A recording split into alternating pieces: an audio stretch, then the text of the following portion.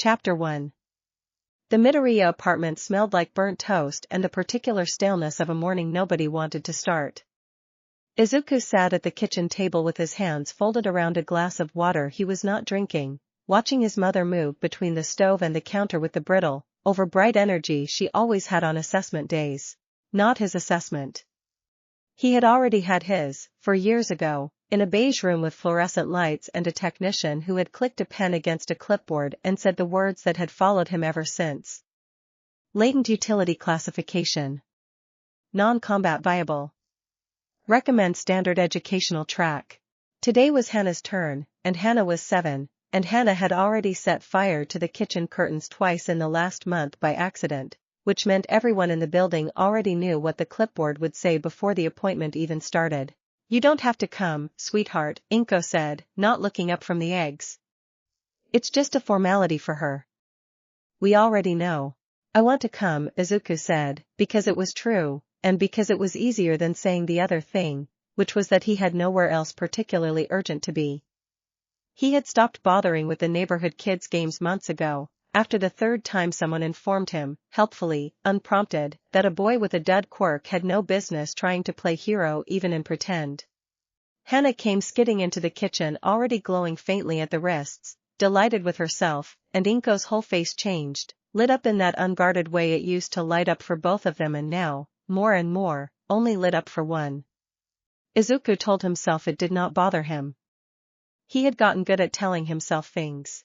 The clinic was 3 train stops away, a squat gray building with a mural of famous heroes on the outside wall that had been repainted so many times over the years that All Might's proportions had drifted slightly out of true. Izuku sat in the waiting room while his mother and sister went in, and he watched the mural through the window, and he thought, the way he always thought in that particular waiting room, about the boy he used to be who had wanted, more than anything on earth, to stand in a room like this and hear a different sentence. When they came back out, Hana was practically vibrating. "Rank 3 sensitivity," the technician had said, loud enough for Izuku to hear through the door. "Combustive projection, self-regenerating fuel source, excellent control indicators for her age bracket. The kind of quirk hero academies wrote letters about." Inko cried a little in the elevator, happy tears, and hugged Hana so hard the girl squeaked. And it was not until they were almost home that she seemed to remember Izuku was also standing there, and reached over to pat his shoulder once, absently, the way you might pat a coat rack. "We'll have to start looking into prep courses," she said to no one in particular, already thinking 3 years ahead. "There's a wonderful one near the UA satellite campus, I saw a flyer." "I'm going to go for a walk," Izuku said.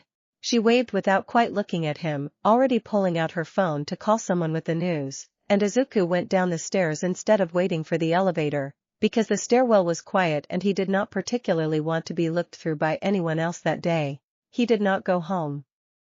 He went to the river instead, to the narrow strip of concrete embankment under the Sakuragawa bridge where nobody bothered him, and he sat with his knees pulled up to his chest and watched the water move, and somewhere in his chest, underneath the familiar ache, something else stirred, faint and formless, like a held breath he had not known he was holding. He had felt it before. Small flickers, at night, in dreams he could not quite remember on waking. A pressure behind his sternum that came and went and that he had never mentioned to anyone, because what was the point of mentioning a feeling to people who had already decided, on the strength of a clipboard, exactly what he was and was not capable of. The technician's exact words, from 4 years ago, were burned into him with a precision that felt almost cruel. Quirk designation, Echo. Passive resonance manifestation. No offensive or combat application detected. We see this classification in perhaps 1 in 11,000 children, typically stabilizing at a low utility tier. Echo. He had looked the word up so many times it had stopped meaning anything.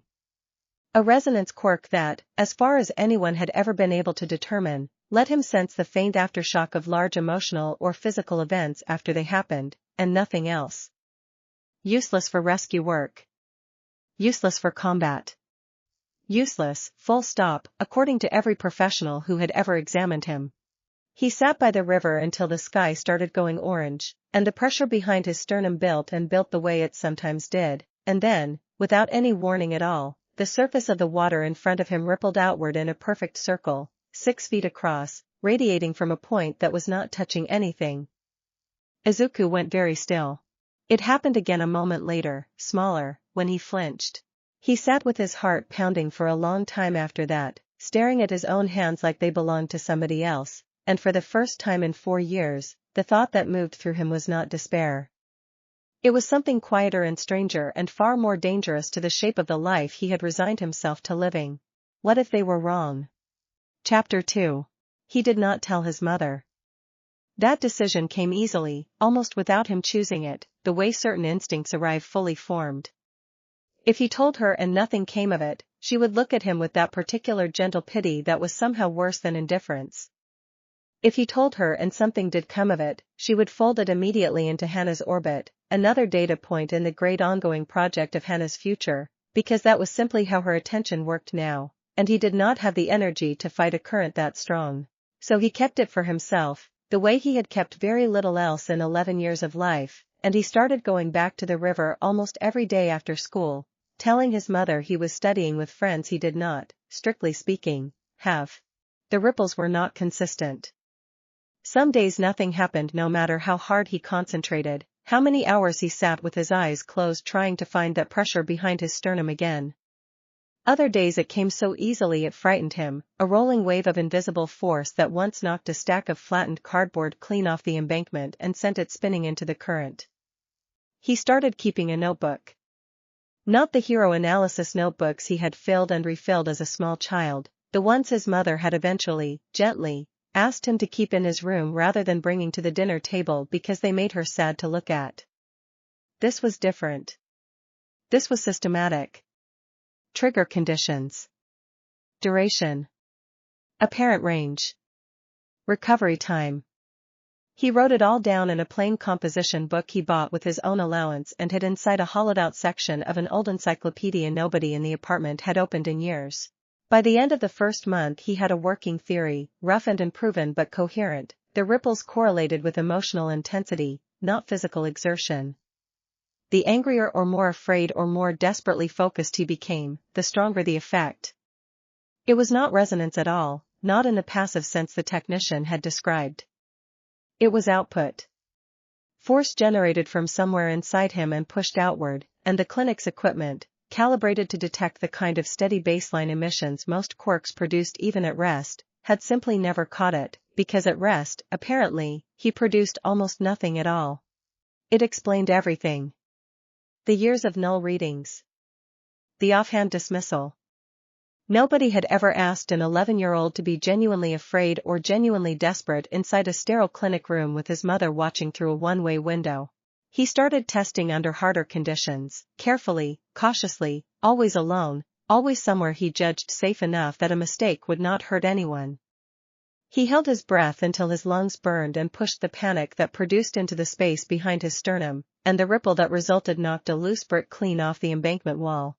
He was going to need better testing conditions than a riverbank, and better conditioning than an 11-year-old boy who had spent the last 4 years mostly sitting still. He started running. Nobody noticed, at first, that he left 40 minutes earlier for school and came back sweat-soaked and red-faced most afternoons, because nobody was watching closely enough to notice. He started doing the calisthenics routines he found in an old training manual at the second-hand bookstore near the station, the same one that stocked outdated hero merchandise nobody wanted anymore, and he did them in the dark of his room after Hana was asleep, careful and quiet and utterly alone. It was, in its own strange way, the first thing in years that had felt entirely his. Not something explained to him by a professional, not something absorbed second-hand from the hero coverage that played endlessly on the living room television, not something borrowed from his sister's glow. His. A secret, sharpening, private thing, and he found that he did not mind the secrecy nearly as much as he had expected to. There was a kind of dignity in it. Nobody could take away or diminish or half listen to something they did not know existed. He turned 12 that spring. Nobody threw him a party, not really, though his mother remembered the date and bought a small cake, and Hana blew out the candles for him because she wanted to and nobody stopped her, and Izuku smiled and thanked them both and ate his slice and did not say a single word about the fact that, 3 days earlier, alone by the river in the last light of evening, He had pushed his private panic hard enough that the ripple had thrown a discarded shopping cart 8 feet through the air. He wrote it in the notebook. Recovery time, 11 minutes. Range, approximately 4 meters, expanding. He underlined expanding twice, and then he closed the book, and hid it back inside the hollow encyclopedia, and went to bed with something that had not lived in his chest in a very long time. Hope, quiet and careful and entirely his own. Chapter 3. Middle school was where the neglect stopped being merely domestic and became something closer to institutional. Aldera Junior High had a hero course track and a general track, and the division between them was announced in the very first homeroom period, when a teacher who would go on to spend 3 years mostly ignoring Izuku entirely read down a printed list of every student's quirk classification like a roll call of futures already decided. Bakugo, Katsuki. Explosive nitroglycerin secretion, offensive tier. Hero course recommended. A ripple of appreciative murmurs. Katsuki, 2 rows over, did not bother to look up from picking at his desk, already bored by his own celebrity. Midoriya, Izuku. Echo, passive resonance, non-combat. A pause, brief and almost imperceptible, the kind of pause a person makes when they are deciding whether a fact is worth the extra half-second of attention. General track. Nobody murmured about that one at all. He had expected it, had steeled himself for it the way you steel yourself for whether you already know is coming, and it still landed somewhere soft and unguarded in him anyway. He kept his eyes on his desk and did not look up until the roll call moved on, and if his jaw was tight enough to ache by lunchtime, he told himself it was nothing anyone else needed to notice, and mostly, nobody did. Katsuki noticed.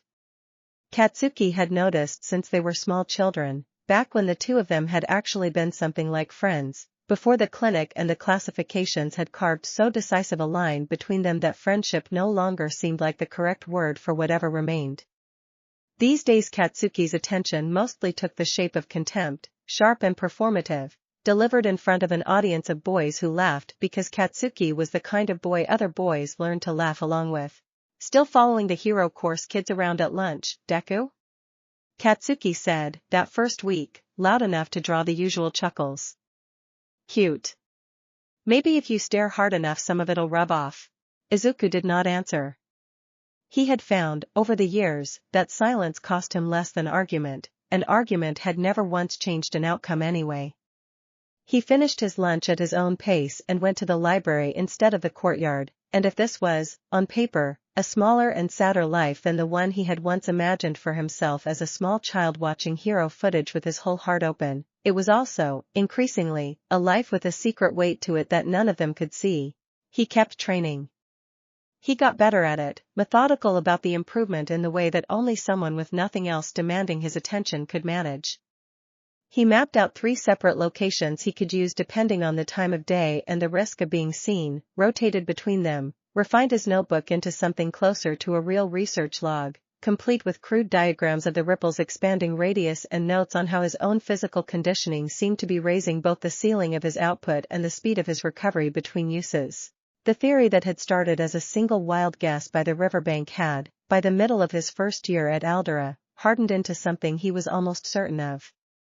His quirk was not a passive sensory novelty. It was raw kinetic force, generated internally and pushed outward through some channel the clinic's baseline instruments had never been calibrated to detect, because the instruments measured passive emission and he, at rest, in a sterile room, surrounded by strangers, had never once in his life produced anything worth measuring. He had started to understand, an actual threshold. A real emergency. Something large enough and urgent enough that whatever gate stood between his ordinary self and the version of himself that had thrown a shopping cart 8 feet through the air would open the rest of the way on its own, without him having to claw it open by working himself into an artificial panic on a riverbank. He did not go looking for that threshold. It found him anyway, the way threshold moments so often do, on an unremarkable Tuesday afternoon in early autumn, on his walk home from school. 3 blocks from an intersection he had crossed 1,000 uneventful times before. Chapter 4. The truck came around the corner too fast, its driver slumped forward over the wheel in a way that Izuku's brain understood, in the single frozen second before his body understood anything at all, meant a heart attack or a stroke or some other catastrophic and sudden absence, and the truck was not slowing down, And there was a small boy standing at the crosswalk directly in its path with a soccer ball tucked under one arm and no idea at all what was bearing down on him. There was no time to think. There was no time to run the calculations he had spent a year running by the river, no time to work himself into the careful, deliberate panic he had learned to summon on command.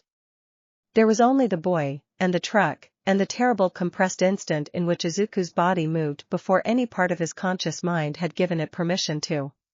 He does not, afterward, remember deciding to run. He remembers the pressure behind his sternum detonating outward all at once, bigger than anything he had ever produced by the river, bigger than anything his notebook's careful measurements had ever prepared him to expect, and he remembers the world tilting sideways as the force of it threw him bodily forward faster than his own legs could have carried him, closing the 6 meters between himself and the boy in something like half a second. He remembers grabbing the child around the middle and throwing them both sideways, and he remembers the truck passing so close behind them that the wind of it tugged at his shirt, and he remembers hitting the pavement hard enough to knock the breath entirely out of his own lungs, the small boy safe and shrieking and unharmed beneath the curve of his own body. The truck jumped the curb 30 feet further on and came to a shuddering stop against a shuttered storefront, and for a moment the whole street simply froze, pedestrians and shopkeepers alike caught in the particular silence that follows a catastrophe narrowly averted. Then everyone started talking at once. Izuku pushed himself up onto his elbows, his ears ringing, the small boy already being scooped up by a woman who had come sprinting from the bus stop across the street, sobbing his name, and somebody else was already on their phone calling for an ambulance for the truck's driver, and somebody else entirely had their own phone out, angled toward Izuku, filming. "Are you hurt?" A stranger, an older man in a delivery uniform, crouched down next to him with genuine concern on his face. That was incredible. I've never seen anyone move like that. What's your quirk, kid? Izuku opened his mouth and found, for the first time in longer than he could remember, that he did not immediately know the correct, small, apologetic answer to give. Echo, non-combat, general track. The words that had defined him for 4 years suddenly felt like they belonged to somebody else entirely, somebody who had never in his life thrown himself 6 meters through the air on nothing but raw desperate force. I don't, he started, and then stopped, because a siren was approaching, and the mother of the boy he had saved was suddenly kneeling in front of him too, gripping both his hands in hers, saying thank you, over and over, and somewhere behind all of it, distantly, he became aware that the phone recording him was still recording, and that other phones had joined it, and that this moment, whatever else it was not going to stay small and private and his own for very much longer. He gave his name, because the paramedics who eventually arrived asked for it directly, and lying to paramedics felt like a step too far even for a boy who had gotten quite good at keeping secrets. He did not give an interview.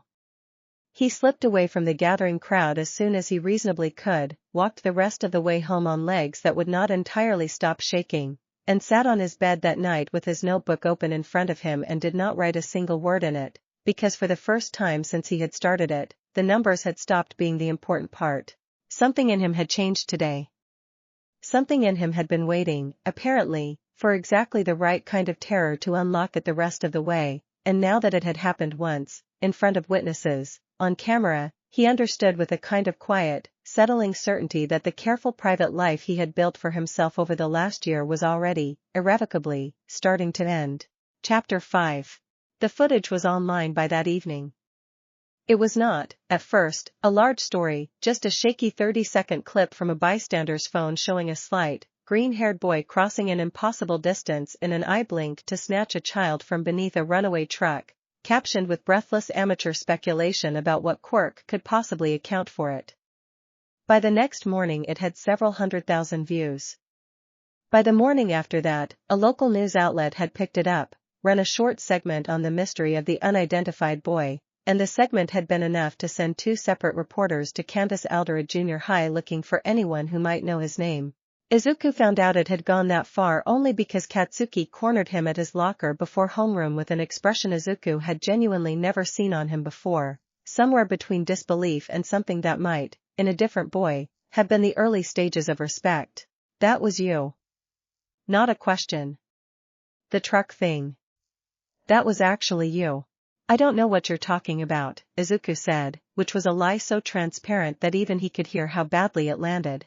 Don't insult me, Deku, I've known you since we were 4, I'd know that stupid hair anywhere. Katsuki's jaw worked for a moment, some internal argument playing out behind his eyes. Your file says non-combat. Passive. I looked it up because I didn't believe it either. So what the hell was that? I don't know, Izuku said, and this time it was true. He hesitated, and then, for reasons he could not entirely name, found himself telling at least part of the truth to the one person he would have least expected to tell it to. I've been training. On my own. There's more to it than what the clinic found. I don't fully understand it yet myself. Katsuki looked at him for a long moment, and whatever he was about to say next was interrupted by the homeroom bell, and by the time class let out he had apparently decided the conversation was closed, because he said nothing more about it that day, or the day after, though Izuku noticed, more than once over the following weeks, Katsuki watching him with a considering expression that had not existed before. His mother found out from a neighbor, which was its own particular kind of humiliation, though Izuku understood, watching her face cycle through shock and fear and something that might have been guilt, that the humiliation was probably not intentional on anyone's part. She sat him down that evening, Hana sent to her room over token protest, and asked him, gently, carefully, whether it was true. He told her everything. The river. The notebook, hidden in the hollow encyclopedia, retrieved now and set on the table between them like evidence in a trial neither of them had wanted to hold. The theory about emotional threshold and passive baseline that the clinic's instruments had simply never been built to catch. The year of running before dawn and calisthenics in the dark and careful controlled panic summoned on a quiet riverbank, all of it, laid out in his own increasingly steady voice while his mother's face went through an entire private weather system of its own. You've been doing this alone for a year, she said finally, and it was not quite a question either. Why didn't you tell me? There were a dozen honest answers to that question, and Izuku, looking at her, chose the gentlest true one available to him. I wasn't sure it was real yet. I didn't want to get anyone's hopes up over nothing. Mine included.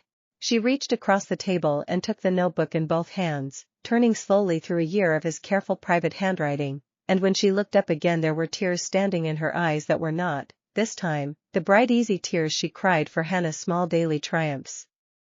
These were older and more complicated, and it took Izuku a moment to understand what he was looking at, because he had genuinely never expected to see it directed at himself again. It was pride. Uncomplicated, unqualified pride, and underneath it, unmistakably, a grief for the year of it she had missed entirely without knowing there was anything to miss. Chapter 6.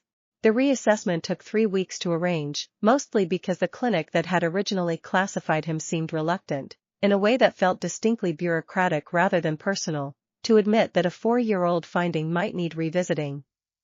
Inko pushed anyway, with a fierceness Izuku had not seen from her in a long time, calling and calling until someone finally agreed to schedule a proper full-spectrum evaluation instead of another standard baseline reading.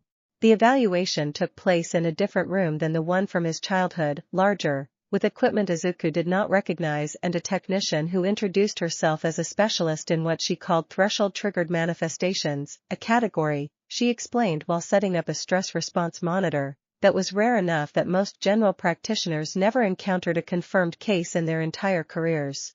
Your original file makes complete sense in hindsight, she told him, not unkindly, adjusting a sensor at his temple. Baseline testing simply isn't built to catch a quirk that produces almost nothing until a genuine threshold is crossed. It's not a failure on anyone's part, exactly. It's a blind spot in the standard protocol. We'll ask you to work yourself up to something close to your actual limit today, and we'll measure what comes out the other side of it. It took him nearly 40 minutes, cycling through every trigger technique the last year had taught him, before the pressure behind his sternum built high enough to satisfy the machines, and when it finally released, the reinforced testing wall 6 feet in front of him buckled visibly inward, a webwork of cracks spreading out from a point of impact that had never actually touched it. The room went very quiet. That, the technician said, staring at her own readout for a long moment before finding her voice again, is not a low utility tier reading. The full report took another week to compile, and when it finally arrived, Inko read it out loud at the kitchen table in a voice that kept catching on itself, and Izuku sat and listened to a version of his own quirk described in language so different from the one he had grown up under that it barely felt like it belonged to the same child. Revised designation, kinetic overflow, threshold triggered. Estimated output ceiling well above standard combat tier baseline, pending further controlled testing. Recommend immediate transfer to Hero Course track, with appropriate accommodation for the quirk's unusual activation profile. Hana, who had been allowed back into the kitchen for this particular conversation, looked between the report and her brother with an expression of open, uncomplicated delight that Izuku found, to his own faint surprise, genuinely moved him. She had never once, in 4 years, treated his classification as anything but an unfortunate fact about the world, never mocked him for it, never postured about her own quirk in front of him the way some of the other Hero Course kids at school postured in front of their general track peers. She had just been 7, and then 8, and then 9, living her own small bright life alongside a brother whose life had quietly, invisibly, been so much smaller.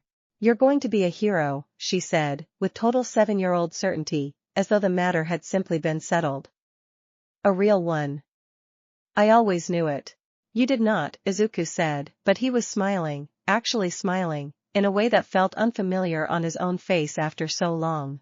"I did too. I used to tell Mio at school that my brother was secretly the strongest person I knew and she never believed me, and now I get to be right."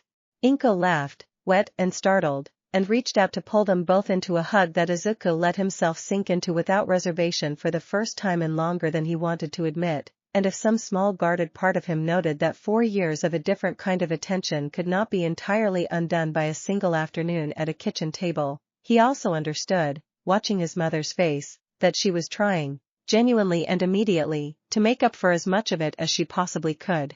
That was, he decided, worth something. It was not everything. But it was worth something. Chapter 7. He transferred into Aldera's Hero Course track the following semester, and the change in how people looked at him was so abrupt it was almost comic, if he let himself find it funny instead of simply exhausting.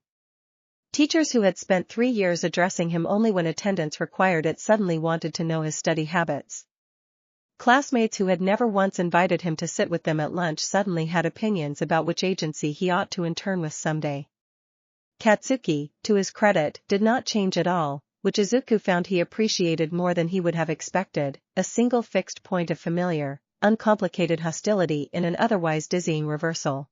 "Don't get comfortable," Katsuki told him, the first day back, shoving past him in the new classroom with his usual scowl firmly in place. "One good rescue doesn't make you anything. You're still years behind on actual technique. I've been training for this my whole life and you've been training for what, a year?" "You're right," Izuku said, which seemed to throw Katsuki more than an argument would have. "Don't agree with me, it's weird. I am behind on technique. I've been figuring everything out alone from library books and old training manuals. I don't actually know what I'm doing half the time." Izuku said it plainly, without the old flinch he would once have attached to the admission. "I'm going to have to catch up fast." Katsuki studied him for a moment with an expression that might, on anyone else, have looked almost like respect, and then grunted something non-committal and stalked off to his own seat, and that, more or less, was the last time the subject came up directly between them for a while. The real work started that spring, in earnest, with Yue's entrance exam 18 months away and an entire Hero Course curriculum to absorb in a fraction of the time his classmates had already spent on it. Izuku threw himself into it with the same methodical intensity he had once poured into a secret notebook by the river, except now there were actual instructors to learn from, actual sparring partners, actual controlled environments in which to test the outer edges of what kinetic overflow could and could not do. He learned, over those months, that the threshold trigger was not fixed. Under a trained combat instructor's careful guidance, he discovered he could lower it, gradually, through repeated controlled exposure, the same way a muscle strengthens under load.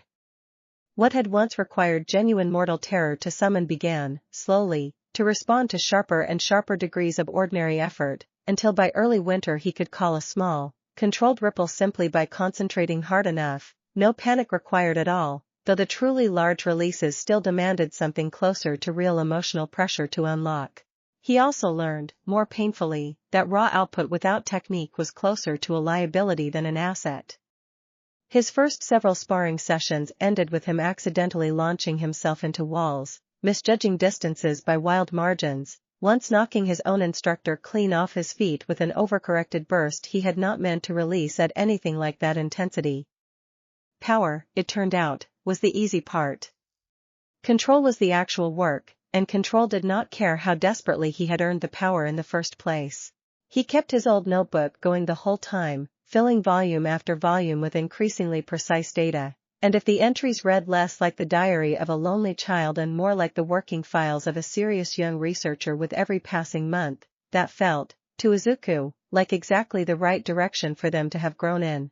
By the time the UA entrance exam application opened that winter, he had trained harder and more deliberately than he had ever trained in his life, and for the first time since a technician with a clipboard had rewritten the shape of his childhood in a single sentence, he let himself believe, quietly and without fanfare, that he actually had a real chance of getting in. Chapter 8. The train into Central Muzidafu on exam day was crowded with 14-year-olds trying very hard to look calmer than they felt, and Izuku spent most of the ride running through breathing exercises his instructor had drilled into him rather than the old spiraling worry muttering that used to be his default under pressure. He noted with some private satisfaction, gotten better at that too, over the last year and a half. Not eliminated it. Just better at it. He noticed her before she noticed him, mostly because it would have been difficult not to. A girl a few seats down, dark hair pulled back in a neat ponytail, sitting with the kind of upright, deliberate posture that suggested either extensive etiquette training or a genuine effort to look composed for an audience of nobody in particular, given that she was reading through a thick folder of what looked like detailed notes on UA's exam history rather than paying any attention to the rest of the car.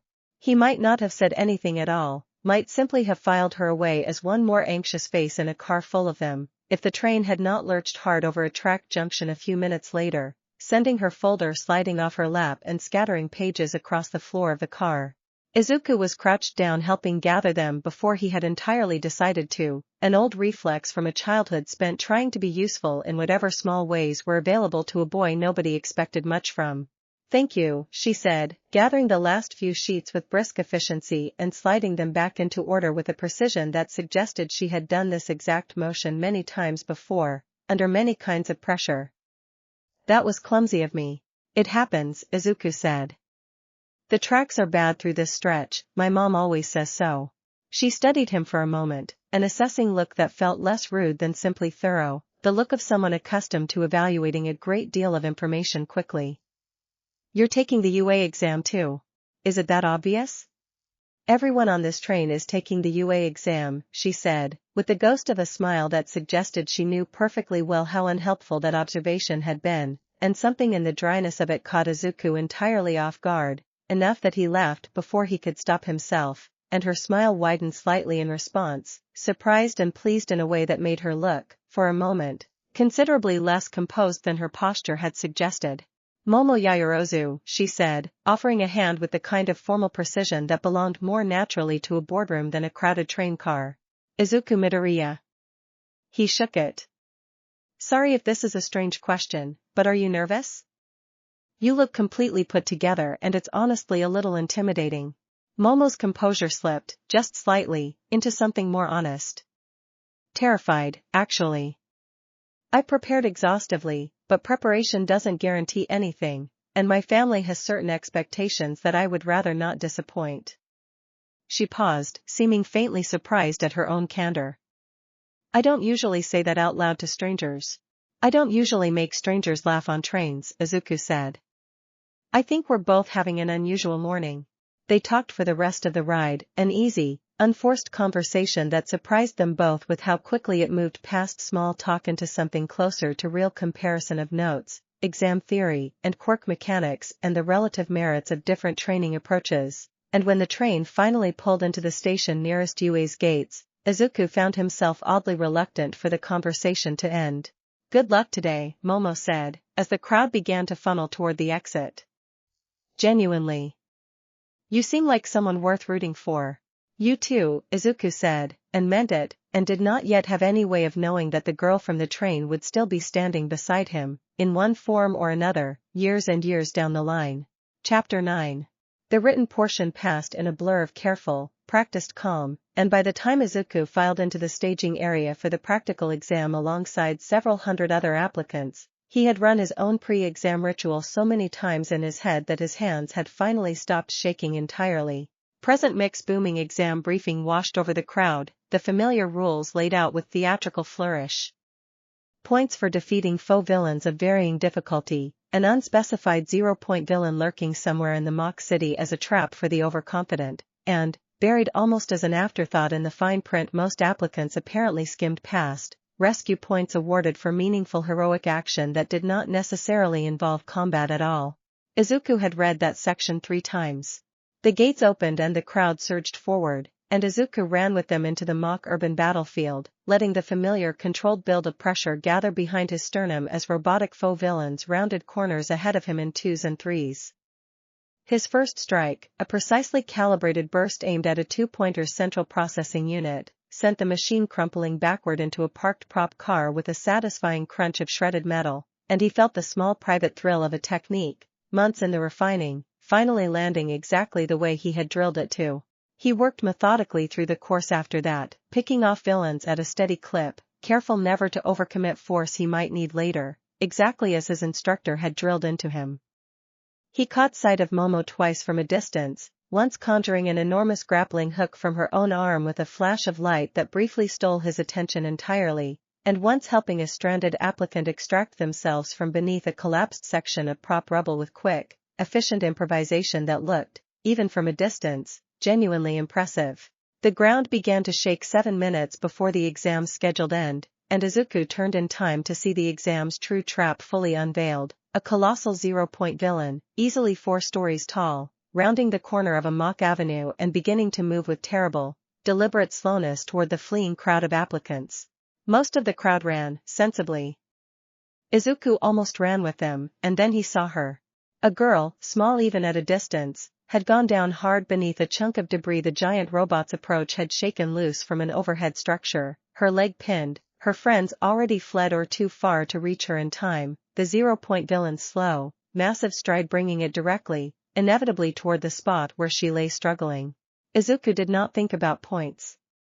He did not think, particularly, about anything at all beyond the shape of the problem in front of him, the same clean unthinking clarity that had once carried him 6 meters through the air to grab a small boy from beneath a truck.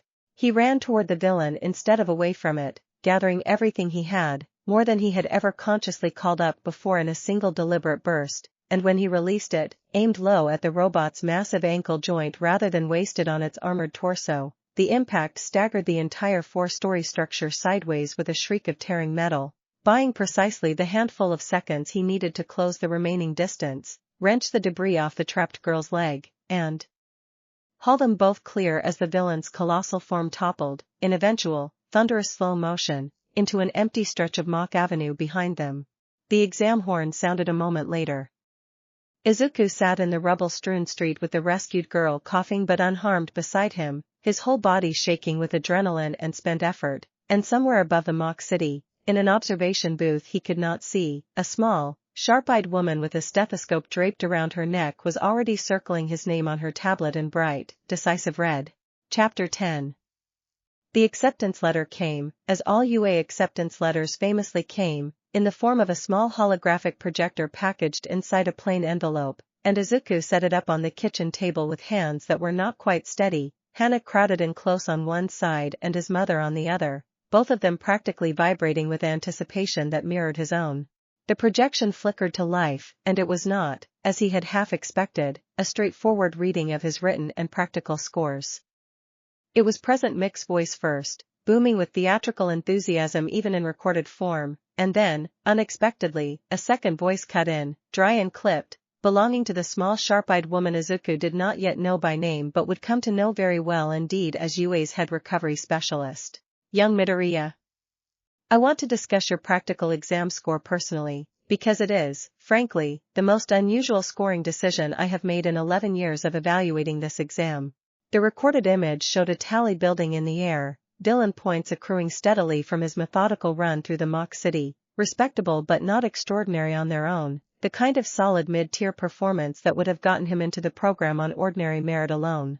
Then there is the matter of the 0-point villain. The recording continued, and the tally shifted, a new and much larger figure sliding into place beside the first. Rescue points are traditionally awarded sparingly, for good reason. Most applicants who attempt heroics against that particular obstacle either fail spectacularly or succeed through sheer luck. You did neither. You made a calculated tactical decision under extreme time pressure, targeted a specific structural weak point rather than wasting effort on brute force, and executed a clean extraction with 0 additional casualties. That is not luck, young man. That is judgment. We do not see that combination nearly often enough, and when we do, we make certain not to let it slip through an ordinary scoring rubric. The final number appeared, and Izuku's mother made a small strangled sound beside him, and Hana actually screamed with delight loudly enough that a neighbor thumped on the wall in protest, because the total, boosted by a rescue point allocation the recording made clear was among the highest awarded that entire testing cycle, placed him not merely inside the program but comfortably within its top handful of incoming students. Welcome to your hero academia, the recording finished, in present mix booming return, and the projection flickered out, leaving the three of them sitting in a stunned, delighted silence in the small familiar kitchen that had once, not so very long ago, held a very different kind of conversation about a clipboard and a classification and a boy nobody had expected much from at all. I told you, Hana said, once she had recovered enough breath to speak. I told everyone. I told Mio and Sora and even that mean boy Daiki who said quirkless kids couldn't. I wasn't quirkless, Izuku said, laughing despite himself. I was just badly measured. Same thing, basically, Hana said, with the confident authority of a 9-year-old who had decided the matter closed, and climbed into his lap without asking, wrapping both arms around his neck in a hug fierce enough to nearly topple them both out of the kitchen chair. His mother watched them for a long moment with an expression Izuku had come to recognize well over the past year and a half, complicated and warm and threaded through with a grief for lost time that had never fully gone away and probably never entirely would, and then she reached out and pulled them both into the embrace at once, and said, quietly, into the crown of his head, words she had said only a handful of times since the reassessment, but that Izuku had learned, each time, to receive. Fully and without reservation. I am so proud of you. I am so sorry it took me this long to see it properly. And I am so proud of you. Chapter 11. Class 1A's homeroom on the first morning of the school year was loud in the particular way that a room full of 15-year-olds trying very hard to seem unbothered by their own nervousness tends to be loud, and Izuku slipped into his assigned seat near the back with the familiar, half-forgotten reflex of trying to take up as little visible space as possible. An instinct 4 years of general track invisibility had carved deep enough that 18 months of hero course training had not entirely erased it. He recognized Momo immediately, seated near the front with the same neat, upright posture from the train, and felt an unexpected flare of pleasure at the sight of a familiar face in a room otherwise full of strangers. She caught his eye a moment later and her whole expression opened into genuine surprised delight, and she gave him a small wave that he returned, feeling, for the first time all morning, something closer to steady ground beneath him. Katsuki was there too, of course, 2 seats over, having tested into the same class through the exact combat-heavy pathway everyone had always expected of him, and he greeted Izuku's arrival with a grunt that, from Katsuki, counted as practically effusive. The rest of the class introduced itself in the scattered, awkward way first mornings always did, names and quirks traded in fragments over the general noise. A boy with violet, spiky hair. A girl who could apparently turn invisible, currently visible only as a floating school uniform that several classmates were pointedly trying not to stare at. A cheerful girl with pink skin who had already started a conversation with 3 different people at once. It was the girl 2 rows over who caught Izuku's real attention, mostly because of the earphone jacks dangling from both her earlobes, an unusual enough quirk manifestation that his old habitual curiosity, the same curiosity that had once filled notebook after notebook with hero analysis as a small child, stirred to life before he could stop it. Sorry, this is going to sound strange, he said, leaning slightly across the aisle before homeroom officially started, but are those extensions of your actual auditory system, or a separate conductive organ entirely? I've never seen a quirk manifest quite like that before. The girl blinked at him, apparently caught off guard by the specificity of the question, and then something that might have been approval flickered across her face. Separate organ. Jacks plug into stuff, amplify sound, can pick up heartbeats through walls if I'm close enough. Most people just ask if I can hear music better or something dumb like that. That's incredible for reconnaissance and rescue work both, Izuku said, already half following the thought down its own branching path. Heartbeat detection alone would be enormous for locating trapped survivors in a collapse scenario. You'd basically have built-in life signs equipment most rescue teams have to carry separately. Okay, you're one of those, the girl said, though she did not sound unhappy about the discovery. Kyoka Jiro. And yeah, I've thought about the rescue angle. Nobody usually notices that part first, they mostly just want to know if I can hear their crush talking about them from across the room. Izuku Midoriya. Sorry, I get a little intense about quirk mechanics. It's kind of a lifelong habit. Don't apologize, it's the first actually interesting conversation I've had all morning, Kyoka said, and there was something genuine enough in the way she said it that Izuku felt, for the second time that morning, a small warm loosening in his chest that he recognized, distantly, as the beginning of something like belonging. Their homeroom teacher arrived a few minutes later in a sleeping bag, of all things, unzipping himself with weary theatrical disdain to announce, in a flat monotone that silenced the room far more effectively than shouting could have, that they would be starting the year with a practical quirk assessment, and Izuku felt the old familiar pressure behind his sternum stir at the prospect, no longer with dread, for the first time in longer than he could clearly remember, but with something closer to eagerness. Chapter 12. The quirk apprehension test took place on the training grounds behind the main building, 8 standard physical exercises reworked to accommodate the enormous variety of quirks in the room, and their homeroom teacher, Shota Aizawa, delivered the news that whoever placed last across the aggregate scoring would be expelled on the spot with a flatness that suggested he was not, in fact, joking.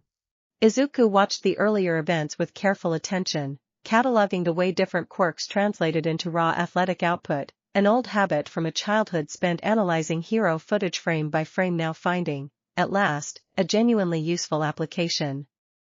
Momo's 50-meter dash was solid but unremarkable, a girl clearly built more for precision engineering than raw speed.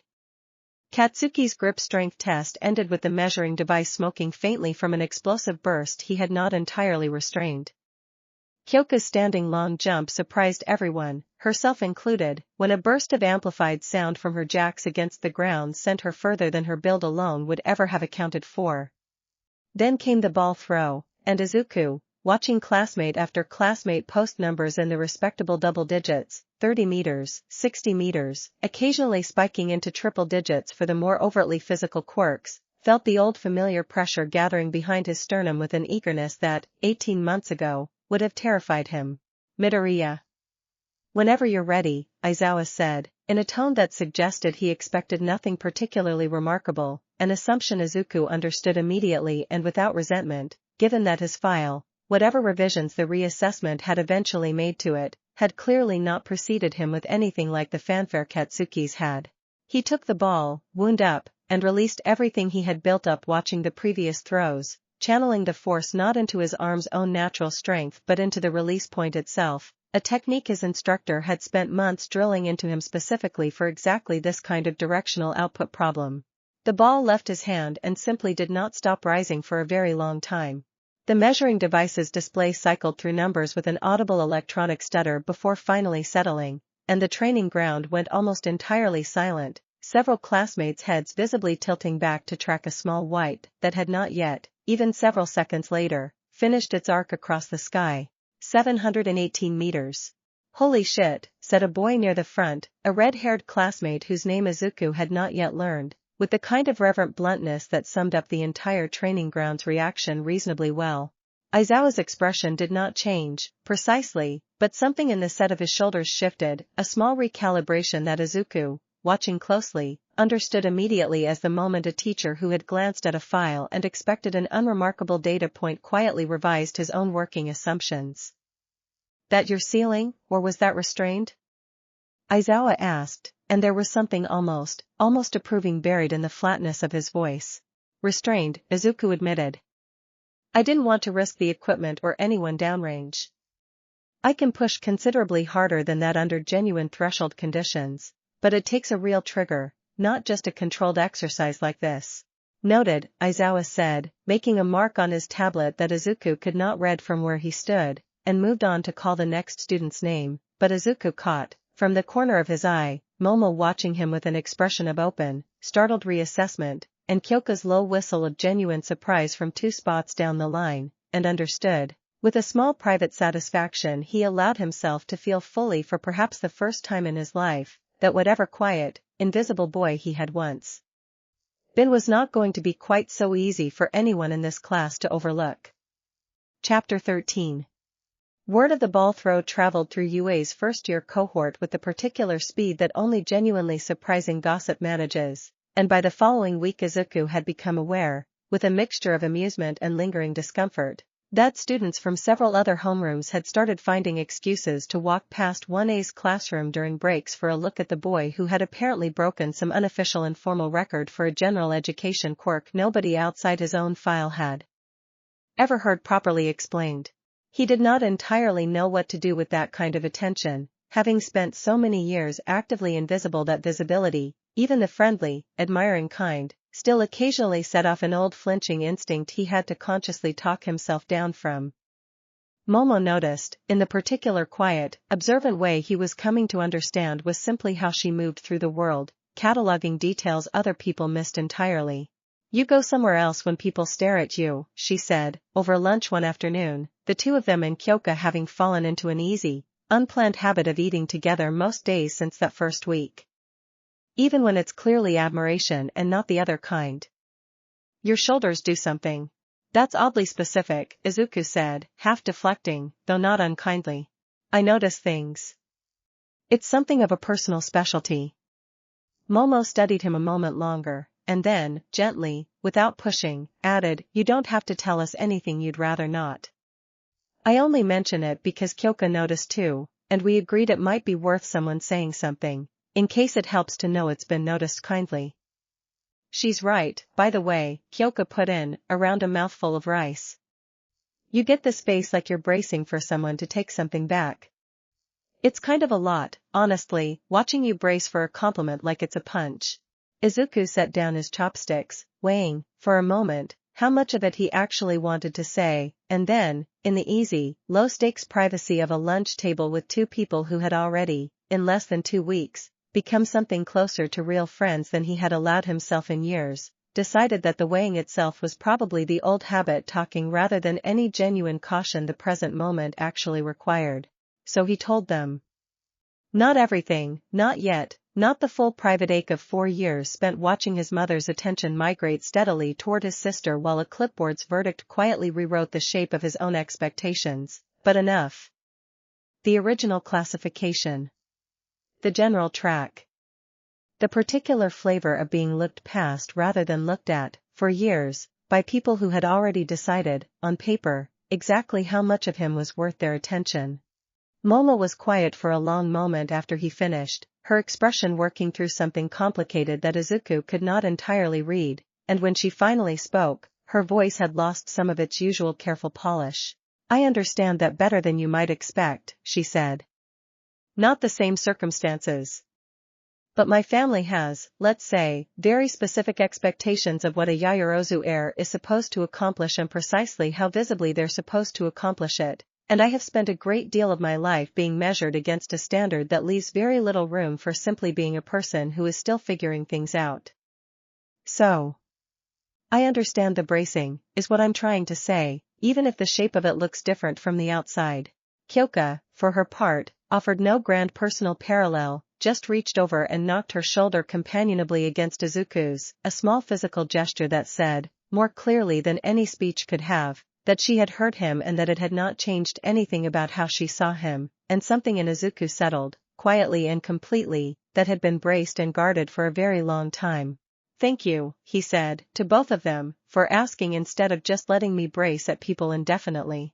"That's what lunch tables are for," Kyoka said, and stole a piece of his Tamagotchi with the casual confidence of someone who already considered the theft an established privilege of friendship, and Izuku, laughing, let her have it without complaint. Chapter 14. The joint training exercise with the UA support course, scheduled for the last weekend of the month, was the kind of event Izuku would once have circled on a calendar with the same reverent excitement he had once reserved for hero broadcasts, and even now, comfortably a real hero course student with a training regimen and a genuine placement in one of the school's most talked about classes, he found he had not entirely lost that old flicker of wonder at the scale of the thing. The exercise paired first-year hero students with third-year support course students testing prototype equipment in a live simulated disaster environment, a partial city block rigged with controlled structural collapses, smoke generators, and simulated victims scattered throughout the wreckage, and Izuku's assigned partner turned out to be a bright, bubbly third year he had genuinely never crossed paths with before, introduced to him at the staging area with an energy that seemed to arrive several seconds before she did. "You're the ball throw guy. I heard about that, that's so cool. Wait, is it true you can basically just, launch yourself places too? That's so useful for support gear testing. Oh my gosh, I have so many questions. Do you mind if I ask literally all of them at once, or should I space them out?" "You can ask," Izuku said, already faintly delighted by the sheer unfiltered momentum of her, "though I might need you to slow down slightly so I can actually answer." "Right, sorry, I do that, everyone tells me I do that." She stuck out a hand with the same energetic abruptness as everything else about her. Nejire Hado. Support course, third year. I built the stabilizer rig we're testing today, and I'm genuinely so excited someone with a kinetic output quirk got assigned to me because most of my testing partners have quirks that are way too gentle to actually stress the equipment properly. Izuku Midoriya. First year, 1A. I'd be happy to help stress test it properly, though fair warning, I might need you to tell me exactly how much force it's rated for before I start throwing myself at things. Nejire laughed, delighted, and launched immediately into an explanation of the stabilizer rig's mechanics that covered, in the span of about 90 uninterrupted seconds, 3 separate engineering principles, a brief tangent about a completely unrelated project she was also working on, and a genuinely insightful question about how his quirk's threshold trigger interacted with sustained versus burst output that made Izuku realize, with something like delight of his own, that he had just met someone whose curiosity ran at roughly the same restless, cataloging frequency as his own. The exercise itself went well past what either of them had expected. The stabilizer rig, worn as a harness across Izuku's back, was designed to redirect a portion of a wearer's kinetic output into a directional thrust vector, theoretically allowing a support gear user to essentially fly for short controlled bursts, and after 2 cautious, wobbling test launches that ended in undignified but harmless tumbles across a padded testing zone, Izuku's third attempt sent him arcing cleanly over an entire simulated collapse zone, extracting 2 separate mock casualties from otherwise inaccessible upper floor wreckage in a single unbroken pass. Nejire actually screamed with excitement when he landed, sprinting across the debris field to check both the rig's readouts and, apparently as something of an afterthought, whether Izuku himself was in one piece. "That was incredible, the thrust conversion ratio was so much better than my projections, I have to recalibrate literally everything now. This is the best data I've gotten all semester, thank you, seriously, you have no idea how much this helps." "Happy to help," Izuku said, grinning, still catching his breath from the landing. "Honestly, this might be one of the most fun things I've done since I got here. We should do this again. Regularly. I have, for other prototypes that need a decent kinetic tester, and everyone else I ask gets nervous about the height component." Nejire beamed at him with an openness that made the offer feel less like a professional arrangement and more like the beginning of something Izuku had a strong, immediate feeling he wanted to say yes to. "I would genuinely like that," he said, and meant it entirely, and did not yet fully understand how large a place in his life the bright, restless, brilliant girl currently vibrating with excitement in front of him was going to end up occupying. Chapter 15. The months that followed settled into a rhythm Izuku found he genuinely loved, full in a way his life had not been full in a very long time. Classes with 1A, sharpened by daily proximity to classmates whose quirks and instincts pushed his own technique forward faster than solitary training by a riverbank ever could have. Regular testing sessions with Nejire that had, more or less exactly as she predicted, become a standing weekly arrangement, her prototype equipment growing steadily more ambitious as her confidence in his ability to stress test it grew alongside it. Lunches with Momo and Kyoka that had, without either of them quite marking the exact moment it happened, become the settled, dependable center of his ordinary days. At home, the change was quieter but no less real. His mother made a point, now, of asking about his training with genuine, specific interest, and though Hana's own hero track prep continued apace, its own flashy quirk drawing its own share of attention, the household's gravity had rebalanced into something Izuku had not fully realized he had been missing until he had it back, the ordinary, unremarkable feeling of being one of two children a family paid attention to, rather than an afterthought orbiting the one who mattered. It was not, he understood clearly by then, a story with a villain in it, not really. His mother had not been cruel. She had been overwhelmed, and misinformed by a system that had confidently told her, in writing, exactly how much of her attention her own son was worth, and she had believed it because there had been no particular reason not to, and she had spent every day since the reassessment trying, in small consistent ways, to make up the difference.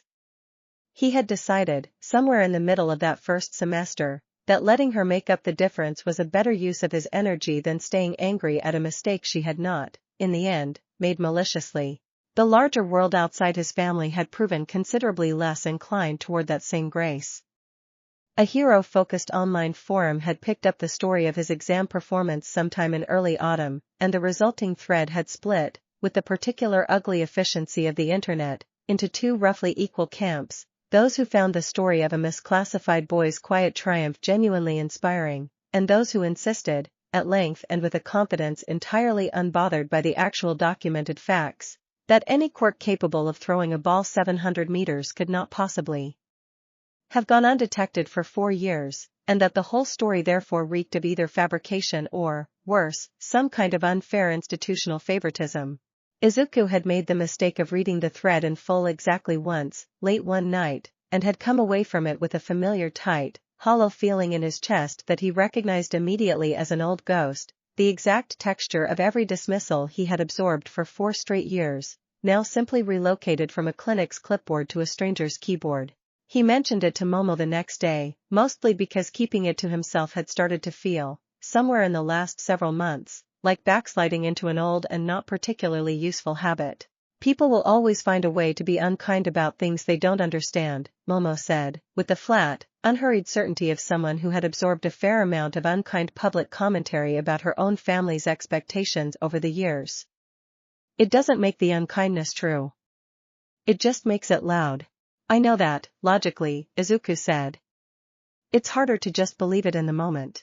Then don't try to believe it alone in the moment, Momo said, simply, and it was such a small, obvious thing to say, and it landed in Izuku's chest with a weight that felt, in the moment, considerably larger than the sentence itself, because it was true, and because he was, increasingly, no longer quite so alone in any of it as he had spent 4 years assuming he always would be. Chapter 16.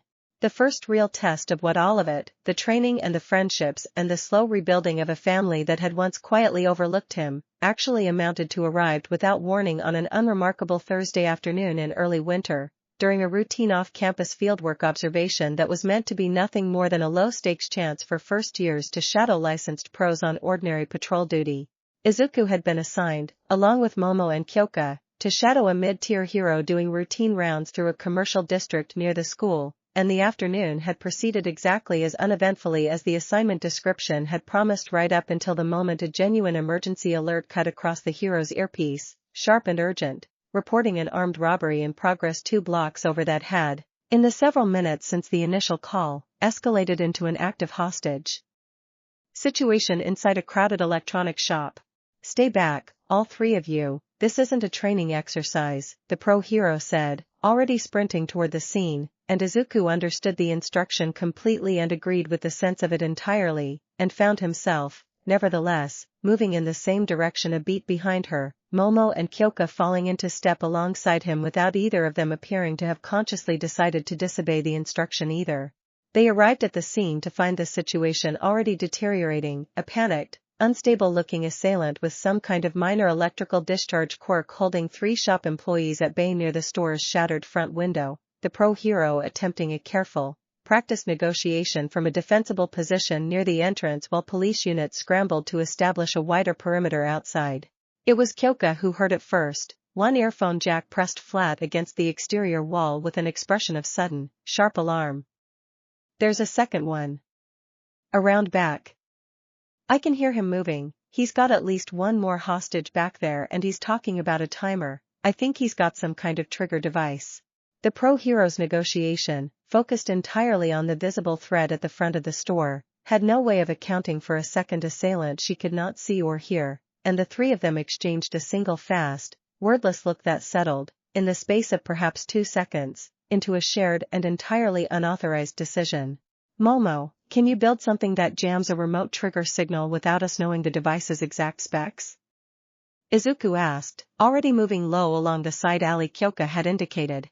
"Broad-spectrum signal disruptor, yes, give me 40 seconds, Momo said, already pressing her palms together in concentration, and Izuku felt, not for the first time since meeting her, a small fierce gratitude for exactly how quickly her mind moved once a real problem was actually in front of her instead of an abstract classroom exercise.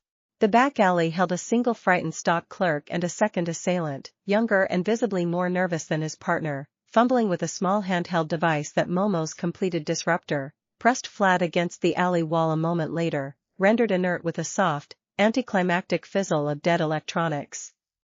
Izuku closed the remaining distance in a single controlled burst, not the wild, uncalibrated force of a boy who had once knocked his own instructor off his feet by accident, but the precise, practiced output of 18 months of hard-won technique, and had the assailant disarmed and restrained against the alley wall before the boy had fully processed that his device had failed at all. By the time police reinforcements swept the back alley, the situation was already resolved, the stock clerk safe, the second assailant secured, and the pro-hero's negotiation up front, deprived of any remaining leverage once word of the back alley's failure reached him over a radio he had not realized his partner was carrying, collapsed within minutes into a clean, bloodless surrender.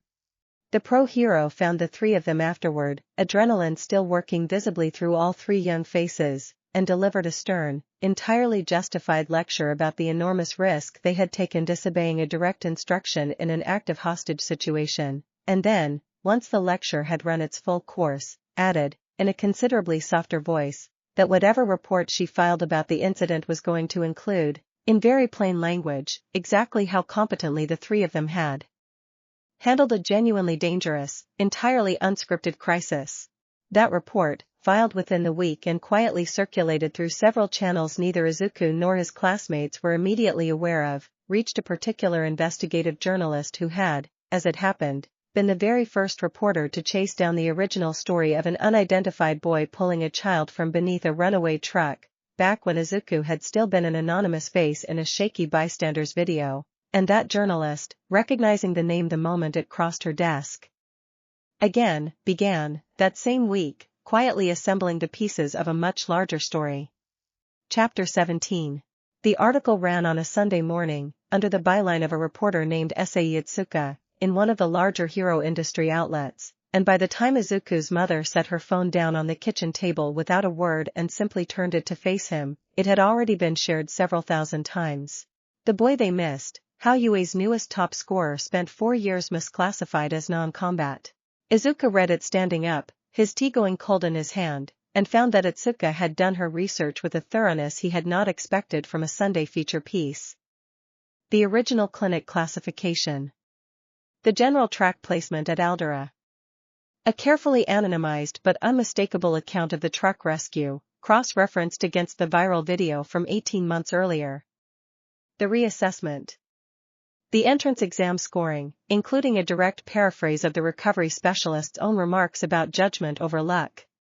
And, most recently, an account of the electronics shop hostage situation that could only have come from someone inside the department, since neither Izuku nor his classmates had spoken to any press about it at all.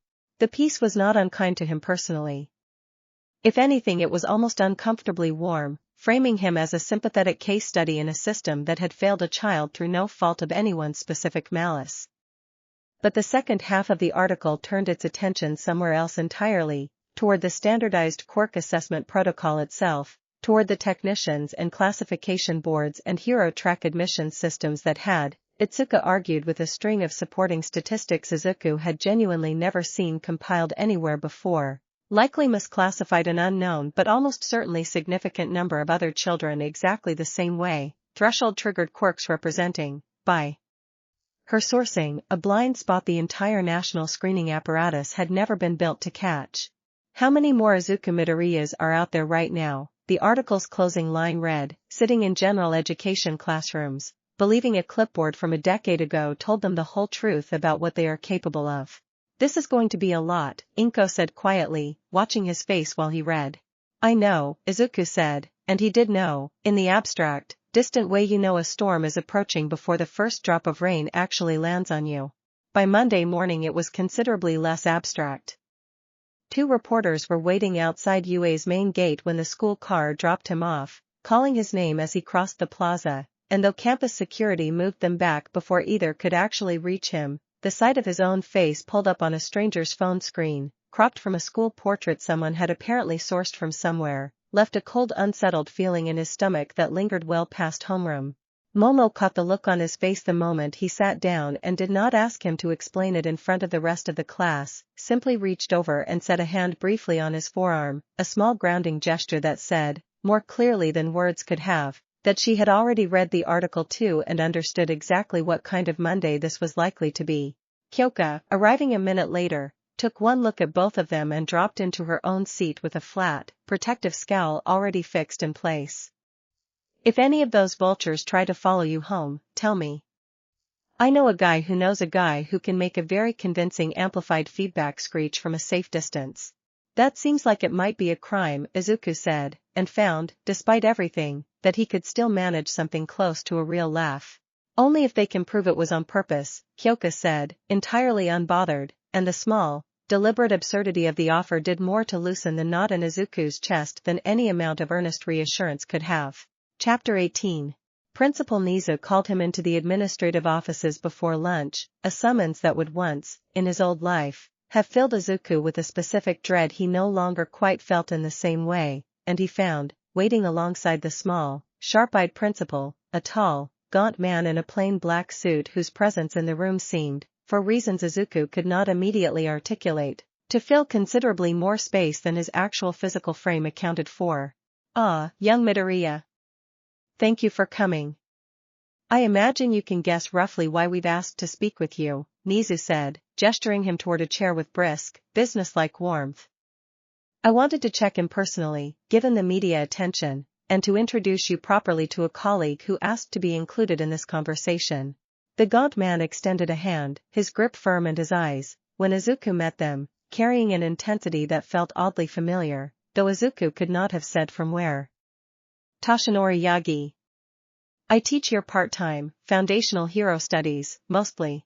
It took Izuku a beat longer than it probably should have to place the name against the gaunt, tired-looking face in front of him, and when the recognition finally landed, it landed hard enough that he had to consciously keep his own expression from doing something undignified. All Might, in his true unmasked form, sitting across a small administrative table from him on an entirely unremarkable Monday afternoon.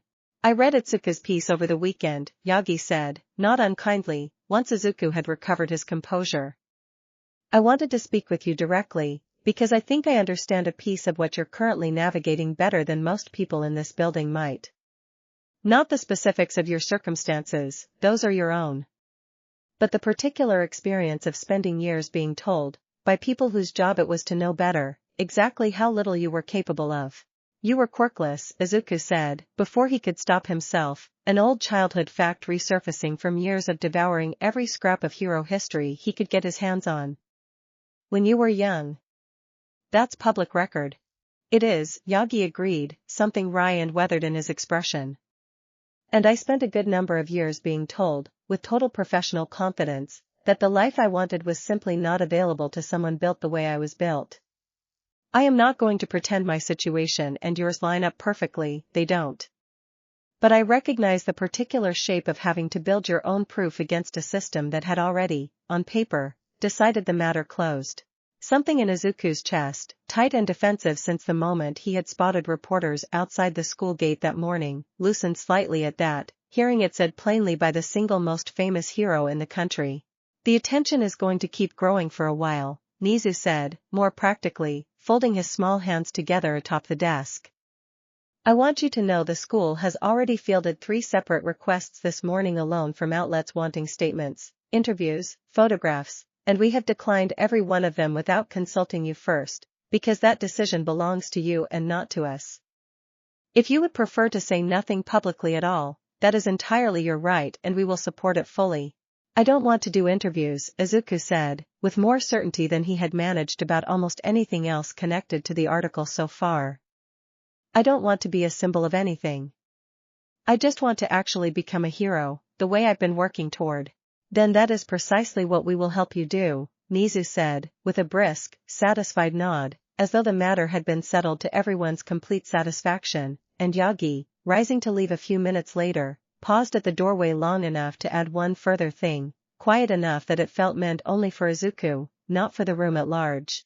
For what it's worth, young man. I've been watching your file since the exam. Whatever that clipboard said about you 4 years ago, it was never going to be the last word on the matter. I suspect you already knew that, somewhere underneath all of this. But it seemed worth saying out loud, from someone who stood exactly where you're standing.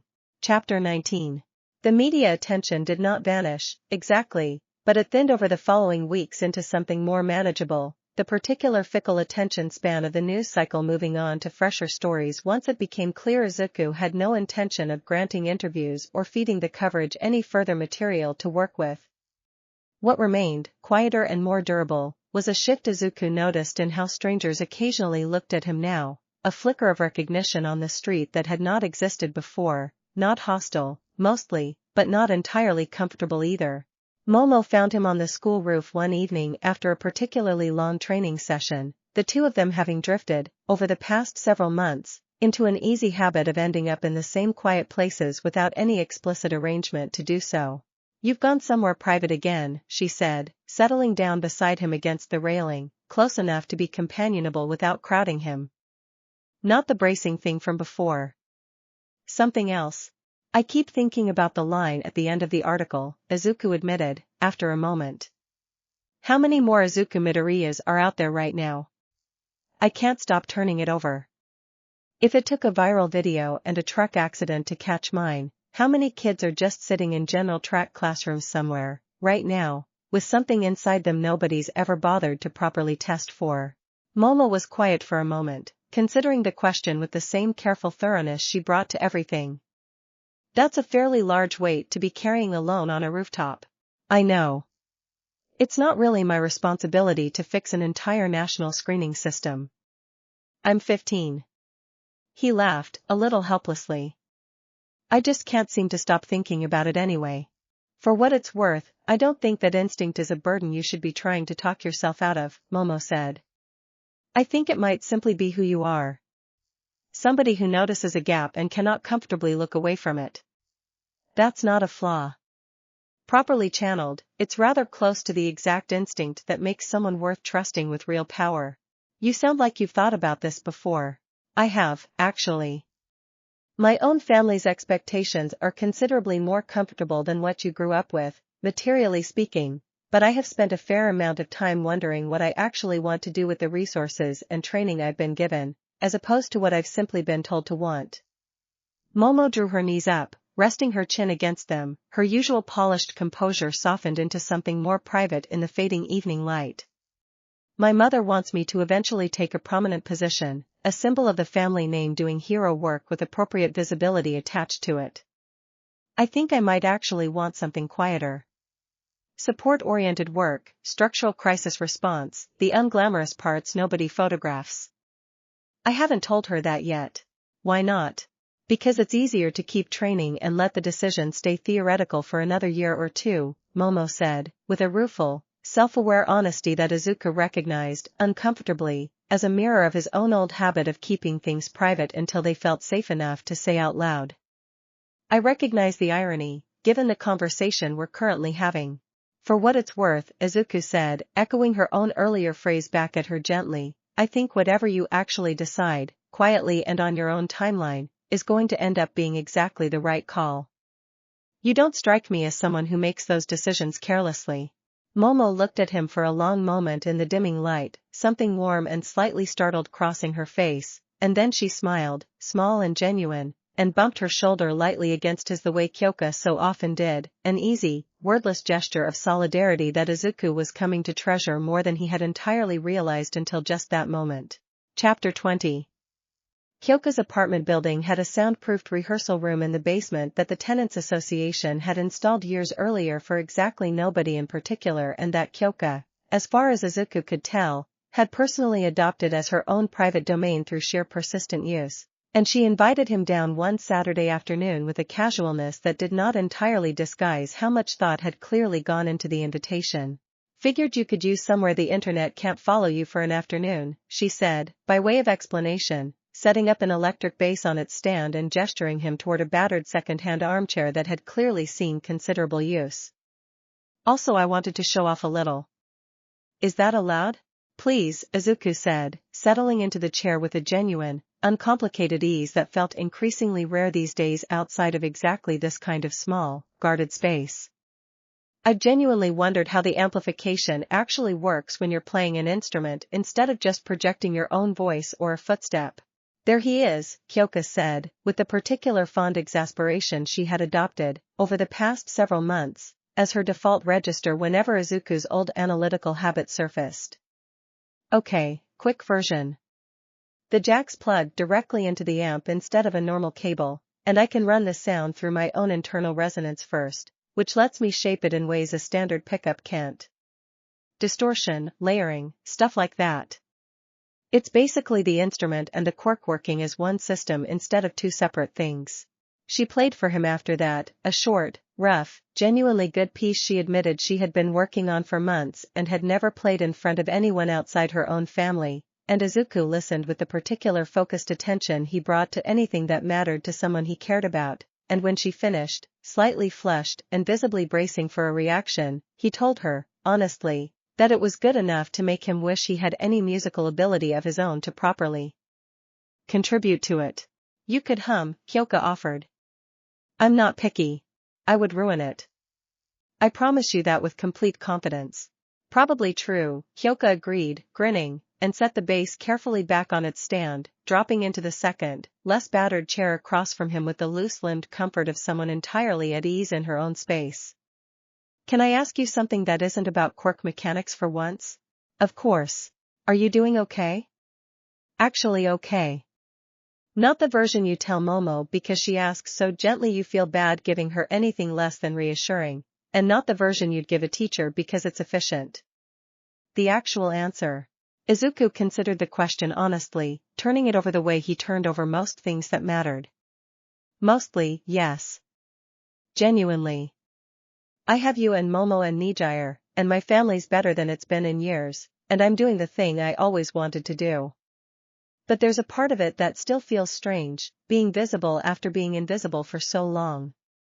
I don't fully trust it yet. Some part of me keeps waiting for someone official to show up and tell me it was all a clerical error after all. That's fair, Kyoka said, without any attempt to argue him out of the feeling, which Izuku appreciated more than gentle reassurance would have managed. For what it's worth, from someone who's known you, 5 months now. It's not a clerical error. You're just actually this. It might take a while to catch up to believing it, but the rest of us aren't waiting around for you to catch up before we treat you like you're actually this. That helps, Izuku said, quietly, and meant it fully, and Kyoka, apparently satisfied with the honesty of the exchange, picked the bass back up and started idly working through something new, filling the small soundproofed room with a comfortable, undemanding kind of noise that asked nothing further of either of them for the rest of the afternoon. Chapter 21. The rescue training exercise, scheduled for the following week at the Unforeseen Simulation Joint Facility on the outskirts of campus, was billed by Aizawa in his usual flat monotone as a straightforward introduction to disaster-specific hero work, 8 theme zones simulating everything from flood conditions to structural collapse to urban conflagration, staffed for the day by a rescue specialist named Shota, had introduced only as 13. Izuku had read everything publicly available about 13's rescue record the night before, an old habit that had not entirely faded even now that his notebook's contents had shifted from wistful analysis to genuine working technique, and he found himself, walking through the facility's main hall alongside Momo and Kyoka, more excited about this particular field trip than almost anything else the semester had offered so far. "You've got the face again," Kyoka observed, not unkindly. "The one from when you found out about the earphone jack thing on the first day. 13's rescue statistics are genuinely remarkable," Izuku said, already half following the thought down its familiar branching path. "The recorded technique for handling multi-casualty debris extraction without risking secondary collapse is basically the foundational method half the field still teaches from." "We know, you've been talking about it since breakfast," Kyoka said, though she was smiling as she said it, and Momo, on Izuku's other side, wore the same fond, indulgent expression she had started wearing whenever his enthusiasm ran ahead of his self-awareness, an expression Izuku had come, over the months, to genuinely treasure rather than feel embarrassed by. 13's introductory address, delivered to the assembled class in the facility's central plaza, focused less on technique than on philosophy, a gentle, deliberate speech about the purpose of rescue-oriented quirks that Izuku found himself listening to with the same rapt attention he had once reserved for hero broadcasts as a small child. Quirks meant to save lives, 13 explained, existed in a strange, undervalued space in the broader hero economy, less flashy than combat quirks, less immediately marketable, and yet, in 13's own considered opinion, no less essential to what heroism actually meant at its core. Izuku found himself thinking, listening, of 4 years spent believing his own quirk had been exactly that kind of undervalued utility power, non-combat, low-tier, and of how completely wrong that early classification had turned out to be about the actual shape of his abilities, and yet how much of 13's philosophy still resonated with him anyway, because whatever kinetic overflow's true output ceiling turned out to be, the instinct underneath it, the reflex that had once sent him running toward a truck instead of away from it, had never actually been about combat at all. It had always, from the very first moment, been about getting to the person who needed help before the danger reached them first. "Whatever your quirk turns out to be capable of," 13 finished, addressing the assembled class with quiet, unhurried conviction, "I would ask each of you to remember, as you train here today, that the measure of a hero was never the size of the power. It has always been what you choose to do with whatever power you happen to have. Some of the finest rescue work in this country's history has come from quirks nobody would have called impressive on paper." Aizawa, standing off to one side with his usual weary detachment, caught Izuku's eye for just a moment during that last line, and something passed between them, brief and wordless, that Izuku understood immediately as a small private acknowledgement neither of them needed to put into actual words. The class broke into groups shortly after, assigned to different zones to begin the day's practical exercises, and Izuku, paired again with Momo and Kyoka for a flooded district simulation, felt, walking toward the training zone with his 2 closest friends at his side and a rescue legend's philosophy still settling comfortably into place somewhere behind his sternum, a rare, complete sense of being exactly where he was supposed to be. He did not yet know how little of the day would go according to plan. Chapter 22. The warp gate opened in the center of the facility's plaza without warning, a swirling mass of violet-black distortion that Izuku's brain, for one confused half-second, tried and failed to categorize as some part of the day's planned exercise, right up until the first of the villains began stepping through it in numbers that made clear this was nothing anyone had scheduled. Aizawa's reaction was immediate and total, shedding his usual weary detachment in the space of a single heartbeat, shouting instructions to the scattered students, ordering 13 to get everyone toward the exit, and sprinting directly toward the emerging villains with a grim, controlled fury that told Izuku, more clearly than any explanation could have, exactly how serious the situation actually was. The facility's internal alert system, designed to seal the training zones independently in an emergency, activated a moment later, and Izuku felt the ground shift beneath him as the flooded district platform he stood on began lowering away from the central plaza, cutting him off from Aizawa and the bulk of the class, Momo and Kyoka both still at his side. along with a handful of other scattered classmates caught in the same isolated pocket of the facility. We need to help him, Izuku said, watching Aizawa's small, distant figure through the settling mist, already fighting off multiple opponents at once. He can't hold that many alone. The exits are sealed on this level, Momo said, already scanning the terrain with the fast, methodical calculation Izuku had come to rely on in exactly this kind of moment. There's an access ladder along the eastern wall. It should connect back up to the plaza level if the internal structure matches the facility map I studied before we came. I'll go first, Izuku said. If there's resistance up top, I want to be the one hitting it first, not either of you. Absolutely not, Momo said, with a flatness that brooked no argument, already conjuring a length of reinforced cable from her own forearm. We go together or we don't go at all. You are not the only person in this group with something useful to offer a fight. Kyoka, already moving toward the ladder, offered no argument of her own beyond a brisk nod of clear agreement, and Izuku, recognizing both the truth and the care underneath Momo's insistence, did not waste time arguing further. They came up through the access ladder into a scene of controlled, desperate chaos, Aizawa still standing but visibly wearing down, blood running from a shallow cut above one eye, facing a hulking, misshapen creature that moved with a wrongness Izuku's stomach recognized before his conscious mind fully processed what he was looking at, something built rather than born, its exposed brain matter pulsing faintly beneath a thin covering of skin. A second figure stood apart from the fighting entirely, pale and still, scratching absently at his own throat with 4 fingers of one hand, watching Aizawa's deteriorating fight with an expression of clinical, unbothered interest that Izuku found, somehow, more unsettling than open aggression would have been. That's the leader, Kyoka said, low, one jack already pressed flat against the ground, reading vibrations Izuku could not detect himself. Or close enough to it. The creature's listening to him, I can hear the commands passing between them even over the noise. Then he's the priority if we can reach him without engaging the creature directly, Momo said, already reshaping the cable in her hands into something with a sharper edge. Izuku, if you can create a distraction large enough to pull the creature's attention away from Aizawa-sensei for even a few seconds. I can do that, Izuku said, feeling the old familiar pressure gathering behind his sternum, larger and more urgent than it had ever gathered in a controlled training exercise, fed by something that was not quite the desperate mortal panic of the truck all those months ago but was, unmistakably, its close and equally powerful cousin. Get to him. I'll buy you the time. Chapter 23. The burst he released a moment later was larger than anything he had produced since the ball throw, aimed not at the creature itself, which some instinct warned him would simply absorb a direct hit without meaningful damage, but at the ground directly beneath its feet, a concentrated shockwave that cratered the plaza's stone surface and sent the massive creature staggering sideways with a guttural, confused sound that was somewhere between a growl and a groan. It worked exactly as intended. The creature's attention, and with it a portion of the pale-eyed leader's own focus, swung immediately toward Izuku, and Aizawa, freed from the creature's direct assault for the first time in several minutes, used the sudden opening to drag himself backward into a defensible position, his own quirk visibly straining the fabric of his capture weapon as he worked to keep it active. Interesting, the pale-eyed man said, his voice carrying an unsettling, almost academic mildness that did not match the situation at all. That wasn't in the file.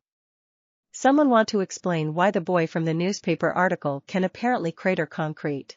Izuku did not answer him. Answering felt, in the moment, considerably less important than the fact that Momo and Kyoka were already closing the distance across the plaza's ruined surface, moving low and fast along a route the creature's staggered recovery had briefly opened up for them, and he threw himself into a second burst, smaller and more controlled this time, angling his own body to keep the creature's shambling, half-blind attention fixed on himself rather than the 2 girls circling toward its handler. The creature recovered faster than he had expected, closing the gap between them with a burst of speed entirely at odds with its bulk, and Izuku barely managed to throw himself sideways in time to avoid a blow that tore a fist-sized chunk out of the reinforced plaza wall behind where he had been standing a half-second earlier. He rolled, came up fast, and felt, for the first time in the entire encounter, something close to genuine fear settle into his stomach, cold and clarifying. He fed the fear straight into his sternum instead of letting it slow him down, an old, hard-won trick from a year of solitary riverbank training, and the burst that resulted, released point blank into the creature's exposed knee joint as it overextended toward him, staggered the massive thing hard enough to buy him the 2 full seconds he needed to scramble clear. Across the plaza, Momo's reinforced cable snapped tight around the pale-eyed man's wrist a moment later, and Kyoka's amplified sonic burst, aimed directly at close range, sent him stumbling backward with both hands clamped over his ears, and for one brief, suspended moment it looked, genuinely, like the two of them might actually manage to bring the entire encounter to a decisive close.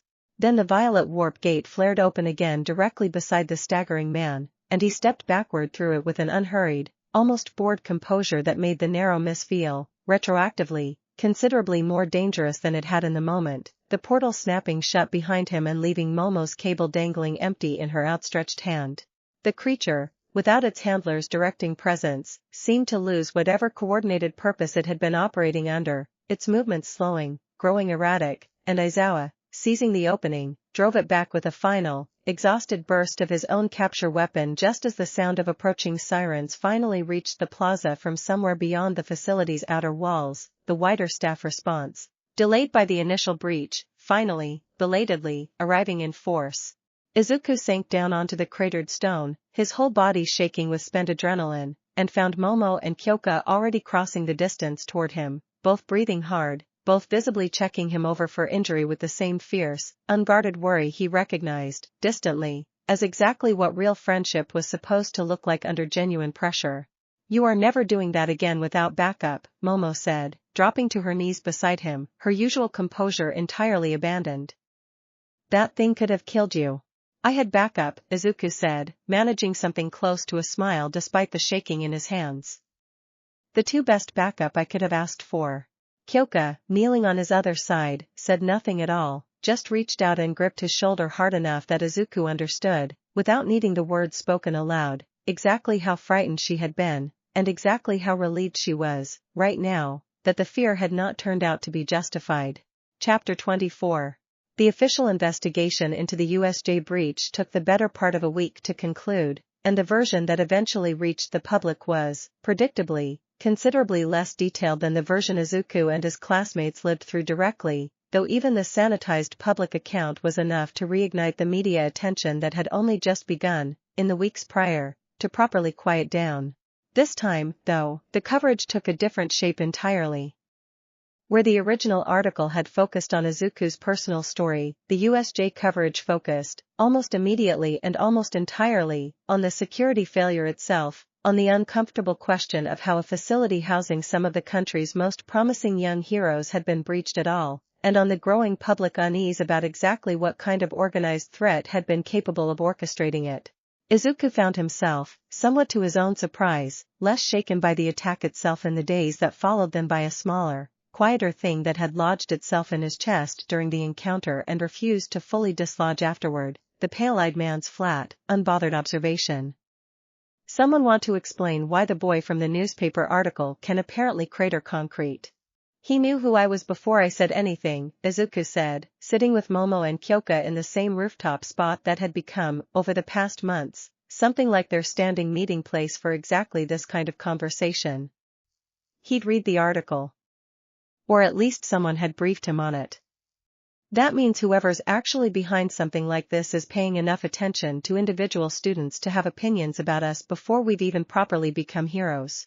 That's a genuinely unsettling thought, Momo agreed, quietly. Though I suppose it also means the article accomplished at least one of the things Itsuka presumably hoped it would. People are paying attention to the gaps in the system now. Even the wrong kind of people paying attention is, in a strange way, still attention landing on the actual problem. I'd rather it just fixed the problem quietly without anyone dangerous noticing me specifically, Izuku said, and Kyoka, beside him, made a small, sympathetic sound of agreement. For what it's worth, Kyoka said, you didn't hesitate today. Whatever else is going on in your head about being noticed by the wrong people, when it actually mattered, you ran straight at the thing everyone else was running away from, same as the truck story. That's not nothing. It's not nothing, Izuku agreed, but it's also not enough on its own. I got lucky today. If that creature had been faster, or if you two hadn't gotten to the handler when you did, luck wouldn't have covered the gap. I need to actually get stronger, not just braver. Then we get stronger, Momo said, simply, with the particular flat certainty she reserved for statements she considered self-evidently true. Together. That's rather the entire point of the three of us, at this stage, isn't it? None of us are meant to be doing any of this alone. The three of them sat in comfortable silence after that for a while, the city spread out below them in the fading evening light, and Izuku found himself thinking, not for the first time, that whatever else the last year and a half had cost him, in fear and scrutiny and the strange, ongoing vertigo of visibility after so long invisible, it had also given him something he would not have traded back for anything, two people, sitting beside him on a rooftop, who had run toward exactly the same danger he had, without hesitation, simply because it was the right thing to do, and because, somewhere along the way, without either of them quite marking the moment it happened, all three of them had started counting each other as something worth running toward danger for. Chapter 25. Nejire showed up at his apartment door 4 days after the USJ attack, unannounced, holding a bag of what turned out to be an entire bakery's worth of pastries and wearing an expression of such determined, focused concern that Izuku's mother, answering the door, actually laughed out loud before stepping aside to let her in. I heard about the attack and I know you probably have people checking on you constantly already, but I wanted to check on you myself, in person, because texts don't really tell you how someone's actually doing, and also I brought pastries because I read somewhere that comfort food helps with trauma processing, though I'm not totally sure that's scientifically verified, but they're good pastries regardless, so it seemed worth trying anyway. Nejire, Izuku said, laughing despite himself for what felt like the first time in days. Breathe. Right, sorry, I do that. She grinned at him, unrepentant, and settled onto the small living room couch with the easy, uninvited comfort of someone who had already decided, unilaterally, that she belonged there. So, how are you actually doing? The real answer, not the one you'd give a reporter. It was, Izuku noted with a small private warmth, almost exactly the same question Kyoka had asked him weeks earlier in her rehearsal room, and he found himself giving Nejire something close to the same honest answer, the fear that had lodged itself in his chest during the fight, the unsettling knowledge that whoever orchestrated the attack had known enough about him specifically to comment on it, the frustration of surviving through luck and backup rather than genuine sufficiency of his own strength. Nejire listened to all of it with an unusually focused stillness that Izuku had not seen from her before, her usual restless energy quieted into something closer to careful attention, and when he finished, she was quiet for a moment longer before responding, in a voice that had lost most of its usual breathless momentum. I think about that a lot too, actually. The luck versus sufficiency thing.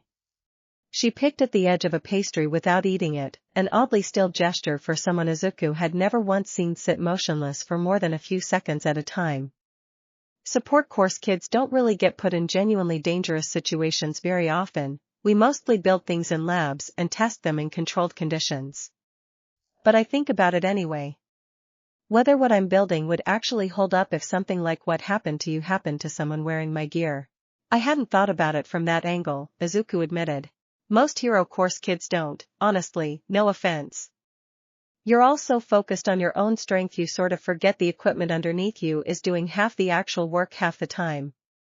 She said it without any real edge, more observation than complaint. Anyway. I think the answer, for both of us, is probably the same. You don't get to sufficiency by being afraid of not having it yet. You get there by building toward it, deliberately, one real test at a time, which, conveniently, is basically the entire premise of our weekly sessions already. You're saying I should keep testing your prototypes even after nearly getting killed by a villain 4 days ago.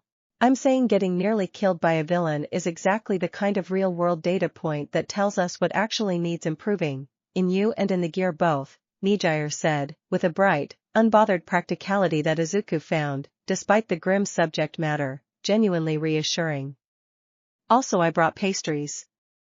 The two things aren't unrelated. Grief and growth and pastries all sort of go together, in my experience. That's a genuinely strange philosophy, Izuku said, reaching for one of the pastries despite himself. Most of my good ideas are, Nejire agreed, entirely unbothered, and the two of them spent the rest of the afternoon working through the bakery bag together, and by the time she finally left, well past dinner, Izuku found that the cold, unsettled feeling that had followed him since the pale-eyed man's flat, appraising remark had, for the first time in 4 days, actually loosened its grip. Chapter 26. The UA Sports Festival announcement arrived on the heels of the USJ recovery with a timing that felt, to Izuku, almost deliberately engineered to shift the entire school's collective attention towards something forward-looking rather than dwelling on what had nearly happened in the facility's ruined plaza, and whether or not the timing was intentional, he found the effect worked on him almost immediately. The sports festival, Aizawa explained in his usual flat monotone during homeroom, was the single largest hero scouting event in the country, broadcast nationally, watched by every major agency looking to identify promising talent years before graduation, and functionally, for a first-year student with the right performance, capable of launching an entire career trajectory before that student had technically thrown a single professional punch. This is the part where I remind you that plenty of successful heroes had mediocre festival showings and plenty of festival standouts flamed out within a few years, Aizawa added, with his usual dry disregard for excessive enthusiasm. But I'd be lying if I said it didn't matter. It matters. Prepare accordingly. Izuku threw himself into preparation with an intensity that even Momo, no stranger to rigorous study habits herself, occasionally found herself gently reining in, and the three of them, along with Kyoka, fell into a loose, informal training rotation over the following weeks, sparring sessions after school, technique drilling on weekends, Nejire occasionally roped in for additional support gear testing that doubled, conveniently, as combat conditioning under genuinely unpredictable conditions. Katsuki, predictably, treated the entire festival as a personal referendum on exactly which of them actually deserved to be considered the strongest member of the class, and made his intentions toward Izuku specifically known with characteristic bluntness during a shared training session one evening. "Don't think I've forgotten the exam," Katsuki said, cracking his knuckles with a small, controlled pop of released heat. "You got lucky with a rescue bonus. I want a real measure. Festival's the place for it. No rescue points, no judgment calls, just whoever's actually stronger." "I'd genuinely like that too," Izuku said, and meant it, because whatever complicated history existed between them, he had come, over the past year and a half, to actually respect the ferocity of Katsuki's commitment to his own improvement, even when that ferocity expressed itself in terms Izuku would never have chosen himself. "Assuming we both make it far enough into the bracket to actually face each other." "We will," Katsuki said, with total, unshakable certainty, and stalked off to continue his own training without further discussion, and Izuku, watching him go, felt something settle into place that he recognized as genuine anticipation rather than dread, a fair fight against a rival who had never once, in all his contempt, actually wished him real harm, simply demanded he prove himself worthy of the same respect Katsuki demanded of everyone, including himself. The festival's date arrived faster than seemed reasonable. The entire first-year class gathered in the staging tunnel beneath the main stadium on the appointed morning, the muffled roar of an enormous crowd audible even through the reinforced walls, and Izuku, standing between Momo and Kyoka in the tunnel's tense, electric quiet, felt the old familiar pressure behind his sternum stirring with an eagerness that no longer carried any trace of the fear it had once required to summon at all. "Whatever happens out there," Momo said, quietly, as the gates ahead of them began to grind slowly open, flooding the tunnel with sudden blinding light, "I'm genuinely glad I get to watch you do this. Whatever the outcome ends up being." "Same," Kyoka added, bumping her shoulder against his one last time before the crowd's roar swallowed all three of them whole. Go show them what they missed. Chapter 27.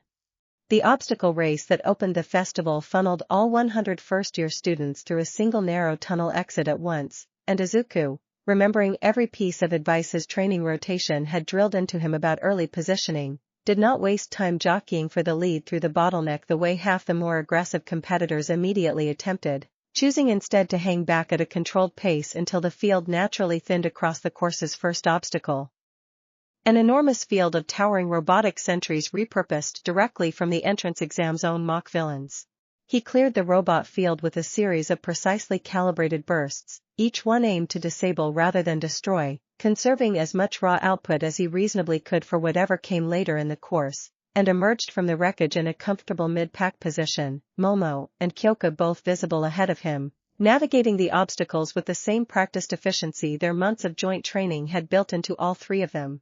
The course's second major obstacle, a wide, treacherous canyon spanned only by a scattering of narrow, unstable footholds, thinned the field considerably further, and it was here, navigating the gaps with careful, calculated leaps augmented by small controlled bursts, that Izuku caught sight of a competitor he had not properly registered before, a tall boy with a dramatic, half-red and half-white head of hair, clearing the canyon's entire width in two enormous strides atop paths of solid ice that formed and reformed beneath his feet with an effortless, almost bored economy of motion.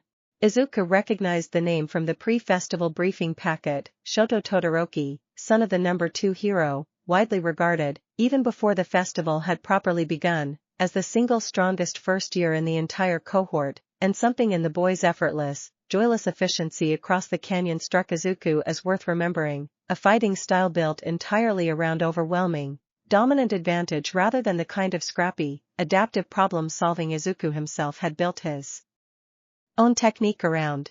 He filed the observation away, an old habit from a childhood spent cataloging hero footage now finding, once again, direct practical use, and pushed on through the remaining obstacles with growing confidence, a rope bridge crossing rigged with false footing that he cleared with a careful, deliberate application of controlled bursts to redistribute his own weight mid-stride, and a final, brutal uphill sprint that separated the true front-runners from the merely competent. He crossed the finish line in fourth place, Todoroki taking first with a lead so commanding it had drawn audible gasps from the crowd, Katsuki taking second through sheer explosive aggression, and a quiet, unassuming boy Izuku did not immediately recognize taking third through means that were not entirely clear from where Izuku had been positioned during the final stretch. Momo finished a respectable 8th, Kyoka 11th. Both of them meeting him at the course's exit with matching expressions of relieved, exhilarated satisfaction. Fourth, Kyoka said, grinning. Not bad for a guy who spent half the course conserving energy instead of just throwing everything at it immediately. I'm going to need everything I saved for whatever comes next, Izuku said, watching Todoroki's tall, unbothered figure disappear into the crowd of gathered competitors, something in the boy's flat, controlled expression lodging itself in his memory the same way the pale-eyed villains had. Something tells me the next round isn't going to reward conservative planning nearly as much. He was not wrong. The festival's second event, announced a short while later to a wave of groans and nervous laughter across the assembled field, was a cavalry battle, teams of riders and mounts competing to steal point value headbands from one another across an open battlefield, with a single detail that made Izuku's stomach drop the moment the announcer revealed it, the exact number of points assigned to the headband currently, humiliatingly, resting around his own neck as the entrance exam's top scorer. 10 million points. A target painted directly onto his own back for the entire remaining field to see. Chapter 28. Team selection for the cavalry battle proceeded by rank, and Izuku, saddled with a 10 million point target and 15 minutes to assemble a viable team from whoever remained willing to align themselves with the single largest bullseye on the field, found himself, somewhat to his own surprise, with considerably less trouble recruiting than he had braced for. Obviously Kyoka said, before he had even finished formulating the question, already moving to his side with Momo a half step behind her, both of them apparently having decided the matter closed well before the announcement had even finished. You're aware I'm about to be the single most hunted target on this entire field, Izuku said, though the protest carried no real weight behind it. We're aware, Momo said, already sketching out formation options with brisk, practical efficiency. Which is precisely why you need people beside you who already know your technique well enough to cover its weaknesses in real time, rather than teammates meeting you for the first time under battlefield pressure. They recruited a fourth teammate, a quiet, quick boy named Hantasiro whose tape-based quirk offered exactly the kind of mobile, versatile support their formation needed, and the four of them spent their remaining preparation minutes hammering out a strategy built around Izuku's greatest defensive advantage, the sheer, controlled kinetic force he could throw at any approaching threat before it ever closed the distance to actually reach the headband around his neck. The battle itself opened in a chaos of dust and shouted strategy the moment the horn sounded, dozens of teams converging almost immediately toward Izuku's position, and it was, for the first several minutes, everything the anxious anticipation had promised, wave after wave of approaching teams broken apart by controlled bursts and Momo's rapidly conjured defensive barriers and Kyoka's disorienting sonic pulses. Zero's tape lashing out to bind and redirect anyone who managed to slip through the outer defense. Todoroki's team, when it finally came differently than the rest, a single devastating sheet of ice sweeping across nearly half the battlefield in one enormous coordinated blast that froze several competing teams solid where they stood and sent Izuku's own team's mount stumbling hard across suddenly treacherous ground. "Brace!" Momo shouted, already reinforcing the ground beneath their feet with a hastily conjured lattice of traction spikes, and Izuku, feeling the ice creeping toward their position with terrifying speed, released the largest controlled burst he had thrown all festival, aimed not at Todoroki's team directly but at the advancing ice sheet itself, shattering a wide swath of it into harmless fragments before it could fully reach them. Todoroki's pale, mismatched eyes found his across the battlefield in the aftermath, an assessing, faintly surprised look that lingered a moment longer than Izuku entirely expected. "You shattered that cleanly," Todoroki said, his voice carrying easily across the intervening distance despite its quiet, flat register. "Most people just try to outrun it." Running from ice that fast seemed like a losing strategy, Izuku called back, and something that might, on a different boy, have been the beginning of a smile flickered briefly across Todoroki's otherwise unreadable face before he turned his attention back to the rest of the battlefield, and Izuku, watching him go, understood, with a small private certainty, that whatever else the festival held in store, that particular rivalry had only just properly begun. By the time the closing horn sounded, Izuku's team had, against every reasonable expectation, held on to the 10 million point headband through the battle's full duration, finishing the event in first place overall, Todoroki's team a close second, and the two of them exchanged a brief, wordless nod across the settling dust of the battlefield that felt, to Izuku, like the opening move of a conversation neither of them had finished having yet. Chapter 29.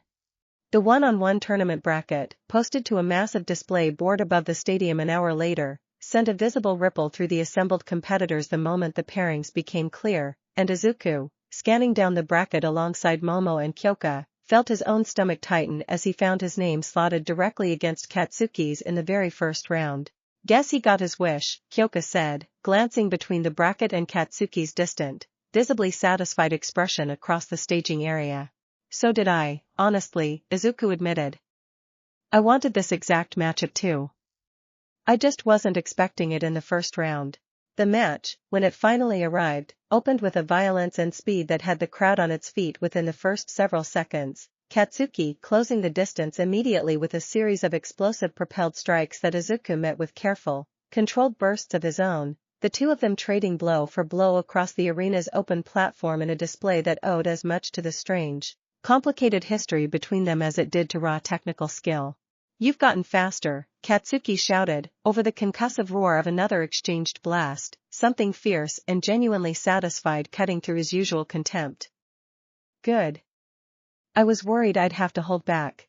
"You've never held back a day in your life," Izuku shot back, ducking under a follow-up strike and answering with a burst aimed low, forcing Katsuki to break his forward momentum to avoid it. "Damn right," Katsuki said, grinning with something that looked, for the first time in years, almost genuinely happy rather than merely aggressive, and pressed the attack harder, and Izuku, matching him step for step, found himself, despite the exhausting physical toll of the exchange, enjoying the fight in a way he had not entirely expected to. The match's turning point came nearly 8 minutes in, both competitors visibly running low on reserves, when Katsuki, in a final, desperate gambit, feinted low and then launched himself directly upward, angling for a devastating aerial strike that would have ended the match instantly had it landed clean. Izuku saw it a half-second before it happened, some old instinct honed across 100 sparring sessions catching the tail in Katsuki's shoulder before the feint had even fully committed, and released everything he had left in a single concentrated upward burst, meeting Katsuki's descending strike at its exact midpoint with a force that sent a visible shockwave rippling across the entire arena. The collision ended, after a suspended, breathless moment, with both of them thrown backward across the platform, Katsuki landing hard just outside the ring's boundary line, Izuku landing, by the narrowest of margins, just inside it. The referee's ruling took a moment to register over the crowd's deafening roar. "Winner, by ring out. Midoriya." Katsuki lay where he had landed for a long moment, staring up at the sky with an expression Izuku could not immediately read, and then pushed himself up onto his elbows, and when Izuku crossed the platform to offer a hand up, half expecting to be waved off with the usual reflexive pride, Katsuki looked at the offered hand for a long beat before actually taking it.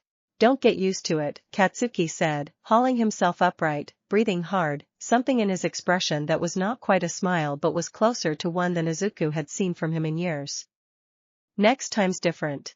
"Looking forward to it," Izuku said, and meant it entirely, and the two of them stood there for a moment longer, breathing hard, bruised and spent and, for the first time in longer than either of them would have readily admitted, something close to genuinely at peace with each other, before the arena staff moved in to usher them both off the platform for the next match to begin.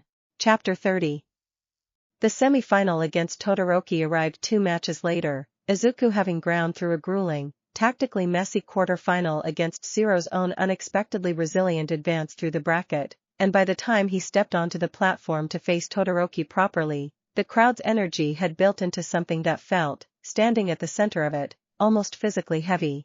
Todoroki wasted no time with preliminary maneuvering, opening the match with the same devastating ice technique that had swept half the cavalry battlefield in a single blast, an enormous frozen wave surging directly toward Izuku's position with a speed that left almost no margin for a conventional dodge. Izuku had spent the days since the cavalry battle running the exact calculation currently unfolding, and released, without hesitation, the largest controlled burst he had thrown all festival, aimed not at the ice sheet's leading edge but at a precise point along its base, shattering the wave's structural integrity from beneath and sending the fragmenting remains scattering harmlessly past him on either side. "You studied that," Todoroki said, something that might have been genuine surprise crossing his flat expression for the second time that day. "I had a good reason to," Izuku said, already closing the distance while Todoroki's ice technique reset, and the exchange that followed was faster and more brutal than anything Izuku had faced yet that day, Todoroki's ice giving way, as the fight wore on, to flickers of raw fire that he seemed, for reasons Izuku could not entirely account for in the moment, deliberately, stubbornly reluctant to use at full strength. It was that reluctance, more than any technical gap between them, that ultimately decided the match. Izuku, closing the final distance in a desperate, all-out burst that left every reserve of controlled output entirely spent, drove Todoroki backward across the platform in a punishing close-range exchange that ended with Todoroki, half frozen by his own overextended ice and visibly favoring one side of his body, stepping backward across the ring's boundary line by the narrowest possible margin. Winner, by ring out. Midoriya. The crowd's roar this time felt, to Izuku's exhausted, ringing ears, almost distant, a wall of sound he registered more as pressure than as sound at all, and he crossed the platform on unsteady legs to find Todoroki already sitting, half-slumped, being checked over by the arena's recovery staff, his expression unreadable beneath the visible exhaustion. "You held back," Izuku said, not accusingly, genuinely curious, once the recovery staff had cleared enough space for the two of them to speak. "The fire. You barely used it." Todoroki was quiet for a long moment, something complicated moving behind his mismatched eyes. "It's complicated. Family reasons. I'm working on it." He paused, studying Izuku with an expression that had shifted, somewhere in the course of their fight, from flat assessment into something closer to genuine, grudging respect. "You didn't need me to explain that for you to beat me. You just found the gap and used it. That's more dangerous than raw power, honestly. I've had a lot of practice finding gaps other people didn't notice," Izuku admitted, and Todoroki, hearing something in the specific phrasing that Izuku had not entirely intended to reveal, gave him a long, considering look that suggested he had read at least a portion of the newspaper coverage from several weeks earlier. "For what it's worth," Todoroki said, as the recovery staff finally moved to help him off the platform, "I'm glad it was you who found this one. I'd rather lose to someone who actually earned it the hard way." He was gone before Izuku could fully formulate a response, and Izuku stood alone at the center of the ruined platform for a moment longer, exhausted and aching and, underneath all of it, quietly, fiercely proud, before the medical staff arrived to usher him toward the recovery area to prepare for whatever the final round still had waiting for him. Chapter 31. The final match, against the same quiet, unassuming boy who had taken third place in the opening obstacle race, turned out to be the strangest fight of the entire festival, the boy's quirk revealing itself, once the match actually began, to be a rare, unsettling mind-affecting ability that could seize control of anyone who verbally responded to his voice, a power built entirely around manipulation rather than raw force. Izuku, forewarned by a hurried, whispered briefing from Aizawa during the recovery period, entered the final match with his mouth deliberately, physically taped shut, an inelegant but entirely effective countermeasure that left his opponent, a boy named Hitoshi Shinso, visibly and increasingly frustrated as his usual technique found no purchase against an opponent who simply refused to speak at all. The fight that followed was less a contest of raw output than a grinding, patient war of attrition, Shinso using every available trick to bait a verbal response out of him, and Izuku, exhausted from 2 brutal prior matches and running dangerously low on reserves, forced to rely on careful, economical bursts rather than the kind of overwhelming force that had carried him through his earlier rounds. It ended, eventually, with a final, desperate burst that Izuku threw with nearly nothing left behind it, driving Shinso backward across the platform's boundary line in a match that had been, by any honest accounting, considerably closer than the festival's official record would ultimately suggest. He found Shinso afterward, once the recovery staff had cleared them both, sitting alone at the edge of the competitor's tunnel with an expression that carried more visible disappointment than the match's respectable showing seemed to warrant. "You're from the general course," Izuku said, recognizing the uniform variant, and something in Shinso's guarded expression shifted, wary and faintly defensive, at the observation. "Yeah. Figured that'd be obvious enough, you wouldn't need to say it out loud. I wasn't trying to make a point. I actually wanted to say something else." Izuku sat down beside him, uninvited but not unwelcome, judging by the way Shinso did not immediately move away. "Your quirk is genuinely one of the most versatile support and infiltration tools I've seen all festival. The fact that it doesn't read as flashy on paper doesn't mean it isn't dangerous in the right hands. I would know something about being underestimated on paper." "You read the article too, huh?" Shinso said, something dry and tired in his voice. "I lived the article," Izuku said, and Shinso's head turned toward him properly for the first time. "For years general track, before a reassessment caught what the original classification missed entirely. I'm not saying our situations are identical. But I know what it's like to have a quirk that doesn't fit whatever narrow definition of impressive the standard system is built to reward." Shinso was quiet for a long moment, something working behind his tired eyes. "I want to transfer into the hero course. I've wanted it since I got here. Every year they tell me my quirk's better suited to general studies, or law enforcement support, or basically anywhere except the thing I actually want to do." "Then transfer," Izuku said, simply. "Today's proof enough that the classification isn't the whole story." "I'd know. It's not that simple." "It's not simple," Izuku agreed. "It's just possible. Those aren't the same thing, and I think it's worth remembering the difference."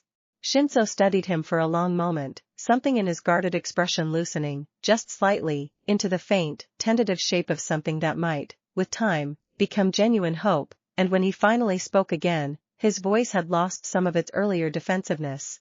"Thanks," he said, simply, and it was, Izuku understood, worth considerably more coming from someone who had clearly spent a long time not expecting to hear it from anyone at all. Chapter 32. The festival's closing ceremony placed Izuku at the top of the podium, first place secured, and the sheer scale of the moment, standing before the entire stadium's roaring crowd with a medal being lowered around his neck by a beaming pro-hero he had watched on television his entire childhood, hit him with a force that briefly overwhelmed even the exhaustion of 3 consecutive brutal matches. He found Momo and Kyoka waiting for him the moment the ceremony released the competitors back toward the staging area, both of them abandoning whatever composure the occasion called for entirely, Kyoka nearly knocking him off his feet with the force of an embrace and Momo close behind her, and the 3 of them stood there for a long moment amid the chaos of the emptying stadium, simply holding on to each other, exhausted and elated and, underneath all of it, quietly, fiercely grateful for exactly the shape their unlikely friendship had grown into. "First place," Kyoka said, finally pulling back, grinning so widely it looked like it might actually hurt. "You absolute menace. I watched that Todoroki match with my heart in my throat the entire time.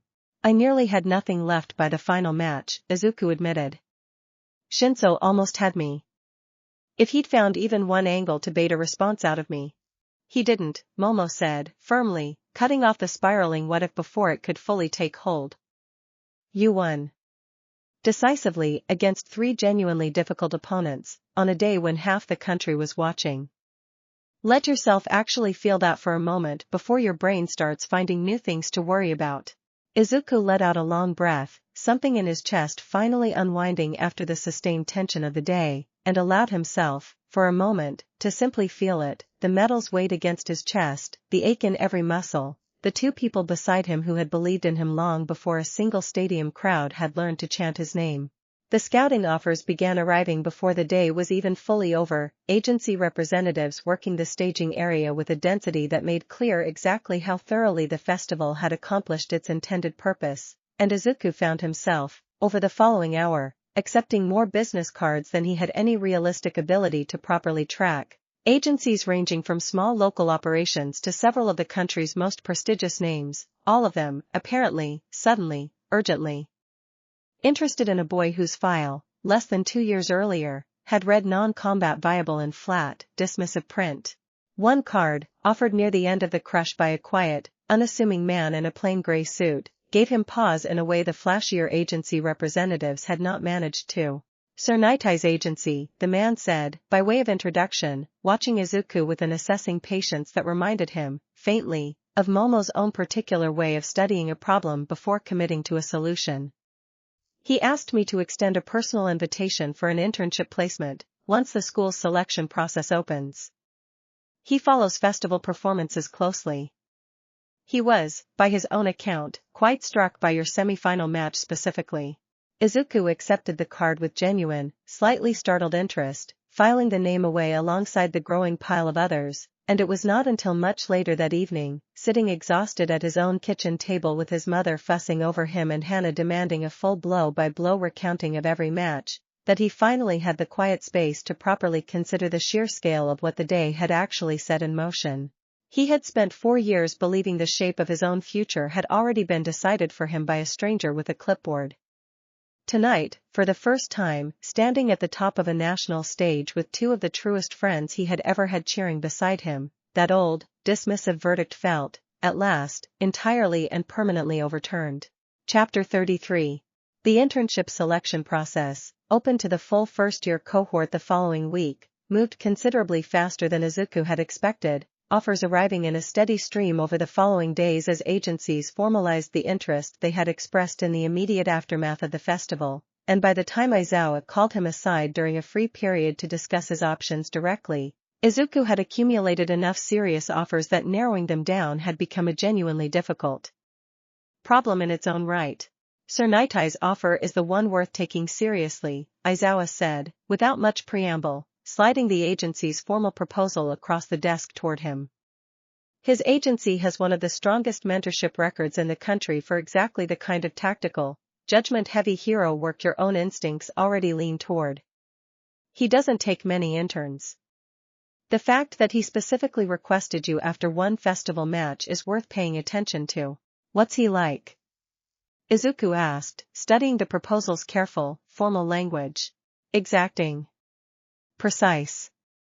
He built his entire career around a foresight-based quirk that lets him see a person's future, which means he's spent decades developing an unusually sharp instinct for evaluating potential before it's fully realized. If he saw something worth pursuing in your match, I'd trust that assessment considerably more than most. Aizawa's expression, as close to genuinely thoughtful as Izuku had ever seen it, held for a moment longer before he added, more quietly, he also worked closely with Yagi, years ago, before Yagi's own agency folded. If you're looking for a mentor who understands the particular weight of stepping into a role people didn't originally expect you to hold, you could do considerably worse. Izuku accepted the placement that same afternoon, and the 2 weeks of internship that followed, shadowing Sir Nightai's agency through a caseload of investigative, judgment-heavy fieldwork that bore almost no resemblance to the flashy combat scenarios most agencies favored for their intern placements, taught him more about the actual texture of professional hero work than the rest of his UA education combined had managed so far. Sir Night-Eye proved to be exactly as exacting as Aizawa's description had promised, correcting Izuku's tactical assumptions with a blunt, unsparing precision that left no room for the kind of gentle encouragement Izuku had grown accustomed to from his classmates, and yet, underneath the exacting standard, Izuku found something that felt, increasingly, like genuine investment rather than mere professional obligation.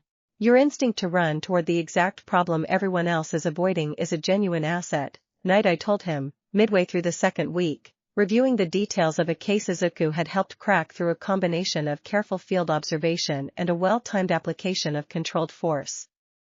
It is also, unmanaged, exactly the kind of instinct that gets promising young heroes killed before they reach 30. My job, for these 2 weeks, is to make sure you learn to pair that instinct with judgment sharp enough to actually survive using it for the next several decades. It was during that same second week, reviewing case files late one evening in the agency's quiet back office, that Izuku first encountered a name that would come, over the following months, to occupy an increasingly significant portion of his attention, a string of unsolved incidents across the past several years, each one involving underground quirk enhancement research of an illegal, deeply unsettling nature, cases Night-Eye's own agency had investigated repeatedly without ever managing to trace back to a definitive source. We've never been able to close this one, Night-Eye said, when Izuku asked about it directly, something grim and long frustrated in his usually composed expression. Whoever's behind it operates with a patience and organizational discipline that suggests considerable resources and considerable time invested in staying hidden. We've recovered enough evidence over the years to know it's connected, somehow, to a broader pattern of quirk-based violence we've been tracking for nearly a decade. We've never recovered enough to actually reach whoever's running it. Izuku studied the case file long after Night-Eye had gone home for the evening, an old, familiar instinct stirring in his chest, the same careful, methodical curiosity that had once filled a hidden composition book with a year of solitary riverbank observations, and found himself, for the first time since the internship began, staying considerably later than his shift technically required, chasing a thread that would not, he suspected, let go of him easily now that he had properly noticed it. Chapter 34. The internship ended, formally, on a quiet Friday afternoon, Night-Eye offering him a final, characteristically blunt assessment of his 2 weeks that Izuku understood, reading between the exacting lines, to be considerably higher praise than the delivery let on, and an open invitation to return for further placements once the school calendar allowed it. He returned to UA the following Monday to find his classmates buzzing with their own internship stories, a loose, animated exchange over lunch that filled the better part of the period with tales of agency work ranging from genuinely dramatic to charmingly mundane, and Izuku found himself listening to Momo's own account of a data analysis-heavy placement that had clearly delighted her methodical instincts and Kyoka's account of a reconnaissance-focused internship that had let her put her sound-based quirk to genuinely inventive use, quietly grateful for exactly how full and varied his own found family's growing collection of experiences had become. You've got the case file face, Kyoka observed, midway through lunch, studying him with the particular sharp attentiveness she brought to reading people that her quirk had, if anything, only sharpened over the years. The one where you're technically here but also somewhere else entirely. Sorry. Night-Eye showed me something during the internship that I haven't been able to fully put down since, Izuku admitted, and gave them a careful, considered summary of the unsolved case file, the years of underground quirk research, the pattern of violence Night-Eye's agency had never quite managed to trace back to its actual source. Momo listened with her usual focused attention, something calculating and increasingly serious moving behind her expression as the summary went on. That's a considerably larger and more organized threat than anything USJ suggested on its own. If they're connected, even loosely, that would mean whatever attacked the training facility wasn't an isolated incident at all. It would mean there's an actual sustained operation behind it. That's what worries me most, Izuku said. Night-Eye's agency has been chasing pieces of this for nearly a decade without ever reaching the center of it. Whoever's running it is patient, organized, and apparently well-resourced enough to stay hidden from some of the country's best investigative heroes for that long. So what do we do with that? Kyoka asked, practical as ever, already leaning forward with the particular focused intensity she brought to any problem she had personally decided was worth solving. For now, we keep training. We keep getting stronger, properly, the way Night Eye kept pushing me to do these last 2 weeks. Izuku said it with a certainty that surprised even himself slightly, the old, careful methodical instinct from a year of solitary riverbank observation settling now into something considerably larger and more purposeful. But I don't think this is the kind of thing that's going to stay quiet for much longer. Whatever's underneath all of this, USJ felt like the first real crack in its surfacing. I don't think it's going to be the last. Momo reached over, in the same easy, grounding gesture she had offered him on countless rooftop evenings over the past year and a half, and set her hand briefly against his forearm. Then whatever comes next, we face it the same way we've faced everything else so far. Together, properly prepared, and without any of us running toward it alone. Together, Kyoka agreed, bumping her shoulder against his the way she always did, an old, familiar gesture that had, over the months, come to mean considerably more than its small physical size suggested.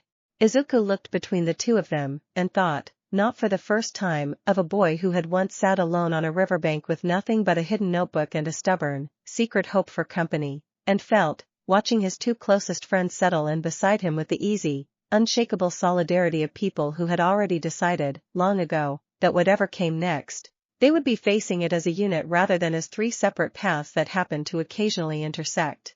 Somewhere beyond the quiet, ordinary comfort of the cafeteria table, in offices and agencies and shadowed places the three of them had not yet properly encountered, a much larger story was already quietly gathering its own momentum, and Izuku, for the first time in longer than he could clearly remember, found that the prospect of meeting it head-on, whatever shape it eventually took, did not frighten him nearly as much as it once might have. He had, after all, spent a great deal of his life already proving exactly how wrong a confident, dismissive verdict could turn out to be.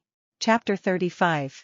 The class trip to Hosu, arranged as a joint observation exercise with a group of second-year students specializing in rescue support, was meant to be little more than a straightforward day of shadowing local agencies through their ordinary patrol routines, and Izuku, still turning over the loose threads of Night Eye's unsolved case file in the back of his mind, had not expected the day to offer him anything more dramatic than another quiet lesson in the unglamorous texture of real hero work. He, Momo, and Kyoka had been paired for the afternoon with a tall, rigidly formal second-year named Tenya Ida, whose precise, regulation-perfect approach to every aspect of the exercise struck Izuku, within the first 10 minutes of their shared assignment, as the product of someone carrying considerably more personal weight than the ordinary seriousness of the task required. My brother works this district, Ida explained, when Momo asked, with her usual careful directness, why he seemed so intently focused on a stretch of the city that fell somewhat outside their assigned patrol route. Ingenium. I wanted to see some of the ground he covers, properly, rather than only through footage. They were 3 streets from their assigned checkpoint when the first emergency broadcast crackled across every nearby hero's communicator at once, a description spreading fast and grim through the district. A string of violent attacks targeting licensed heroes specifically, a culprit moving with a speed and precision that had already outpaced 2 separate response teams that afternoon alone. Ida's face went very still at the description, and it was Kyoka, one jack already pressed against the nearest wall, who confirmed what Izuku had already begun to suspect from the tightness in Ida's shoulders. There's a match to your brother's hero registration in that last broadcast update. He's one of the confirmed victims. Ida was moving before any of them could stop him, and the 3 of them, exchanging a single fast, wordless look, ran after him rather than waste time arguing him out of it, cutting through a narrow side street toward the district's older, more industrial quarter where the broadcast had placed the most recent confirmed sighting. They found the alley by the wreckage first, a scattering of downed patrol drones and a pool of blood dark enough against the pavement to stop all 4 of them cold for a single frozen second. And then, further in, the attacker himself, crouched over another fallen hero with a long, curved blade in one hand and an expression of terrible, focused calm that made Izuku's stomach turn cold in a way the USJ creature never quite had. Hero killer, Ida breathed, the vigilante's growing infamy apparently well known enough in professional circles that recognition landed instantly, and the man himself looked up at the sound, blood-red eyes sweeping across all 4 of them with an unhurried, assessing patience. Students, he said, his voice carrying a low, gravelly conviction that Izuku found, unsettlingly, almost sincere. You shouldn't be here. This isn't your fight yet. You're wrong, Ida said, his voice shaking with a fury Izuku had not seen from him at all in the preceding hour of careful, formal composure, already moving forward despite Momo's sharp, warning grip on his arm. My brother is lying right there. This is exactly my fight. The hero killer's expression did not change, exactly, but something in his stillness sharpened, and Izuku, watching the blood-red eyes track Ida's furious advance with the patient, unbothered focus of a predator that had already calculated every possible outcome of the coming exchange, felt the old familiar pressure gathering behind his sternum with an urgency that left no more room for hesitation. Chapter 36. Izuku moved before Ida could close the remaining distance, throwing himself between the furious second year and the hero killer's raised blade with a burst calibrated not to strike but to shove, catching Ida across the chest and driving him backward hard enough to break his charge, and the blade that would otherwise have found him passed instead through empty air a hand's width from where Izuku himself now stood. Bad decision, the hero killer said, his attention shifting fully onto Izuku now, and the blade moved again, faster than Izuku's eyes could properly track, a shallow line of fire opening across his forearm before he managed to throw himself backward out of range. He's studying us, Momo said, low and urgent, already conjuring a length of reinforced staff into her hands. Every exchange, he's reading our patterns. We can't fight him the way we'd fight a normal opponent, he adapts too fast. Then we don't give him a pattern to read, Izuku said, and released a burst aimed deliberately off target, not at the hero killer directly but at the loose scaffolding along the alley's far wall, sending a shower of debris crashing down between them, buying a bare handful of seconds of obscured visibility that Kyoka used immediately, her amplified sonic pulse aimed directly at the hero killer's position through the settling dust. It worked, partially, the sound clearly disorienting him for a moment, but the man recovered with unnerving speed, closing the distance toward Kyoka with a burst of raw, honed speed that Izuku only barely managed to intercept, throwing himself into the gap between them and taking a second shallow cut across his shoulder for the trouble. You keep putting yourself in front of the blade, the hero killer observed, backing off half a step to reassess, something in his gravelly voice carrying a note of genuine, unwelcome curiosity. That's not tactics. That's instinct. The same instinct I've spent years watching corrupt hollow heroes fail to have. Interesting, in a boy your age. I don't care what you think is interesting about me, Izuku said, breathing hard, blood running freely down one arm now, the pressure behind his sternum building towards something larger and more desperate than anything he had thrown all day. You're hurting people. That's the only part of this that matters.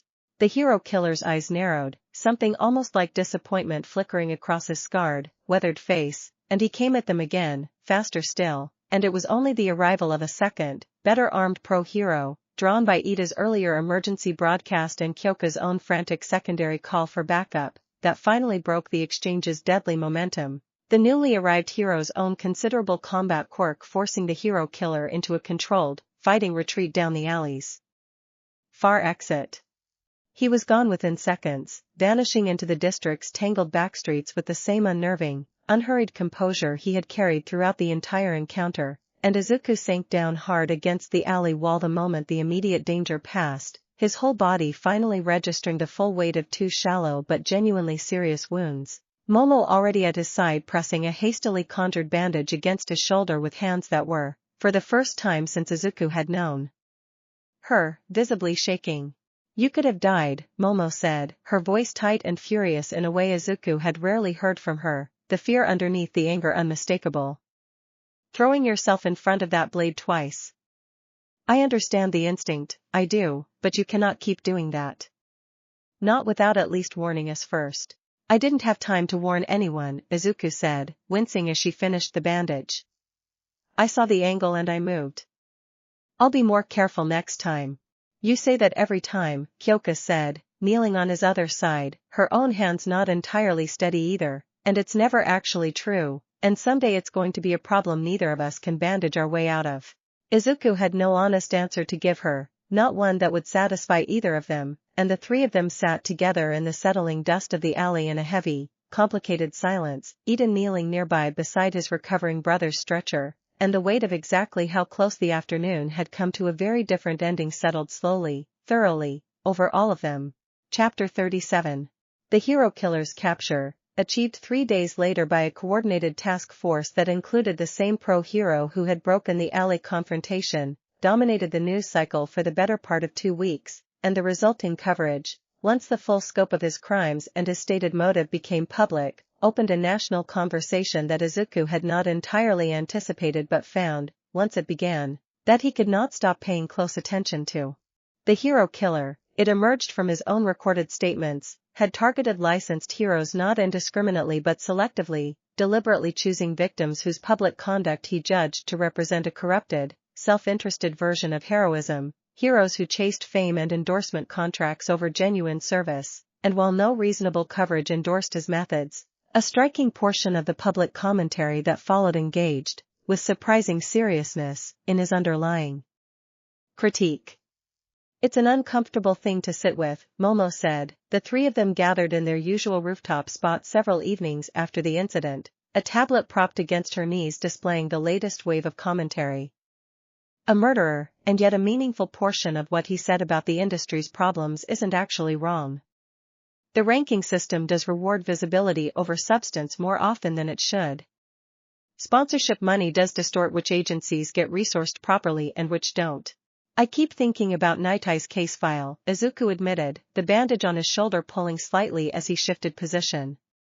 An organized threat that's been operating for nearly a decade without ever being properly caught, in an industry apparently structured well enough to reward flashy publicity over the unglamorous, patient work that would actually catch something like that. I don't think those two facts are unrelated. You think the industry's own priorities are part of why it's never been solved, Momo said, not a question, already following the thread with her own careful precision.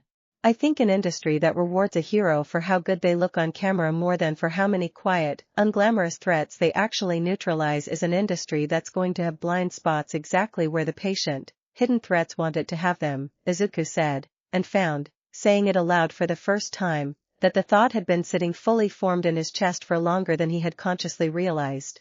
Kyoka was quiet for a moment, turning the thought over with her usual practical thoroughness. So what do we actually do with that? It's a nice, clear-eyed diagnosis. It's also a problem way bigger than 3 first years can fix by being upset about it on a rooftop. We can't fix the whole industry, Izuku agreed. Not yet, not at 15. But we can decide, right now, what kind of heroes we're actually going to become, before we're deep enough into a career to start rationalizing the same compromises everyone else rationalizes. We can choose to keep chasing the substance instead of the visibility, even when the visibility would be easier. That's a nice speech, Kyoka said, though there was no real edge in it, more warmth than skepticism. You planning to actually live up to it once agencies start dangling endorsement deals in front of you?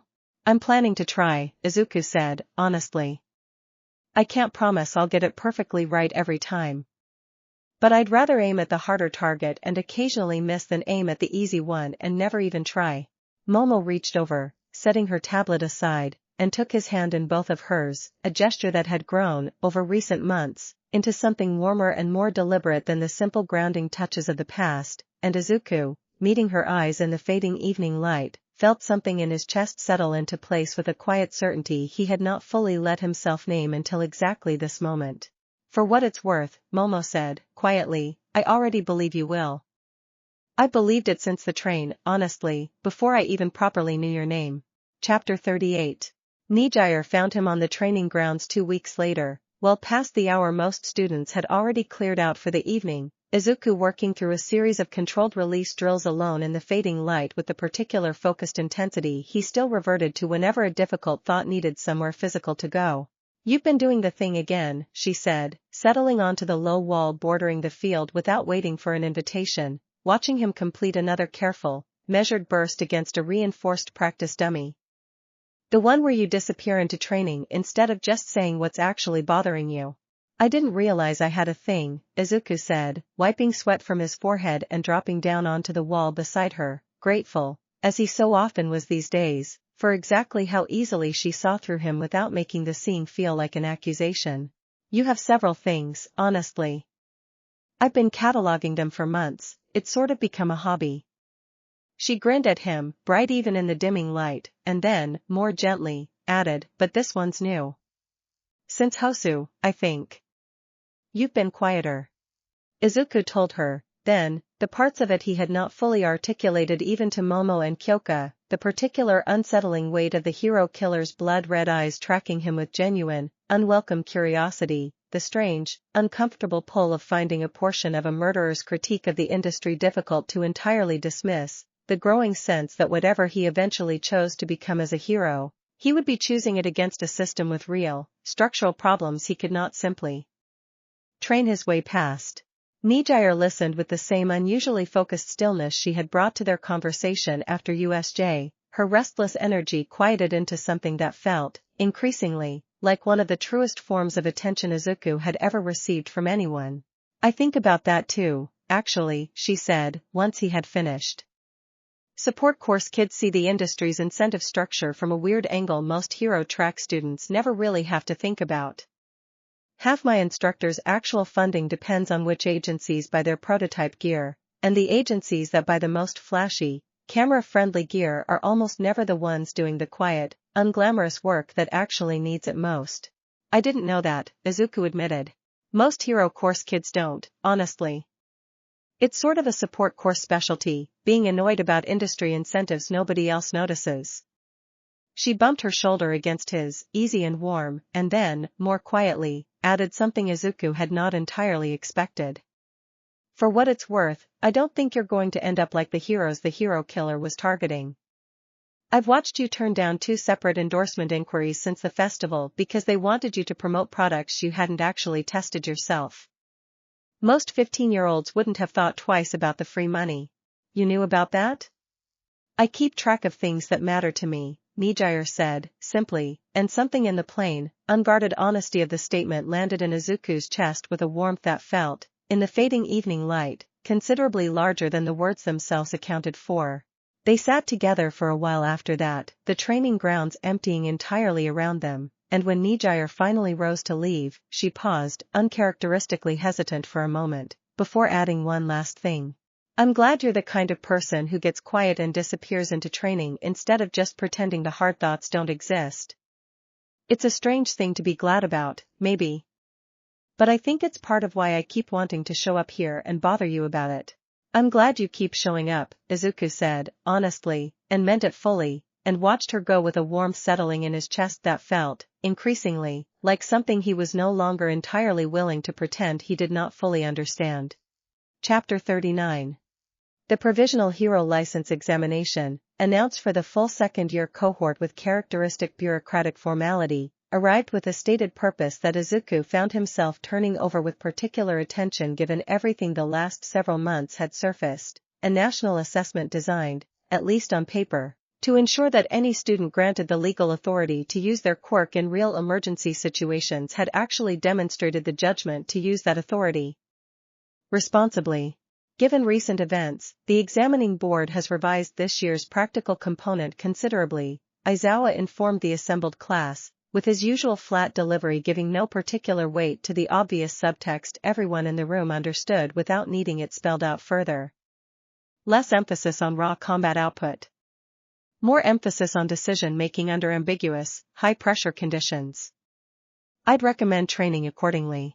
The training that followed occupied most of Izuku's remaining free time for the better part of a month, an intensive rotation that folded together everything he had absorbed from Nitai's exacting internship, Aizawa's own tactical instruction, and the hard, unglamorous lessons of the Hosu Alley, and he found himself, increasingly, gravitating toward scenario drills that deliberately denied him the option of simply overwhelming a problem with raw force, forcing instead the kind of careful, judgment-heavy improvisation that had actually carried him through his most dangerous encounters so far.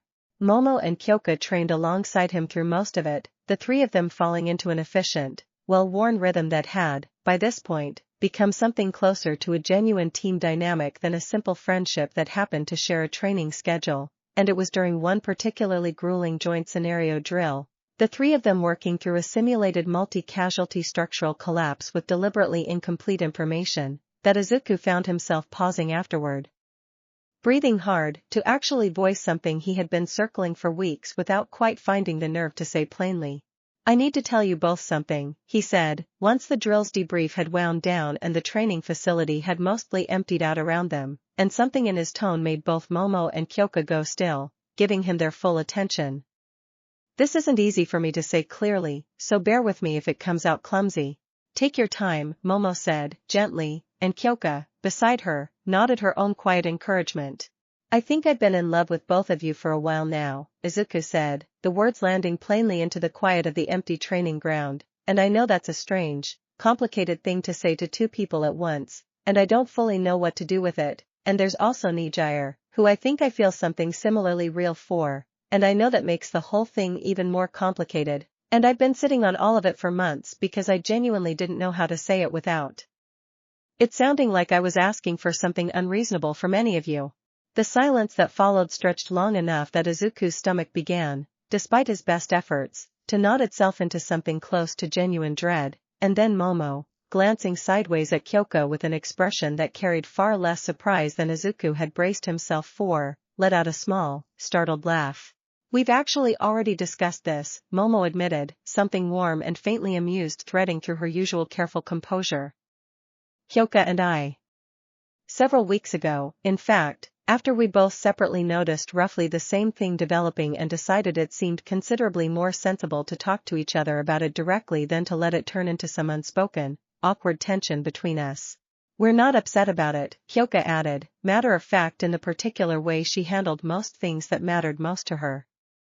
We talked it through. Neither of us wants to force you into choosing one of us over the other, and honestly, neither of us wants to be forced to compete over you either. If this is something all of us actually want, genuinely, without anyone pretending to be fine with something they're not, then we're both willing to figure out what that actually looks like. Together. Slowly. However it needs to work. And Nejire, Momo added, gently, if she feels the same, deserves an honest place in that same conversation, rather than being left as an afterthought to whatever the three of us decide first. Izuku stood there for a long moment, something in his chest loosening with a relief so complete it left him briefly unable to properly speak, and when he finally found his voice again, it came out rough with an emotion he did not try particularly hard to hide. I don't deserve either of you being this understanding about something this complicated, he said, and Kyoka, crossing the remaining distance between them, knocked her shoulder against his with the same easy, familiar gesture she always used, except this time she did not pull away afterward, simply stayed there, warm and close and steady. You don't get to decide what you deserve on our behalf, Kyoka said, quietly. That part's ours to decide. And we've decided. Chapter 40. Nejire's response, when Izuku found the nerve to speak with her directly a few days later, arrived with considerably less ceremony than he had braced himself for, delivered in her usual bright, breathless torrent of words that nonetheless carried, underneath the momentum, a sincerity that left no real room for doubt. Oh, thank goodness, I was starting to think I'd have to be the one to bring it up first, which honestly I probably would have eventually because I'm not great at sitting on things, but I'm really glad I didn't have to, because this is a genuinely terrifying thing to say out loud even when you're pretty sure the answer's going to be good. Nejire, Izuku said, laughing despite the nervous pounding of his own heart, is that a yes? That's an extremely enthusiastic yes, she said, grinning at him with an openness that made something in his chest go warm and unguarded all at once, assuming Momo and Kyoka are actually as fine with this as you're telling me they are, because I'm not interested in being anyone's secret or anyone's afterthought, but if everyone's genuinely on the same page, then yes, obviously, yes. They were, all four of them, considerably more on the same page than any of them had quite dared hope going in, a fact that became clear over the following weeks as the four of them settled, gradually and without any particular fanfare, into a rhythm that felt, to Izuku's own quiet astonishment, far more natural than the complicated, anxious anticipation leading up to it had suggested it would. There were, inevitably, harder conversations buried inside the easy ones, careful negotiations about time and attention that none of the four of them pretended came effortlessly, Momo's own family obligations occasionally pulling her away for stretches at a time, Kyoka's fierce, protective instincts sometimes needing reassurance that she was not simply one part of a whole rather than fully, individually valued in her own right, Nejire's restless, scattered energy occasionally needing the other 3. To gently, patiently slow her down rather than let her momentum carry her past something that actually needed careful attention. But underneath the negotiation, something genuinely steady had taken root, and Izuku found, more evenings than not over the following month, that the four of them gravitating toward the same quiet rooftop or the same soundproofed rehearsal room or the same crowded, laughing dinner table had become, without him quite marking the exact moment it happened, the single most reliably grounding part of an otherwise increasingly demanding and uncertain year. I keep waiting for this to feel like it's too much, he admitted to Momo one evening, the two of them alone for once, the others occupied with their own separate obligations. 4 people, all of it at once, on top of training and the provisional exam and everything else. And it just doesn't. It feels like the opposite of too much.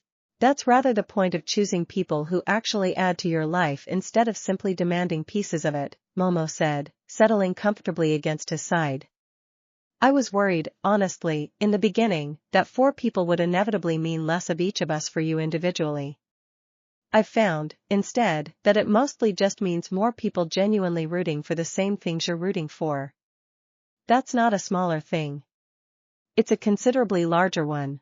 Izuku thought, listening to her, of a boy who had once sat alone by a riverbank with nothing but a hidden notebook for company, convinced that whatever he eventually became, he would almost certainly have to build it in private, unwitnessed and unsupported, and felt, in the warm, settled quiet of the present moment, an old grief for that boy finally, fully, begin to ease. Chapter 41. The provisional license examination itself, held over 2 grueling days at a purpose-built testing facility outside the city, tested exactly the judgment under ambiguity skills Aizawa's revised curriculum had promised, scenario after scenario denying easy answers, forcing every examinee to weigh incomplete information against real-time pressure and genuine consequence for the choices they ultimately made.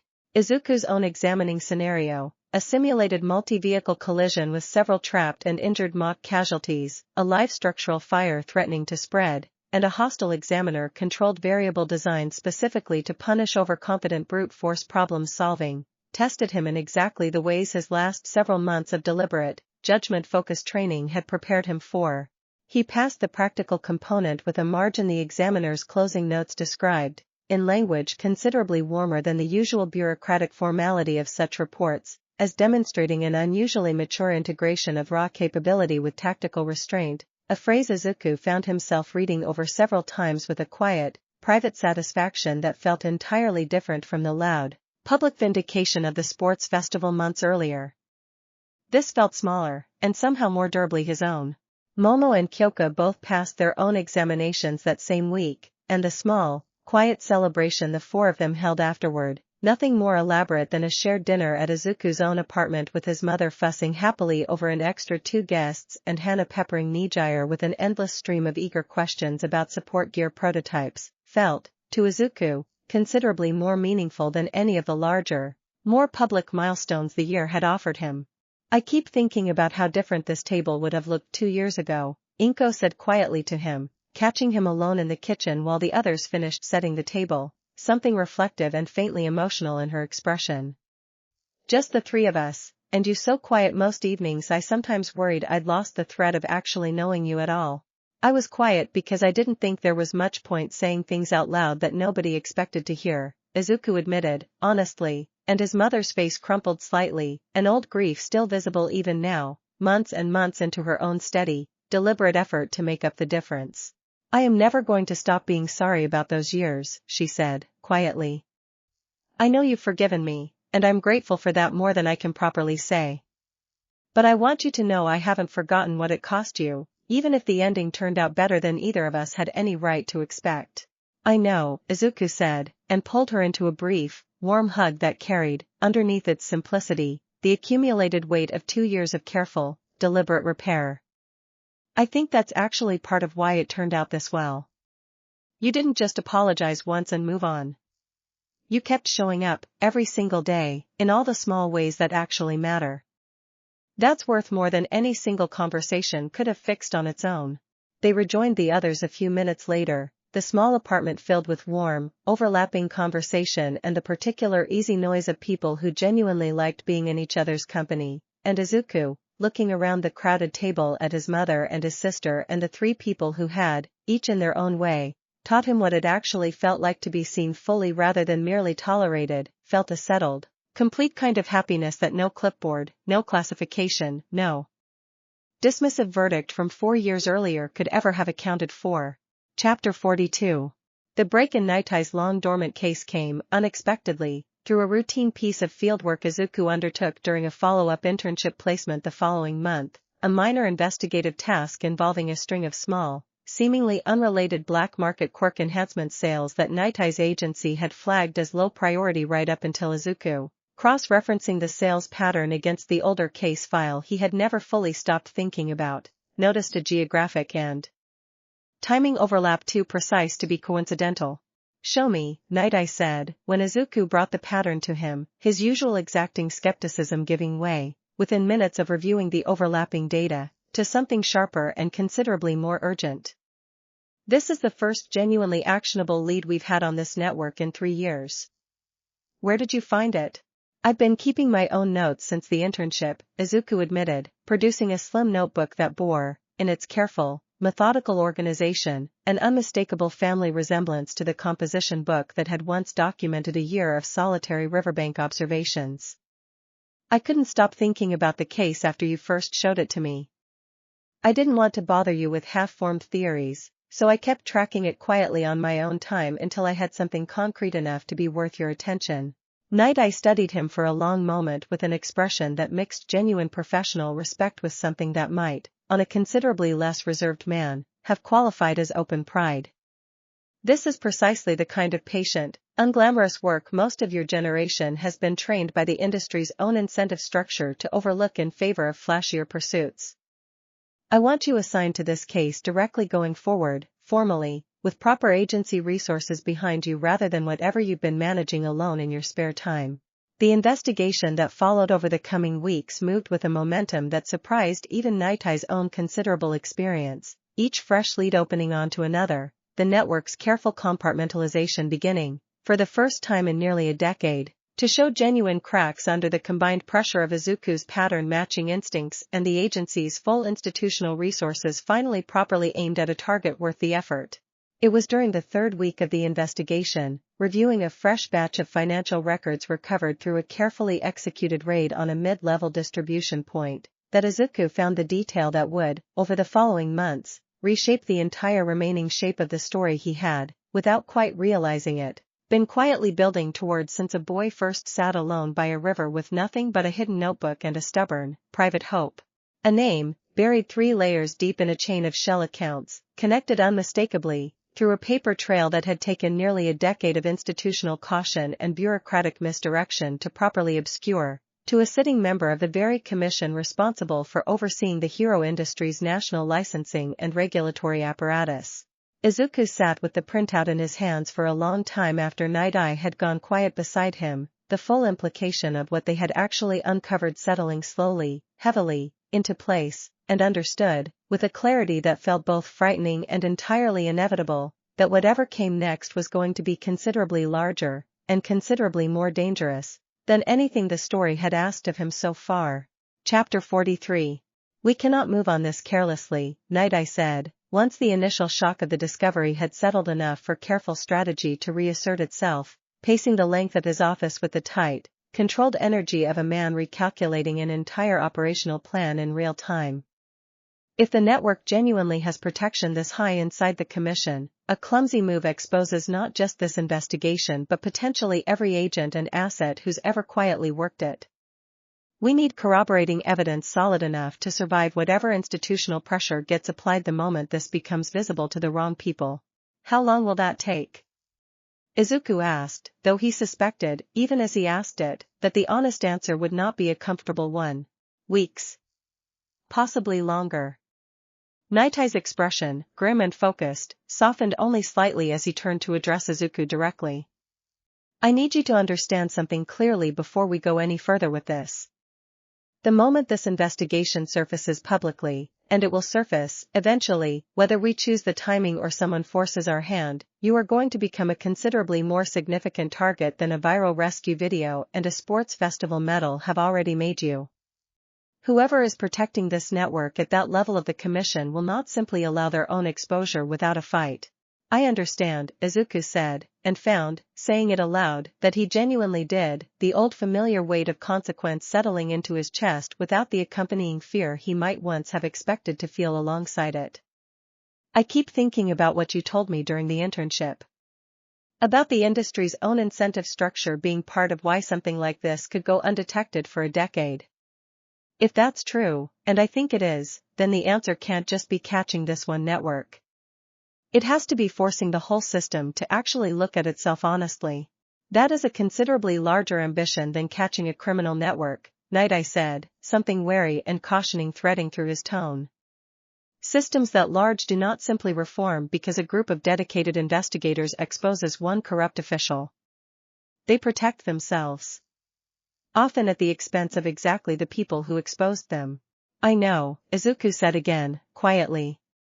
I'm not saying it's going to be easy, or safe, or fast.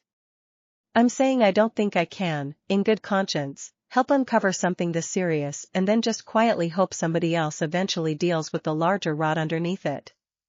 I think that's actually the exact instinct that let this go undetected for 10 years in the first place. Everyone hoping somebody else would be the one to properly look. Night Eye was quiet for a long moment, studying him with an expression that had, somewhere in the course of the conversation, shifted from professional caution into something closer to genuine respect for a decision he had clearly expected, and clearly hoped, to hear. Then we build the case properly, he said, finally, carefully enough to actually survive the fight it's going to provoke.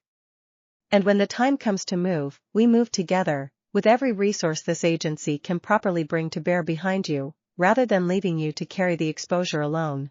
Izuku left the office that evening with the weight of the coming week settling heavily but steadily across his shoulders, and found Momo, Kyoka, and Nejire all three waiting for him outside, having apparently coordinated among themselves, without any prompting from him, to make sure he did not walk home from this particular meeting entirely alone, and the sight of all three of them standing there in the fading evening light, quietly, deliberately present, told him, more clearly than any single conversation could have, exactly how thoroughly he had stopped being the boy who once carried every hard thing by himself in careful, guarded silence.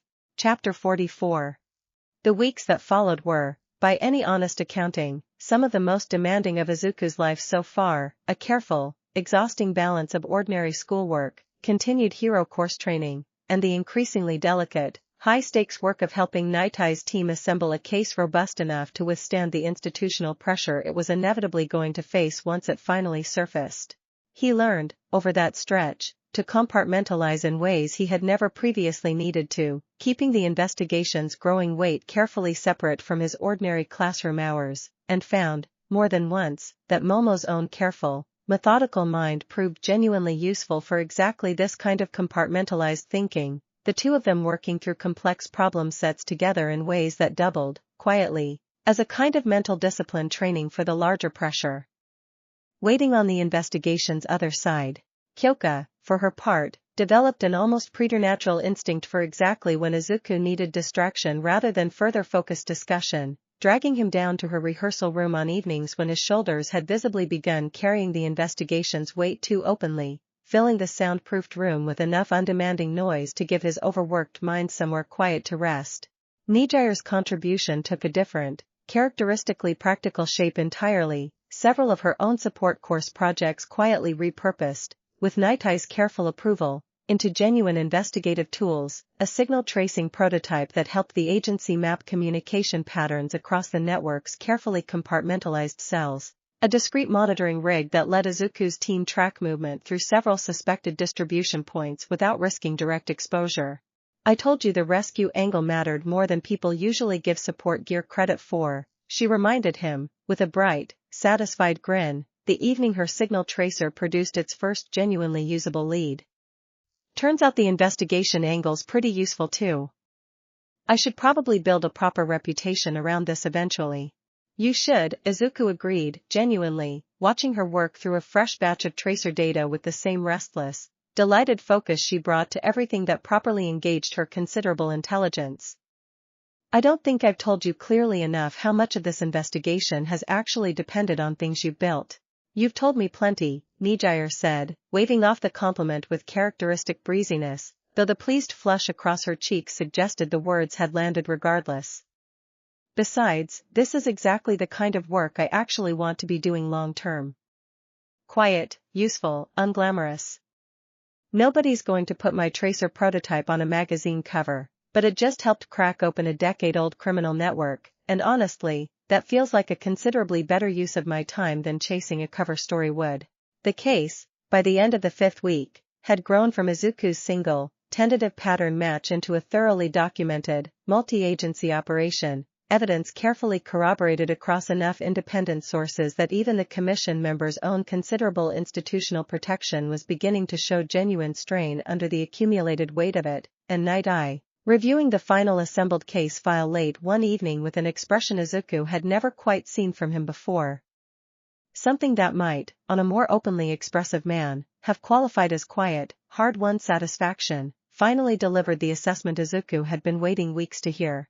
It's ready, Night-Eye said, simply. We move within the week. Chapter 45.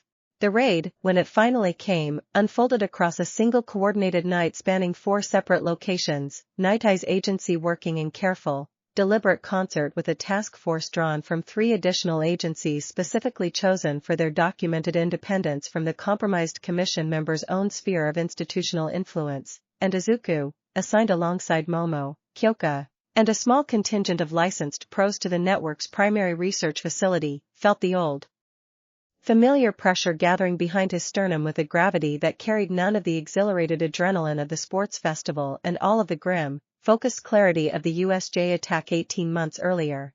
The facility itself, once the coordinated breach finally cleared its outer security, revealed a scale of operation considerably larger than even the case file's careful documentation had fully prepared him for. Rows of illegal enhancement equipment and stacks of research materials documenting years of unethical, unsanctioned experimentation on quirks acquired through means the case file's own careful language had described, with visible institutional restraint, as coercive.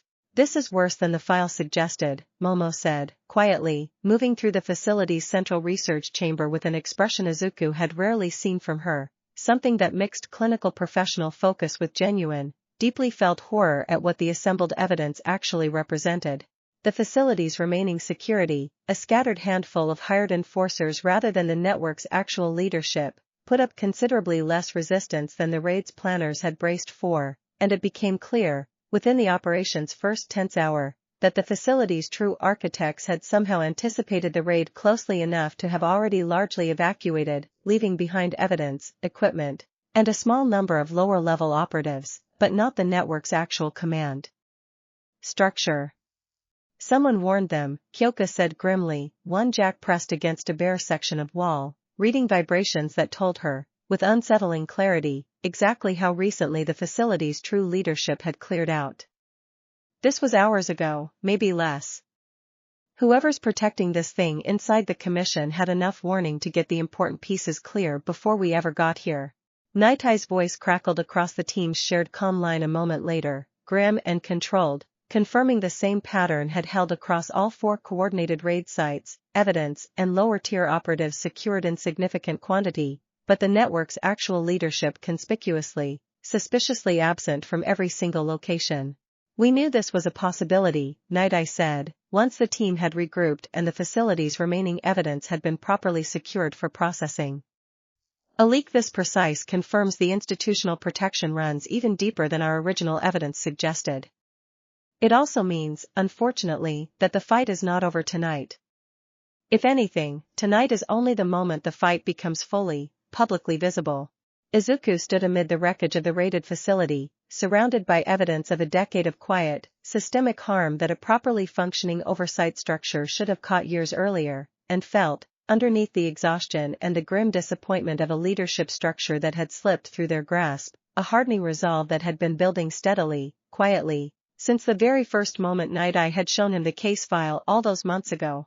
Then we make it visible properly, Izuku said, and Night-Eye, studying him for a long moment across the ruined research chamber, gave a single, grim, approving nod that carried, underneath its restraint, the full weight of exactly how large a fight the coming weeks were genuinely about to become. Chapter 46. The public disclosure, when it finally came, arrived not through a single dramatic press conference but through a careful, deliberately staggered release of verified evidence across multiple independent outlets simultaneously. A strategy Night Eye had insisted on specifically to prevent any single compromised channel from being able to bury or distort the story before the full scope of it reached the public record intact. The resulting fallout, once the full documentation of a decade-long pattern of institutional corruption and unsanctioned experimentation became public, dwarfed anything the earlier misclassification article had produced, an actual criminal investigation opening within days into the implicated commission member. A wave of resignation sweeping through several affiliated oversight bodies as the scandal's ripples spread further than even Night Eye's own careful projections had anticipated. Sei Itsuka, the same reporter who had broken Izuku's original story nearly 2 years earlier, requested an interview within the first week of the disclosure, and this time, with Night Eye's careful counsel and the full weight of the case's own documented evidence behind him, Izuku agreed, choosing his words with a deliberate, considered care that felt entirely different from the anxious, reluctant visibility of his first brush with public attention. "I don't want this story to become about me," he told her plainly, in an interview that would go on, within days, to be watched by a considerable portion of the country. "I want it to become about the structural gaps that let something like this hide for a decade. My part in finding it started with a hunch and a lot of patient, unglamorous work, the exact kind of work this industry's own incentive structure usually undervalues. If people take one thing away from this, I'd want it to be that the flashy, camera-ready version of heroism isn't actually the version that catches the threats that matter most." The interview's closing question, when it came, was one Izuku had been quietly bracing for since Itsuka's request first arrived, delivered with the same careful, deliberate precision that had made her original article so thorough 2 years earlier. "Some people are already calling this the moment that shattered public trust in the Hero Commission's oversight structure," Itsuka said. "Do you think that's a fair characterization?" Izuku considered the question for a long moment before answering, choosing his words with the same careful precision Night Eye had spent months teaching him to bring to exactly this kind of high-stakes public moment. "I think trust that was built on not looking too closely was never as solid as it seemed. I'd rather have it shattered honestly, all at once, than have it keep quietly hiding rot for another 10 years because nobody wanted to be the one to say something uncomfortable out loud. What gets built afterward, that's the part that actually matters. I'd rather help build that than spend my energy defending a version of trust that was already broken underneath."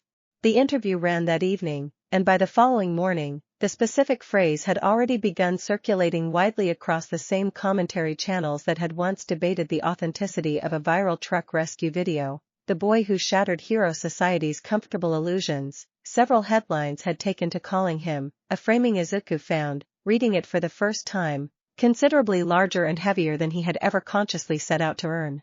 He sat with Momo, Kyoka, and Nejire that evening, all 4 of them gathered on the same familiar rooftop that had, over the past 2 years, quietly become the true center of gravity for almost everything that actually mattered in his life, and found, looking out over the city's lit skyline with the 3 of them close beside him, that the weight of the headline's largeness felt, for the first time since the story had broken, considerably easier to carry than it had all week.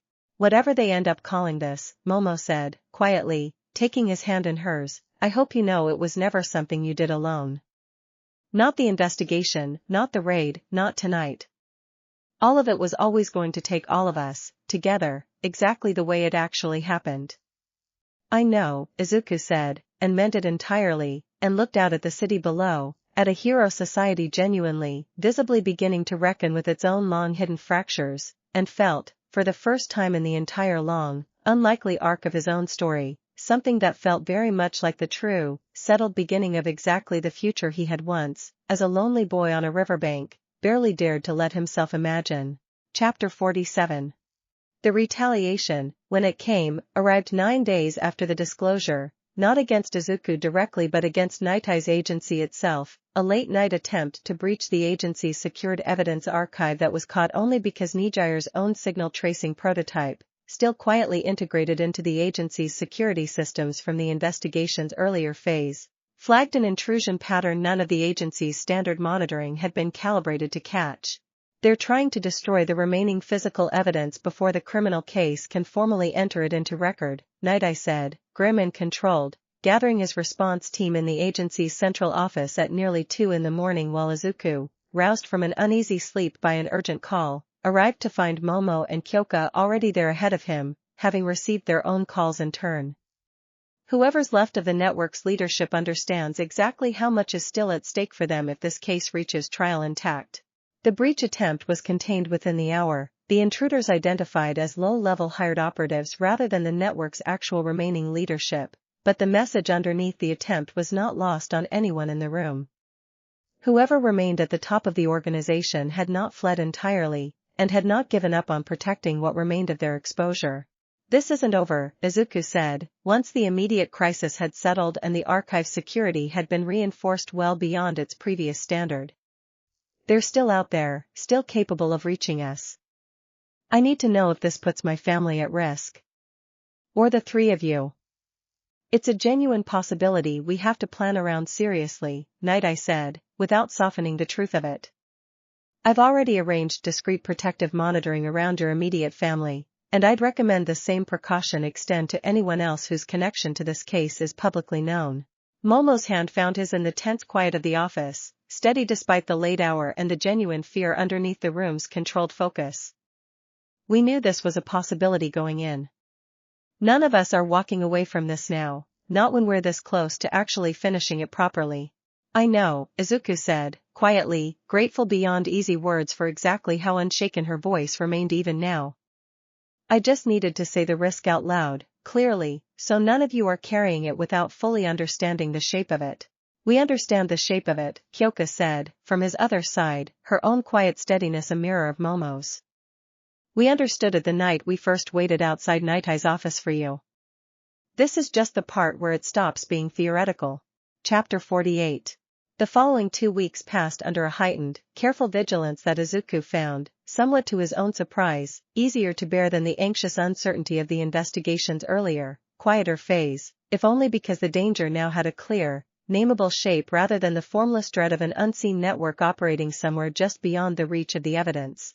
Discreet protective details rotated through the Midoriya apartment building without ever announcing themselves loudly enough to alarm the neighbors, and Inko, informed carefully by Night Eye's own staff of exactly what precautions had been put in place and why, absorbed the news with a steadiness that surprised even Izuku, who had half expected the old anxious energy of assessment days to resurface under the strain. I spent 4 years underestimating exactly what you were capable of, she told him, one evening, watching him prepare for another late session at the agency with the same careful, practiced readiness he now brought to almost everything. I am not going to make the mistake of underestimating what you can handle now. I trust you. I trust the people around you. That doesn't mean I'm not afraid. It means I'm not going to let the fear be the only thing you see on my face when you leave this apartment.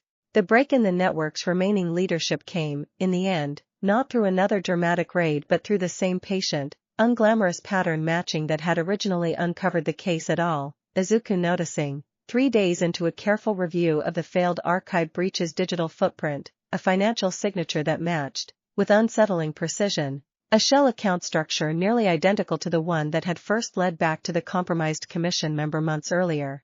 It's the same handler, Izuku said, laying the pattern out for Night Eye's full team with a focused clarity that had, over the past several months, become entirely second nature to him.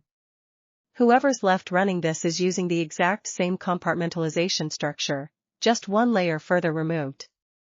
They didn't rebuild a new system. They're hiding inside the wreckage of the old one, assuming nobody would think to look there so soon after the first exposure.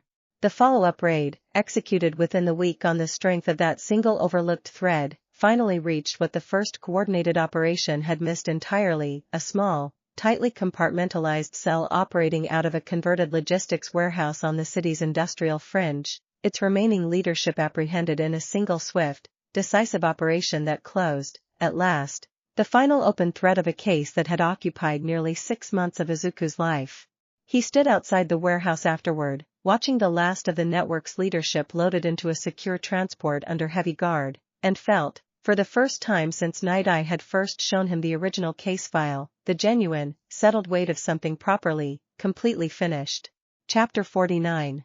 The formal reforms began quietly, in the weeks following the network's final collapse, while outside the glare of the same headlines that had covered the disclosure itself, a series of internal commission restructurings and oversight policy revisions that drew considerably less public attention than the scandal that had prompted them. But that night reviewing each incremental change with the same exacting scrutiny he brought to everything, assured Izuku actually mattered a great deal more in practice than in headline appeal.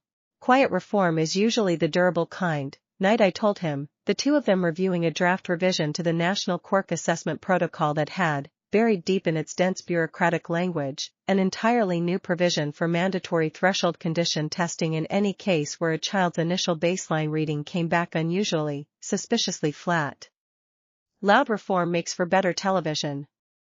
This is the kind of change that actually catches the next Izuku Midoriya before 4 years pass instead of after. Izuku read the provision 3 times, something settling in his chest that felt considerably larger than the dense bureaucratic language on its own would have suggested, and thought, not for the first time, of every general track classroom he had ever sat in, of every quiet, overlooked child who had absorbed a dismissive verdict the same way he once had, without ever getting the strange, unlikely combination of circumstances that had eventually caught his own mistake. Hitoshi Shinso's own transfer into the hero course, finalized that same month through a revised evaluation process that placed considerably less weight on a quirk's surface-level combat aesthetics, arrived as a smaller, more personal confirmation of exactly the same principle, and Izuku found him waiting outside the hero course building on his first official day in the new track, looking equal parts nervous and quietly, fiercely satisfied. Heard you had something to do with the revised evaluation criteria, Shinso said, by way of greeting, something dry and grateful threading through the deliberately understated delivery. I had less to do with it than the headlines probably suggest, Izuku said, honestly. But I did make sure the review board actually looked at your case specifically, once the door opened. You earned the transfer yourself. I just made sure someone with the authority to say yes actually looked closely enough to see it. That's still more than anyone else bothered to do in 3 years, Shinso said, and extended a hand that Izuku shook readily, something settling between them that felt, in its own quiet way, like the true, full completion of a promise made on a tournament platform many months earlier. Chapter 50. The quiet evening Izuku eventually carved out for himself, weeks after the last of the reform announcements had settled into the ordinary rhythm of the news cycle, found him back at the Sakuragawa riverbank for the first time in what felt, looking around at the familiar concrete embankment, like an entire lifetime rather than the roughly 2 years it had actually been. Momo, Kyoka, and Nejire had all offered, separately, to come with him, and he had gently declined each offer, not because he wanted to keep them at a distance but because some part of this particular evening felt like it needed, for just this once, to be revisited the same way it had first been lived, alone, with nothing but his own thoughts for company. The water moved the same way it always had, dark and unhurried in the fading evening light, and Izuku sat down at the exact spot, or close enough to it that the difference no longer mattered, where an 11-year-old boy had once watched a ripple spread across the surface and felt, for the first time in years, the fragile, dangerous beginning of hope.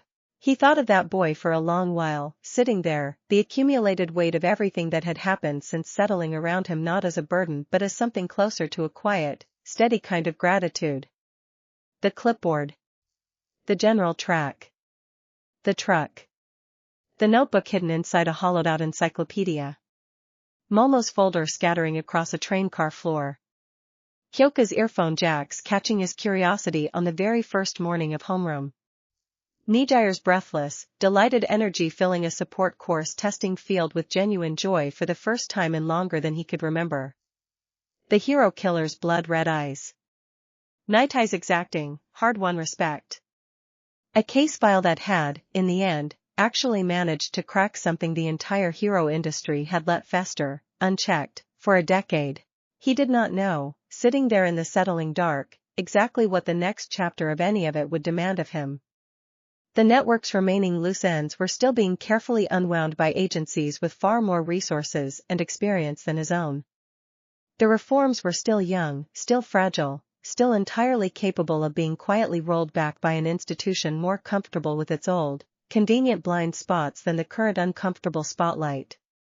His own path toward an actual hero license, toward whatever agency he eventually chose to build a real career inside, remained, in its own way, still mostly unwritten.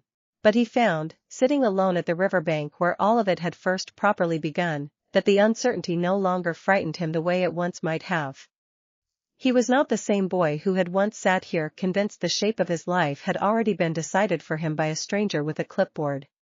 He had, in the 2 years since, built something real and lasting and entirely his own, not just the strength itself, but the people standing beside him who had chosen, again and again, to run toward the same dangers he ran toward, simply because it was the right thing to do. His phone buzzed gently in his pocket as the last of the light faded from the sky, a message from Momo, simple and warm. "Whenever you're ready to come back, we'll be here. No rush." Izuku smiled, and sent back a single line in reply, and rose from the embankment at last, the water still moving quietly behind him in the dark, and started the walk home toward the people, and the future, that were waiting for him there. Chapter 51.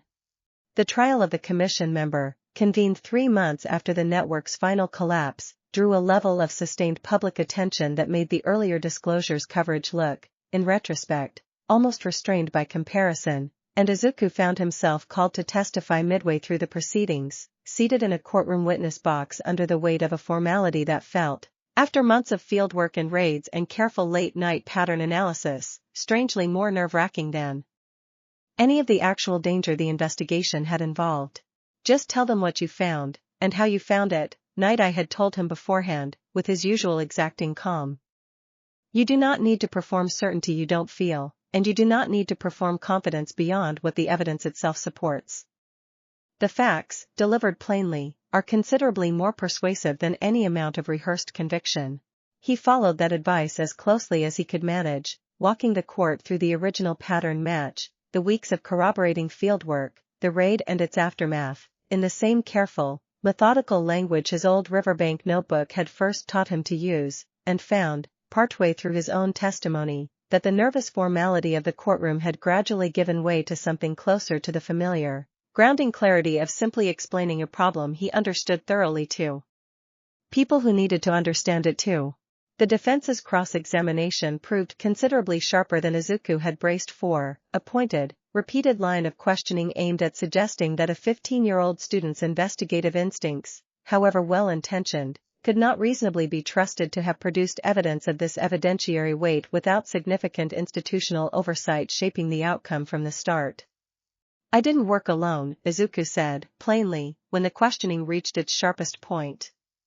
"Every lead I found was independently verified by licensed professional investigators before it became part of this case.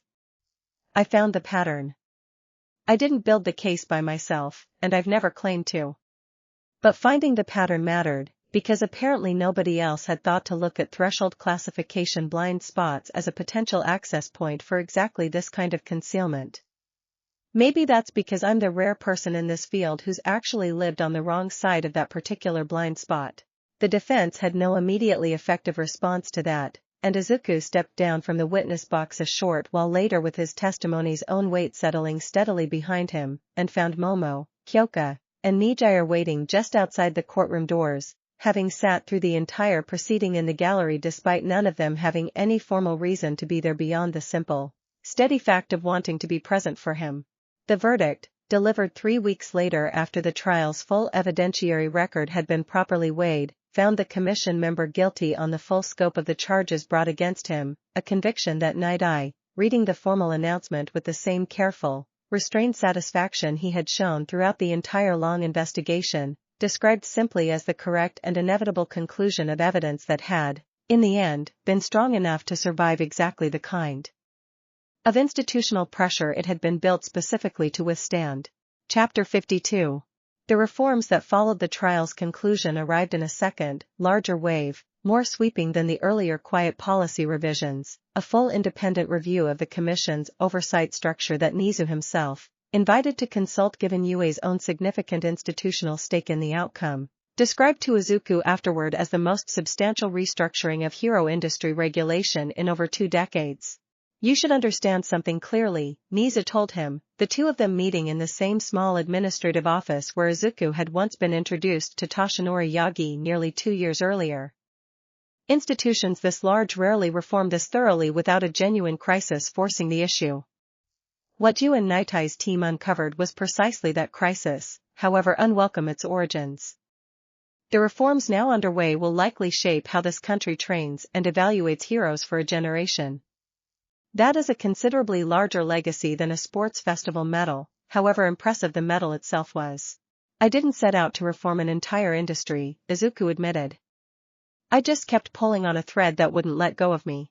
Most meaningful reform starts exactly that way, Nizu said, with a small, satisfied nod.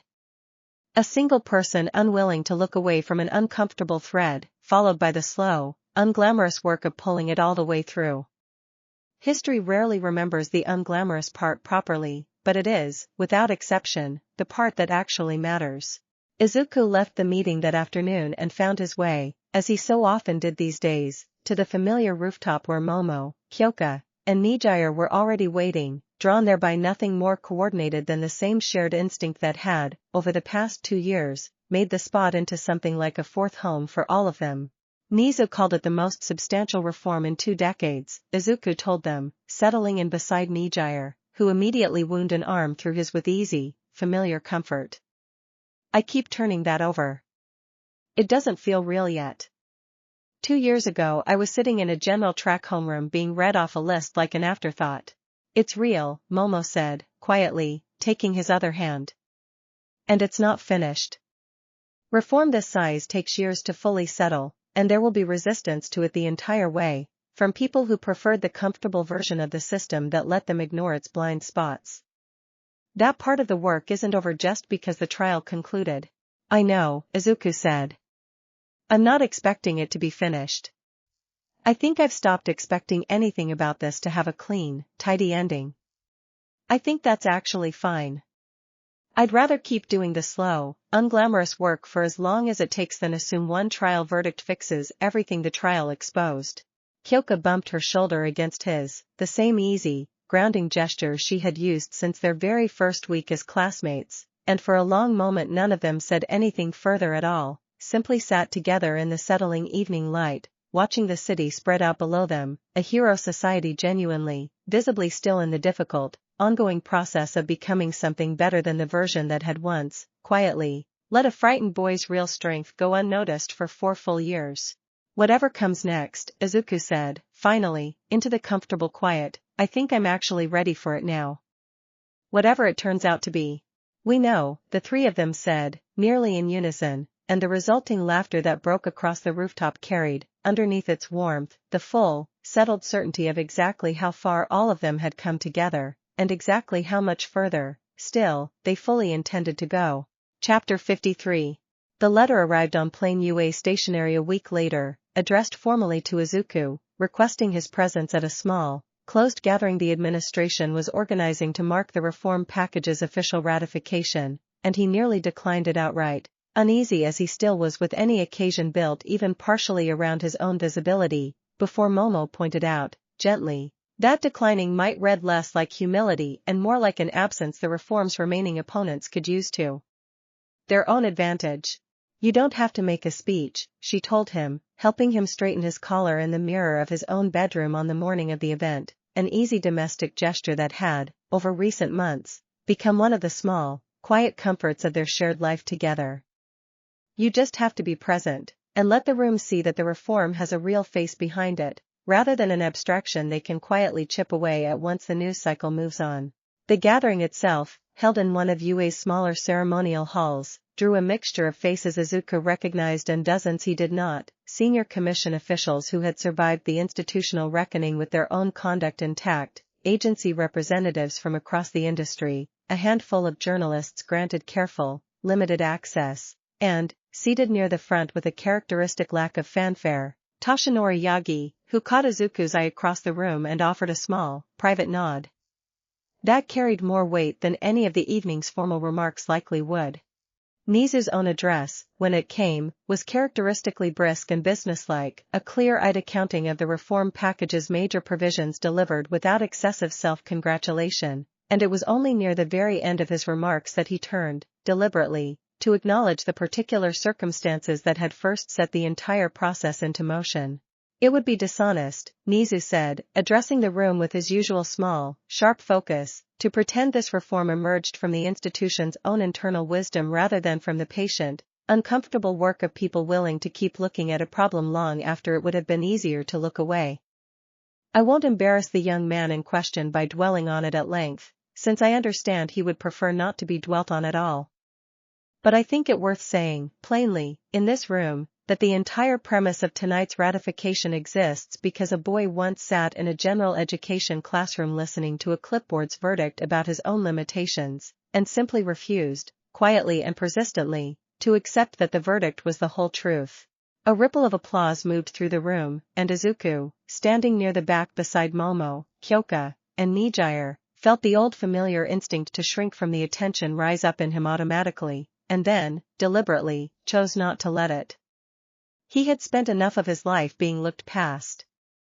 It being looked at, now, meant a reform package with real teeth actually survived its first fragile months of implementation, then he would let himself be looked at, and let the discomfort simply be a cost worth paying rather than a reason to disappear.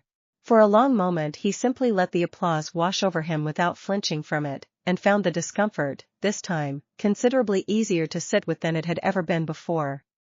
He was pulled aside near the reception's end by a woman he did not immediately recognize, introduced by the aide accompanying her as a senior representative from the newly restructured Oversight Division, her expression carrying the particular measured neutrality of someone who had spent a career learning to reveal very little in her face.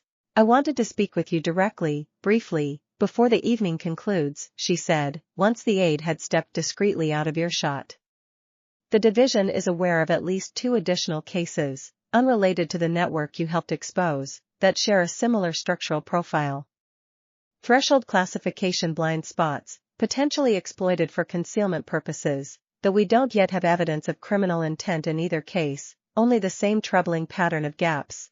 Izuku felt something in his chest go very still, an old, familiar weight settling into place that he recognized immediately as the beginning of another long, patient thread he would not be able to simply set down once he had properly noticed it. "You're telling me this because you want my help looking into it?" "I'm telling you this," the woman said, carefully, "because Director Nitai's agency has already formally requested first access to any related casework, and because I suspect, based on everything I've read about you over the past several months, that you'd want to know regardless of whether anyone formally asked for your help." "You're right," Izuku said, and found, saying it, that he was neither surprised nor particularly daunted by the prospect, only settled, the same quiet, methodical resolve that had once filled a hidden notebook with a full year of solitary riverbank observations now finding, once again, a genuinely worthy problem to attach itself to. "Send whatever you have to Nitai's office. I'll make time." The woman studied him for a moment longer, something that might, on a less carefully neutral face, have been the beginning of real respect, and then inclined her head slightly and returned to the reception's thinning crowd, leaving Izuku standing near the hall's tall windows with the city's lights spread out beyond the glass, Momo's hand finding his a moment later, Kyoka and Nejire drifting over close behind her, all 3 of them reading, without needing to be told, exactly what the brief exchange had likely set into motion. Outside the tall windows, the city carried on in its ordinary evening rhythm, lights flickering out across a skyline that held, somewhere within it, an untold number of people still waiting on verdicts of their own, still sitting through classifications and assessments and quiet dismissals that might, or might not, ever be properly revisited.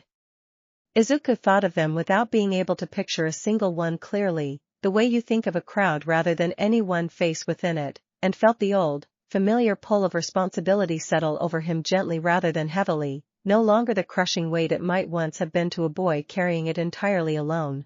"Another thread," Momo said, quietly, more observation than question, the same steady patience in her voice that had first caught his attention on a crowded train more than 2 years earlier, when neither of them had yet known how thoroughly their 2 separate lives were about to become one shared, ongoing story.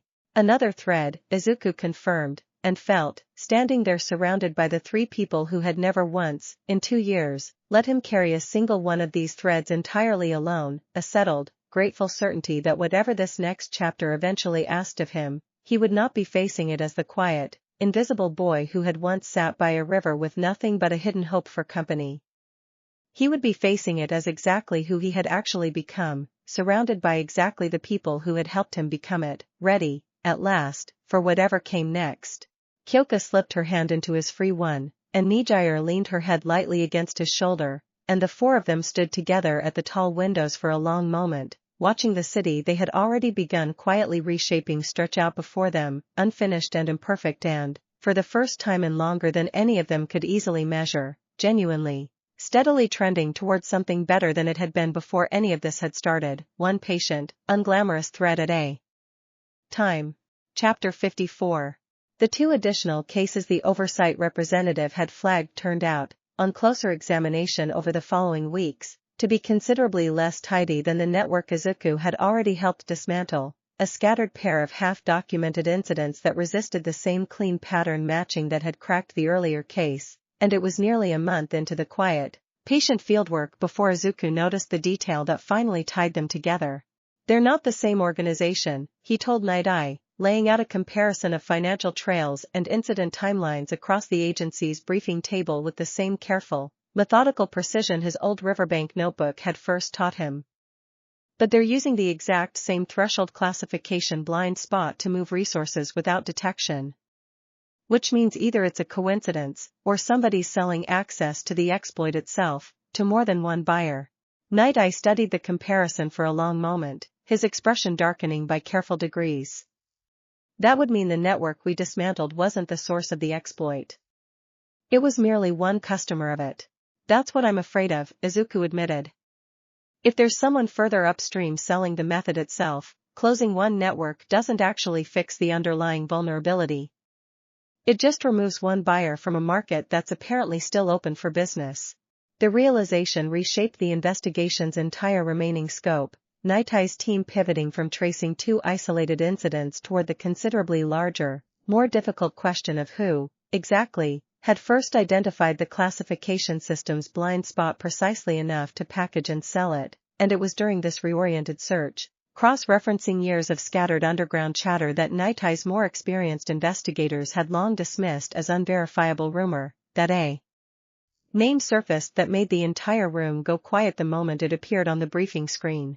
A broker operating under the working alias cartographer, known within certain underground circles for selling structural maps of institutional blind spots across a range of regulated industries, hero licensing chief among them, whose actual identity had never been conclusively established despite years of scattered, inconclusive leads. "If this is real," Night Eye said, quietly, studying the sparse, frustratingly incomplete file the search had produced, "then we are looking at something considerably larger than a single corrupt network.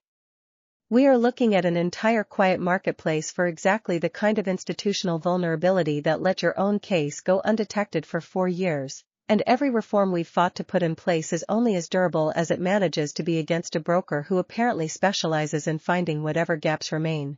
Izuku felt the old, familiar weight settle across his shoulders again, heavier this time, and found, meeting Night Eye's grim, steady gaze across the briefing table, that neither of them needed to say aloud what both already understood clearly. Whatever they had accomplished so far, however real and however hard-won, the work was not, and perhaps would never entirely be, finished. Chapter 55. The first indication that the cartographer investigation had drawn unwelcome attention arrived not through the agency's own careful monitoring but through an unfamiliar car that Kyoka noticed, 3 evenings later, parked for the second consecutive night on the street outside the Midoriya apartment building, its 2 occupants making no particular effort to disguise the fact that they were watching the building's entrance with sustained, deliberate attention. "I don't like this," Kyoka said, reporting it to the group the following morning with none of her usual dry humor tempering the words. 2 nights running, same car, same spot, no plates I could get a clean read on. That's not casual. That's surveillance." Night Eye's response, once Izuku brought the report to him directly, was immediate and unambiguous, a full protective detail deployed to the Midoriya apartment within hours, and a careful, coordinated sweep of the buildings surrounding blocks that turned up, by that evening, confirmation of exactly the kind of organized attention none of them had wanted to find. "They know we've connected the 2 smaller cases to a broader pattern," Night Eye told him, grim and unhurried in the way he always became when a situation had turned genuinely serious. Whoever the cartographer actually is, they clearly have resources sufficient to notice when an investigation starts closing in on their operation, and they are, apparently, willing to consider more direct methods of managing that exposure than the previous network ever attempted. Izuku found his mother in the kitchen that evening, informed already, with the same practiced steadiness she had developed over the past several months of living alongside precisely this kind of risk, and found Hana, now approaching an age where she understood considerably more of the situation's real weight than either of her parents might once have hoped to shield her from, sitting quietly at the table with an expression that mixed genuine fear with a fierce, protective determination that reminded Izuku, uncomfortably and proudly at once, of himself at a similar age. "I'm not scared for myself," Hana said, when Izuku sat down across from her, her voice steadier than her 14 years might have suggested it could be. "I'm scared for you. You're the one who keeps running toward the dangerous thing. I just wish, sometimes, that being your sister didn't mean watching you do that over and over." "I know," Izuku said, honestly, reaching across the table to take her hand. "I wish I could promise you it'll stop. I can't. But I can promise you I'm not doing it recklessly, and I'm not doing it alone. Momo and Kyoka and Nejire, Nightai's entire agency, they're all working this alongside me. Nobody's asking me to be the only line of defense here." "That helps a little," Hana admitted, and managed, despite everything, something close to a real smile. "Just a little. I'm still going to worry regardless. That's sort of the deal with having a hero for a brother, I think." "That's fair," Izuku said, and pulled her into a brief, warm hug, and thought, not for the first time, of how completely the shape of their relationship had transformed since a 9-year-old girl had once declared, with total unshakable certainty, that her overlooked brother was secretly the strongest person she knew. Chapter 56. The protective detail's vigilance paid off 4 nights later, when a coordinated attempt to breach the apartment building's rear service entrance was intercepted before it ever reached the Midoriya family's own floor. 2 hired operatives apprehended in a swift, controlled encounter that Izuku, alerted by an urgent call and arriving minutes after the danger had already passed, found himself simultaneously grateful for and deeply unsettled by. "They weren't sent to hurt your family directly," the lead agent on the protective detail told him afterward, reviewing the intercepted operative's equipment with careful, methodical thoroughness. "Surveillance gear, primarily. Whoever ordered this wanted eyes inside your home, likely to gather leverage rather than to escalate to direct harm immediately." That's not exactly comforting, but it does suggest the cartographer is still operating with some degree of caution. "Caution isn't the same as restraint," Izuku said, watching the equipment being carefully catalogued and bagged. "If gathering leverage doesn't work, what's the next escalation?" Nobody in the room had a fully reassuring answer to that question, and Izuku spent the following days in a state of careful, controlled vigilance that reminded him, in its grim texture, considerably more of the tense weeks following the network's first disclosure than of the settled confidence he had begun to feel in the months since the trial's conclusion. Momo, Kyoka, and Nejire, all 3, without any formal coordination between them, began arranging their own schedules to ensure one of them was reliably present with him during his unguarded hours, a quiet, deliberate closing of ranks that Izuku found himself deeply grateful for, even as some old, stubborn part of him wanted to insist he did not need the protection. "You'd do the exact same thing for any of us," Momo pointed out, gently but firmly, the evening he finally worked up the nerve to voice that particular guilt aloud. "You've done it, in fact, more than once. Let us do it for you now without turning it into something you have to apologize for." The breakthrough that finally began closing the distance toward the cartographer's actual identity came, fittingly, through Nejire's own contribution, a refined version of her original signal tracing prototype, deployed with careful legal authorization across the recovered surveillance equipment's own communication logs, that managed, after several days of painstaking analysis, to isolate a financial signature routing back through a chain of accounts considerably more sophisticated than anything either previous case had produced. "It's not a person operating alone," Nejire said, presenting the finding to the full team with an unusually serious focus that had, over recent months, become her own hard-won professional register. "The routing structure's too clean, too redundant. This is an organization, not an individual broker working solo. Whoever's actually behind the cartographer alias, they built something considerably larger and more durable than either network we've previously taken down.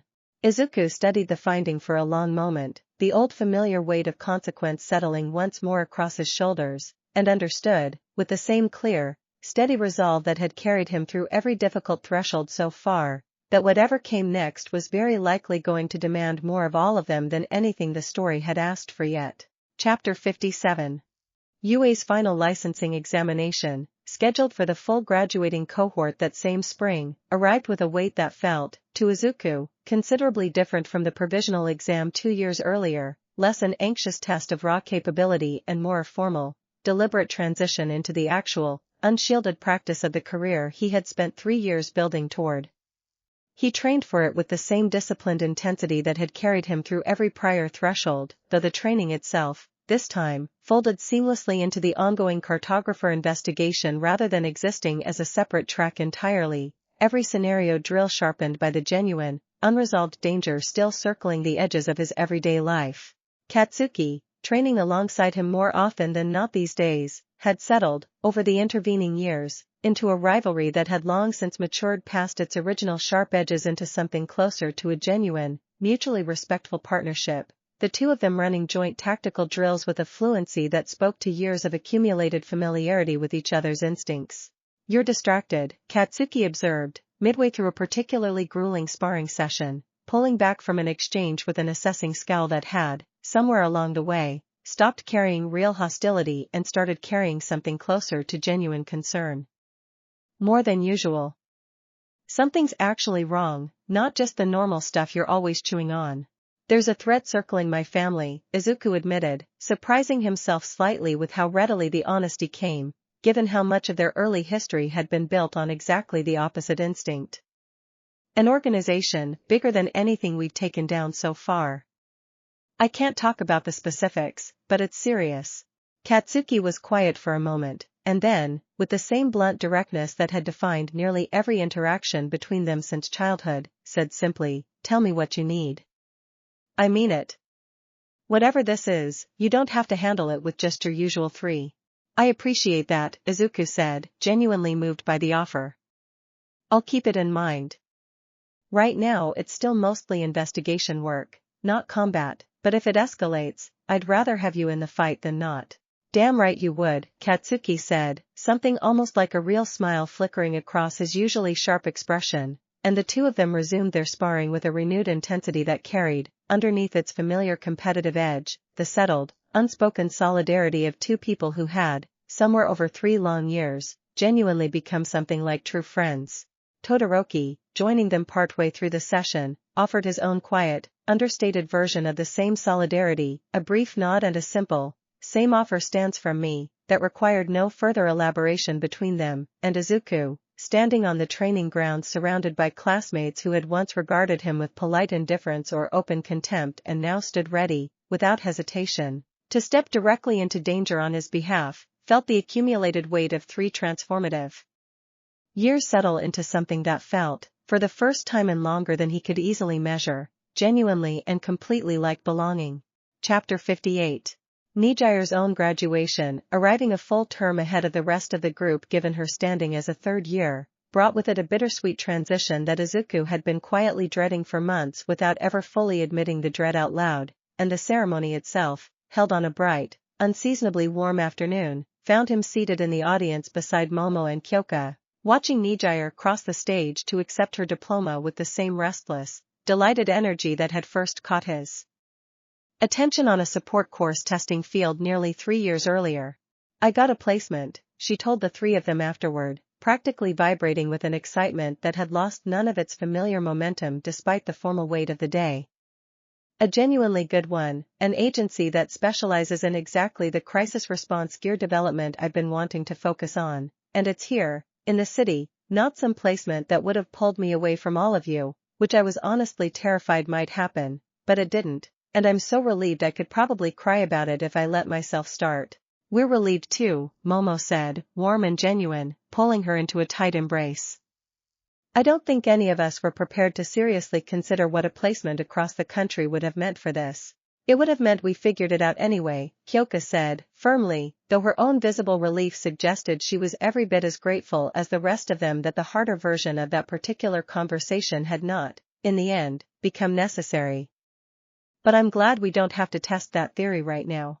Nejire's transition into full-time agency work over the following weeks brought its own quiet adjustments to the shape of their shared life together, her schedule shifting into the considerably less flexible rhythm of professional employment even as the other three remained bound to Yue's own academic calendar, and Izuku found, watching her navigate the transition with characteristic bright resilience, a growing admiration for exactly how thoroughly she had built a genuine, substantive career around the same quiet, unglamorous instincts that had first drawn her to support gear engineering in the first place.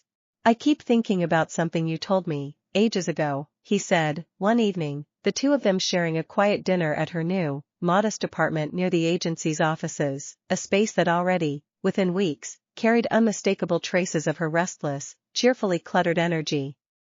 About wanting to build a reputation around quiet, useful work instead of chasing a cover story. Watching you actually do that now, it means more than I think I properly told you at the time. You've told me plenty, Nejire said, echoing her own old, familiar deflection with a fond, knowing smile, but I'll take the reminder regardless.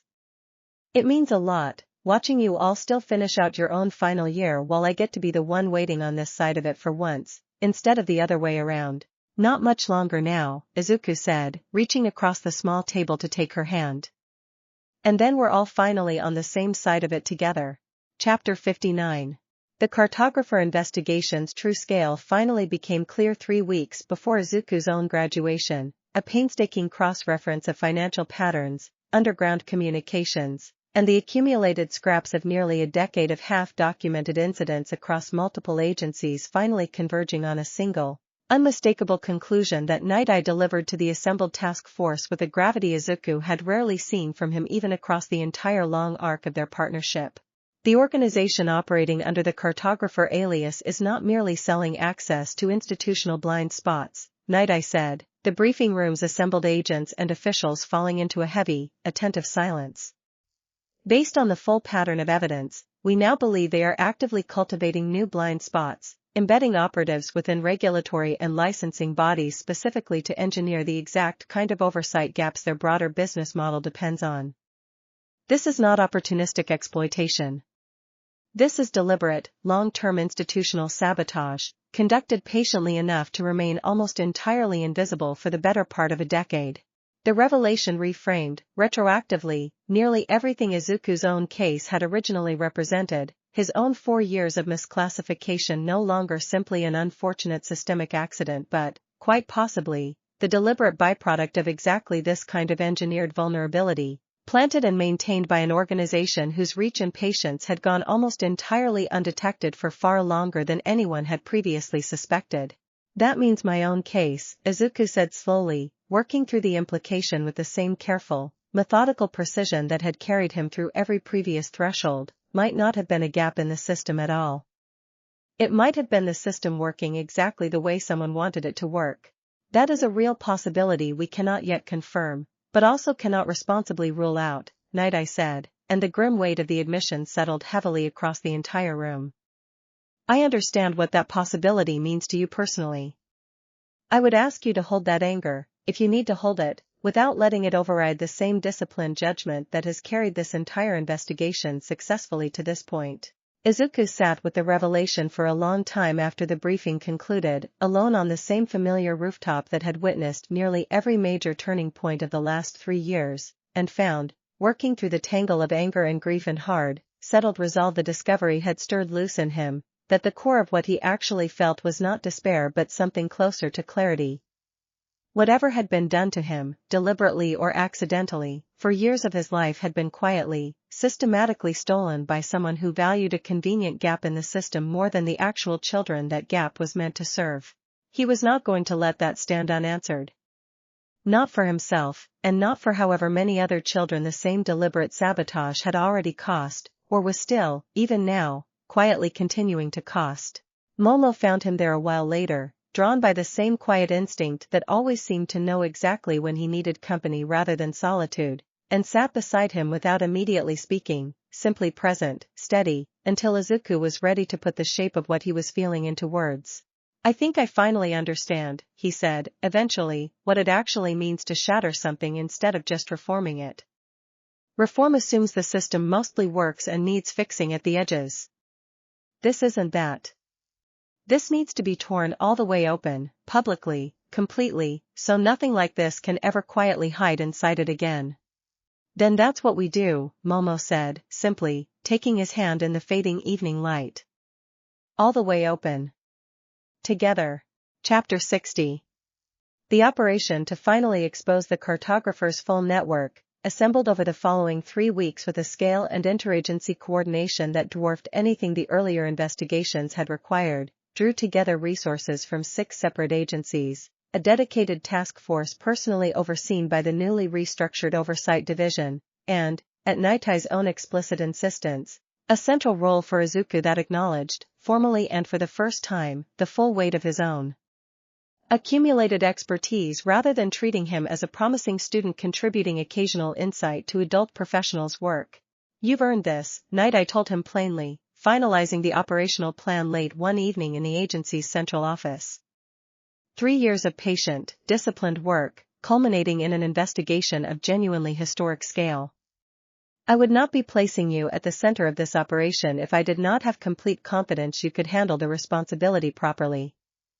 The plan itself unfolded across a coordinated series of simultaneous actions targeting the organization's identified operational nodes, a structure Izuku had helped map through months of painstaking pattern analysis, each piece designed to close off the network's escape routes before the operation's central action, a direct strike against the organization's suspected central command, a converted research campus disguised as an unremarkable data analytics firm on the city's northern outskirts. Could begin in earnest. Izuku, graduated now, licensed now, standing at the head of a strike team that included Momo, Kyoka, and, at his own explicit request, Katsuki and Todoroki both, felt none of the anxious uncertainty that had once defined his earliest steps into genuine danger.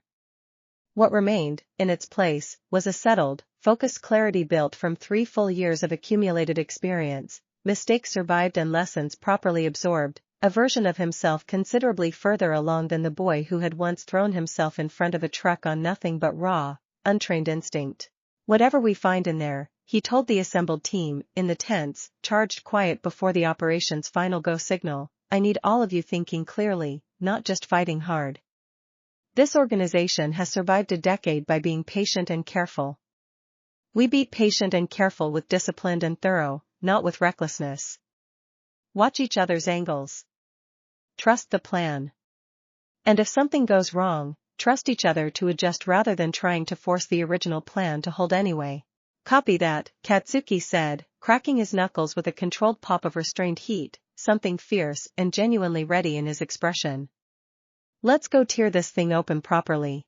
The go signal came a moment later, and the strike team moved as one, and Izuku, crossing the threshold into the converted research campus's outer perimeter alongside the people who had, over 3 transformative years, become the truest family he had ever known, felt the old familiar pressure gathering behind his sternum, not with fear, this time, but with the settled, unshakable resolve of someone who had finally, fully, become exactly the person a dismissive clipboard had once insisted he could never be.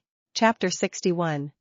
The campus's outer security fell within the operation's first tense minutes, a coordinated breach that Izuku's own careful reconnaissance had mapped weeks earlier proving accurate down to nearly every detail, and the strike team pushed deep into the facility's interior with a controlled, disciplined momentum that left little room for the organization's remaining defenders to properly regroup. The facility's true nature became clear as they advanced. Rows of servers and analysis stations dedicated not to any legitimate data business but to precisely the kind of institutional vulnerability mapping the investigation had long suspected, screens displaying partial structural diagrams of regulatory bodies across multiple industries, hero licensing chief among a disturbingly long list that included financial oversight, medical certification, and several others Izuku had never even considered might share the same exploitable structural weaknesses. This is bigger than just us, Momo said, grim and focused, moving through the facility's central analysis floor with careful, methodical attention. They've been doing this across the entire regulatory landscape, not just the hero industry. We may have only ever been looking at a single piece of something considerably larger. The facility's actual leadership, when the strike team finally reached the campus's secured inner sanctum, proved to be smaller in number than the operation's careful assumptions had prepared for, a tight, disciplined core of perhaps a dozen operatives working under the direction of a composed, unhurried woman who introduced herself, once resistance had clearly become futile, with a calm that unsettled Izuku considerably more than open aggression would have. "You've done genuinely impressive work," she said, addressing Izuku directly with an appraising, almost professional respect that made his skin crawl. "I followed your original case closely, you know. You were, in a sense, one of our better long-term investments." A misclassification allowed to run its natural course, observed carefully to see what emerged from the pressure of it. "I confess I did not expect the resulting pressure to eventually turn back around and dismantle the very system that produced it." "That's rather elegant, in its own way." "You're telling me my own classification was deliberate," Izuku said, something cold and furious settling into his voice despite his best efforts at the same disciplined restraint he had asked of his own team only minutes earlier.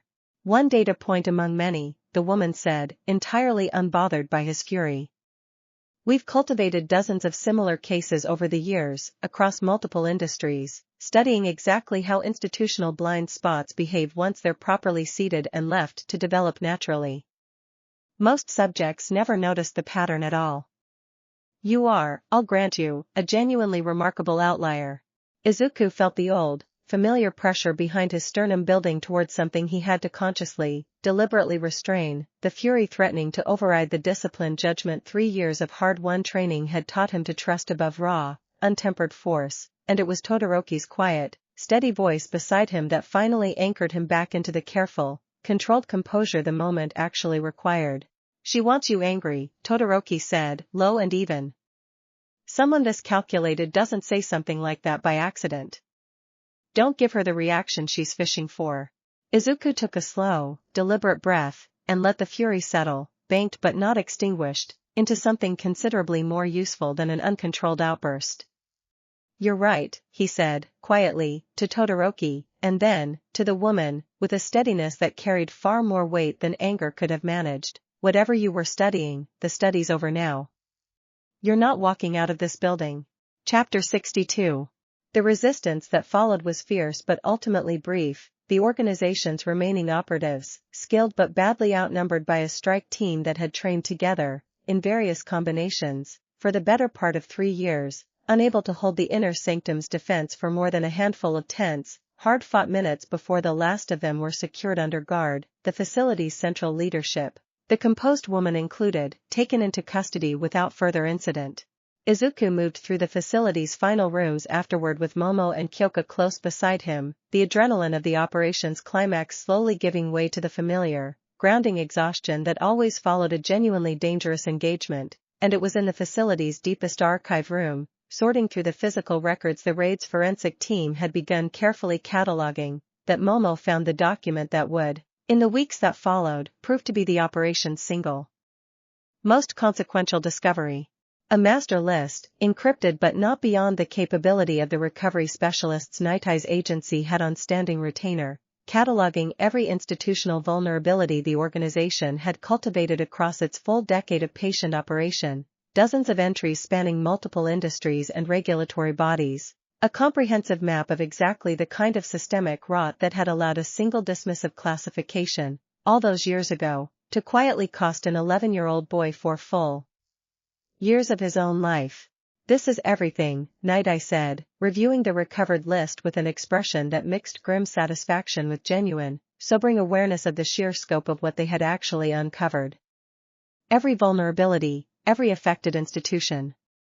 This single document is going to trigger reform efforts across sectors that have never once had reason to suspect they carried the same kind of deliberate structural sabotage your own case first exposed within the hero industry specifically."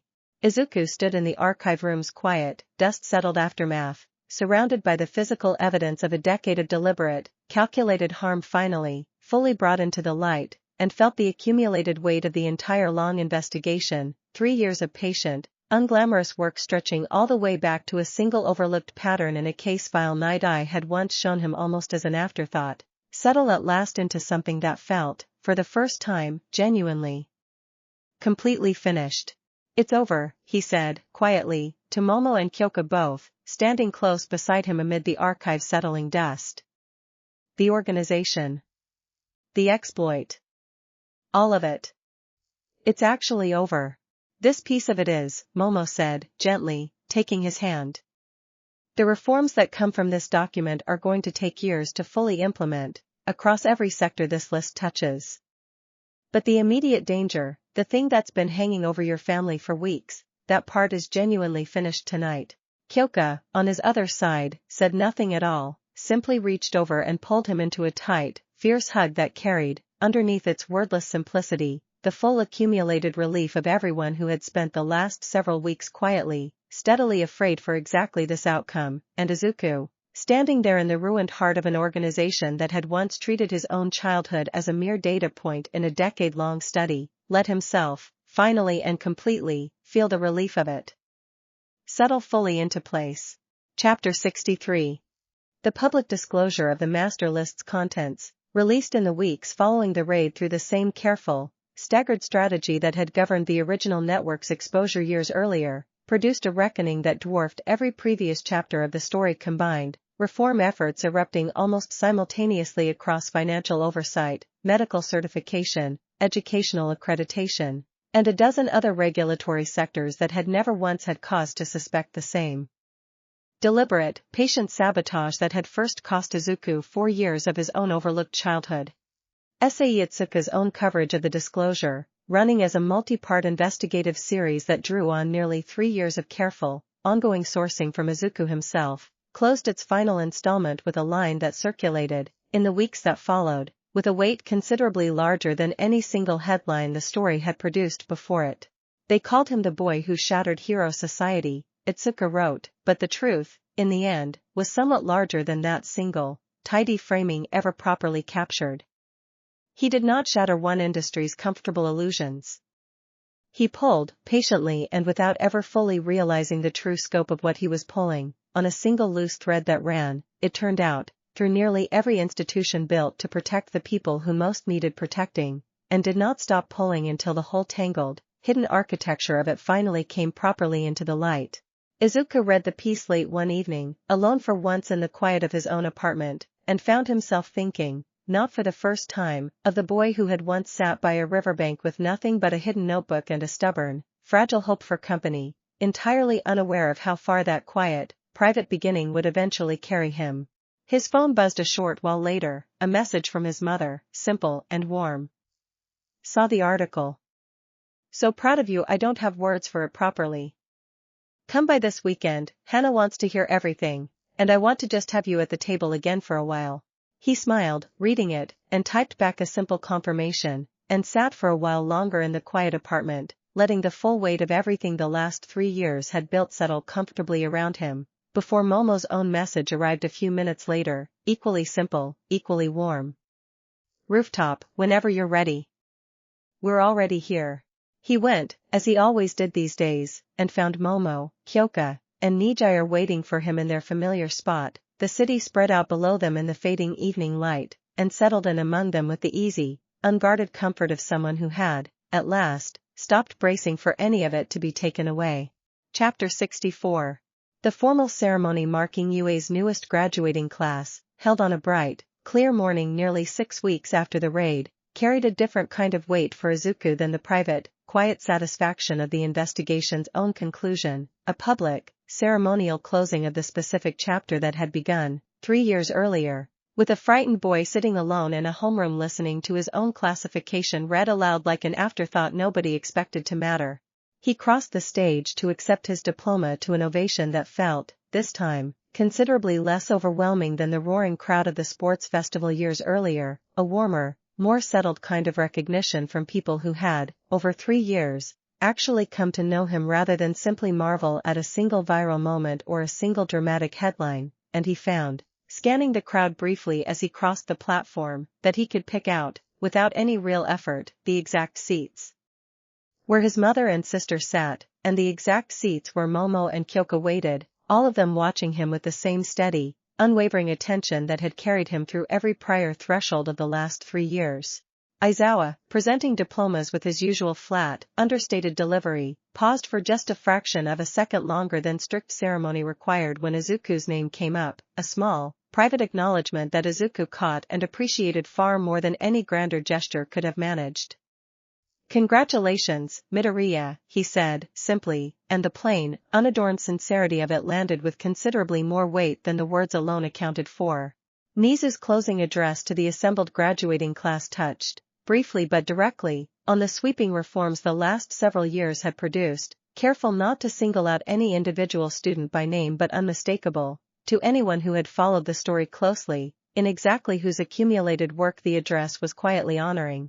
"You are graduating into an industry considerably more honest with itself than the one your predecessors inherited," Nizu told the assembled students, his small, sharp voice carrying easily across the ceremonial grounds. That honesty was not given freely. It was earned, patiently and at real personal cost, by people willing to keep looking at uncomfortable truths long after it would have been easier to look away.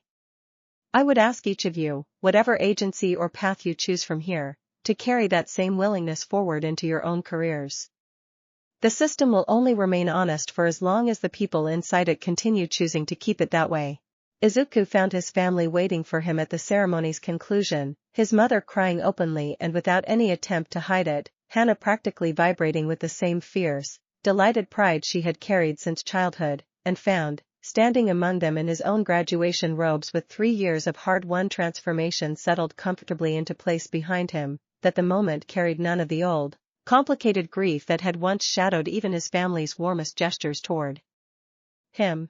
"I keep thinking about the day of Hana's first assessment," Inko said, quietly, pulling him into a tight, tearful embrace. "How small and overlooked you seemed that day, sitting at our kitchen table while I fussed over her instead of you.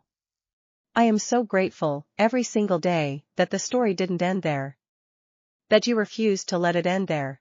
It didn't end there because you helped me build something better once you saw what I was actually capable of," Izuku said, gently, and meant it entirely, and the two of them stood together for a long moment amid the ceremony's dispersing crowd, a mother and son who had, over 3 difficult, transformative years, rebuilt something between them that no clipboard, no classification, no early dismissive verdict had ever managed to permanently break.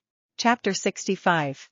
The agency placement offers arrived in a considerably different shape than the flood of scouting cards that had followed the sports festival years earlier, fewer in number but each one carrying a weight and specificity that reflected exactly how thoroughly Izuku's own reputation had shifted, over 3 years, from promising talent to genuinely proven, trusted professional, and he found himself, reviewing the offers alongside Momo and Kyoka's own parallel decisions, drawn back again and again to the same quiet, settled conclusion.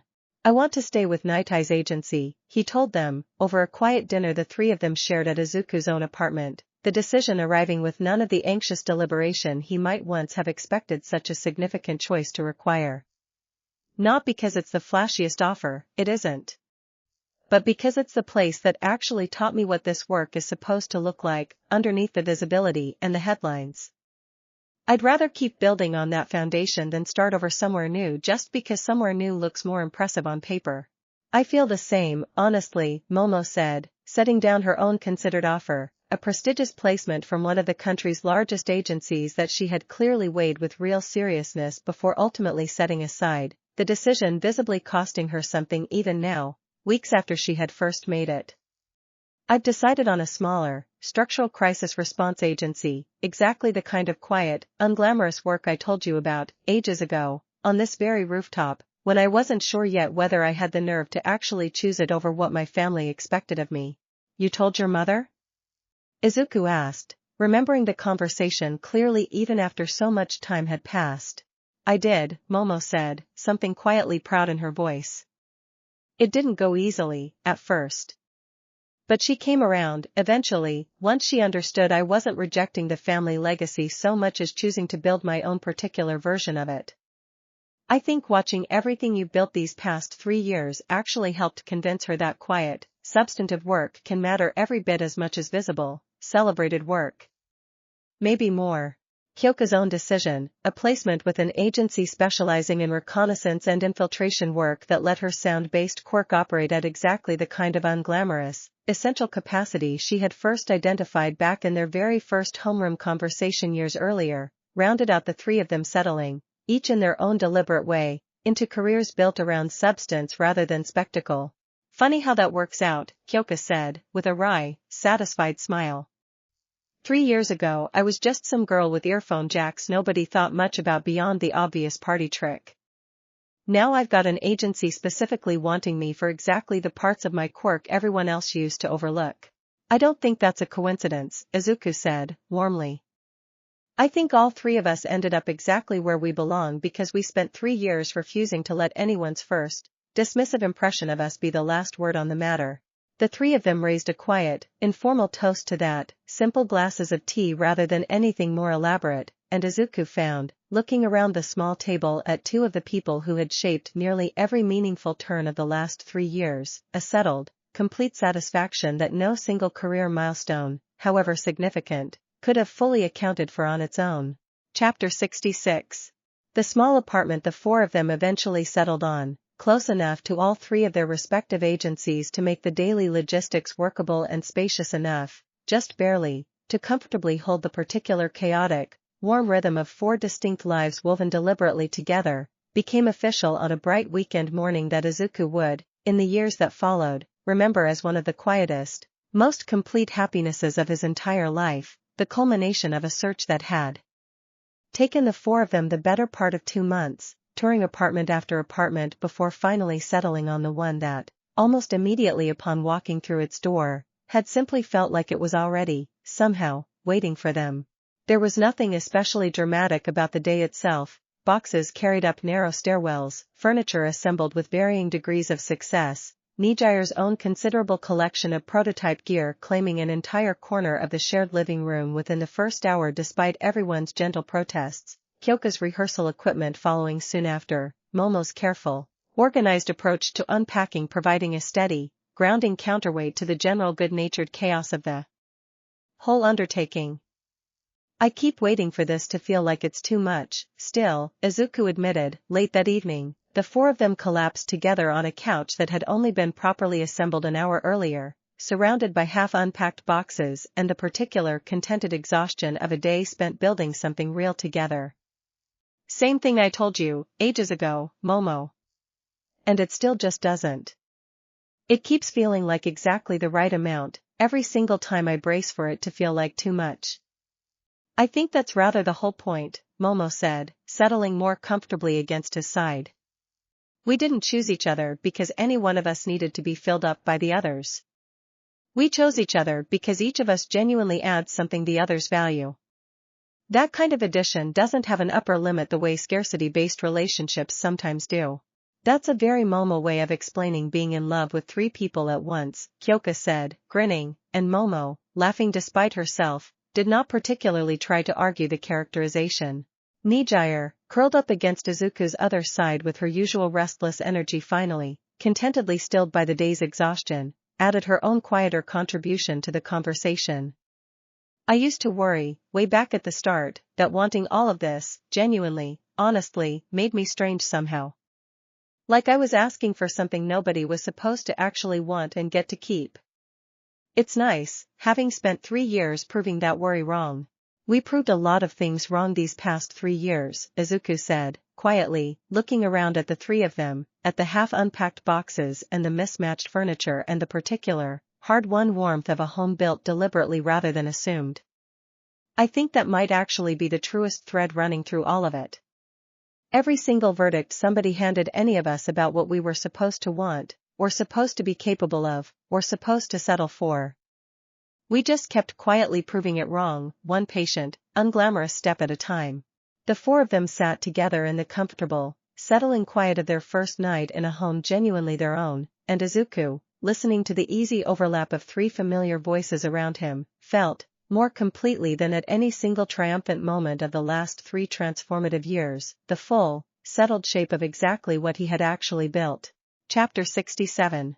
The first true test of Izuku's new, fully licensed career came less than a month into his formal placement with Nightie's agency, an ordinary emergency call that carried none of the world-shaking weight of the cartographer investigation but that reminded him, sharply and immediately, of exactly why he had chosen this particular, unglamorous shape of hero work over the flashier alternatives that had once been available to him, offers he had turned down, in the weeks after graduation, with a clarity of purpose that surprised even the agencies extending them. A residential building fire, several floors involved, an elderly resident trapped on an upper level whose own mobility limitations had left her unable to reach the building's evacuation routes before the smoke had grown thick enough to disorient her entirely, and Izuku, first on scene ahead of the fuller emergency response, found himself moving through the smoke-filled corridor with the same clean, unthinking clarity that had once carried an 11-year-old boy across an intersection to pull a small child from beneath a truck.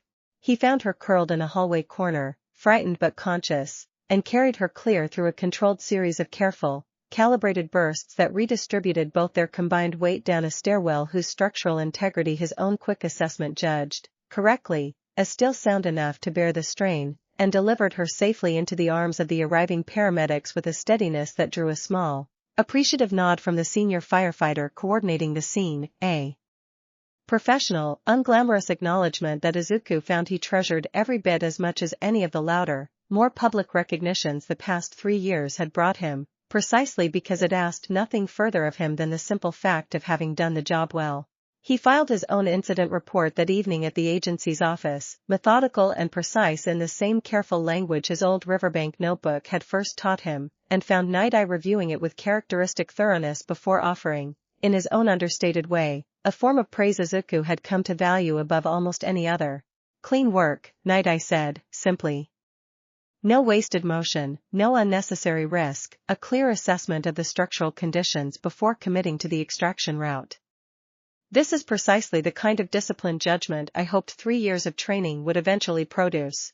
It's strange, Izuku admitted, how much smaller this feels than everything with the cartographer investigation, and how much it still means to me anyway. I think I used to assume the big, dramatic cases were the ones that would actually feel like being a real hero. This felt more like it than almost anything else has, honestly. That instinct is exactly why Sir Night-Eye recruited you in the first place, Night-Eye said, allowing himself something close to a genuine, satisfied smile, rare enough from him that Izuku noted it immediately. The industry spends a great deal of energy chasing the dramatic cases because they're the ones that generate headlines. The actual measure of a life well spent in this profession, in my considerable experience, is built almost entirely out of exactly the small, unglamorous moments you just described. I'm glad you've already learned that lesson this early. Many heroes never learn it at all. Izuku walked home that evening through streets still carrying the particular ordinary bustle of a city that had no idea how close, in a small unremarkable apartment building a few blocks away, one of its residents had come to a considerably different ending that afternoon, and felt, in the quiet, settled satisfaction of the walk, a completeness that no single dramatic milestone of the past 3 years had ever quite managed to provide on its own, a completeness built, he understood clearly now, out of nothing grander than showing up, carefully and honestly, for exactly the people who needed him most on any given ordinary day. Chapter 68. The 1-year anniversary of the cartographer raid arrived quietly, marked by nothing more elaborate than a small, private dinner the 4 of them shared together, and Izuku found himself, setting the table alongside Kyoka while Momo and Nejire argued good-naturedly over a recipe neither of them had quite followed correctly, reflecting on exactly how much of the intervening year had settled into a rhythm he could not, 3 years earlier, have properly imagined for himself. The reforms the master list had triggered were still, a year later, working their patient, incremental way through a dozen different regulatory sectors, each one moving at its own institutional pace, some faster and more thorough than others, none of them perfect or complete, but all of them, according to the careful, ongoing oversight reports Izuku still received through his continued consulting relationship with the restructured commission, genuinely, measurably improving the specific structural vulnerabilities the cartographer organization had spent a decade patiently exploiting, a slow, unglamorous kind of progress that rarely trended on any headline but that Izuku, reading each incremental report with the same careful attention he had once given his own hidden riverbank notebook, found himself treasuring precisely because of how quietly, patiently thorough it actually was. Shinso, 2 years into his own hero course training now, had begun building a quietly impressive reputation of his own, and stopped by the apartment that same evening with a small, genuine gift and an update on his own recent provisional exam results that he delivered with the particular understated pride of someone who had once genuinely doubted he would ever get the chance to earn results like these at all. "Figured you'd want to know," he said, settling comfortably into the apartment's familiar, welcoming chaos with the ease of someone who had, over the past 2 years, become something close to a regular presence in exactly this kind of gathering. Passed with a solid margin. Instructor said my interrogation and infiltration scenario work was some of the strongest she's seen from a student in years.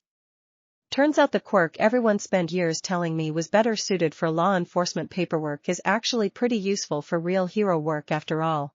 I'm not remotely surprised, Izuku said, genuinely delighted, pulling him into a brief, warm hug that Shinso, awkwardly but willingly, returned. I told you that years ago. I'm glad you're finally getting to prove it properly, on your own terms. The evening unfolded in the same warm, easy rhythm that had, over the past year, become the settled texture of most of their gatherings, conversation drifting comfortably between agency stories and old shared memories and Nejire's latest enthusiastic tangent about a new prototype she was convinced was going to revolutionize structural collapse response, and Izuku found himself, sometime past midnight, sitting quietly on the apartment's small balcony with Momo, the city's lights spread out below them in a view considerably smaller and more ordinary than their old familiar UA rooftop but no less precious for the difference. Do you ever think about the boy from the train? Momo asked, quietly, leaning against his shoulder.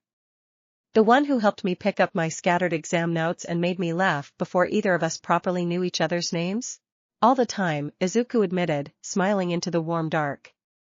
I think about him more than almost anything else, honestly.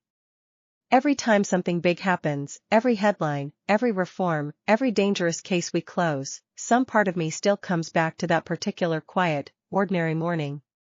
Just 2 nervous 15-year-olds on a train, with absolutely no idea how far the rest of it was actually going to go. I'm glad it went exactly this far, Momo said, softly, and Izuku, looking out over the city's ordinary, unremarkable lights beside the woman who had first found him on that crowded train so many transformative years earlier, found that he could not, honestly, imagine wanting the whole long, difficult, hard-won story to have unfolded any other way. Chapter 69. The message arrived through Nightie's secure channel on an otherwise unremarkable Tuesday morning, brief and carefully worded, flagging a pattern in overseas financial records that bore an unmistakable resemblance to the cartographer organization's own distinctive structural signature, surfacing this time not domestically but through a regulatory body in a neighboring country that had, until recently, had no reason to suspect its own licensing infrastructure carried the same deliberately engineered vulnerabilities, a discovery that arrived, fittingly enough, almost exactly 1 year to the day after the original raid had first seemed to close the book on the entire affair. The master list only ever mapped the domestic operation, Nightie said, reviewing the incoming report with the same careful, exacting focus Izuku had come to rely on across 3 full years of partnership. If this pattern holds, it suggests the organization's actual reach extended considerably further than even our most thorough investigation ever managed to fully account for.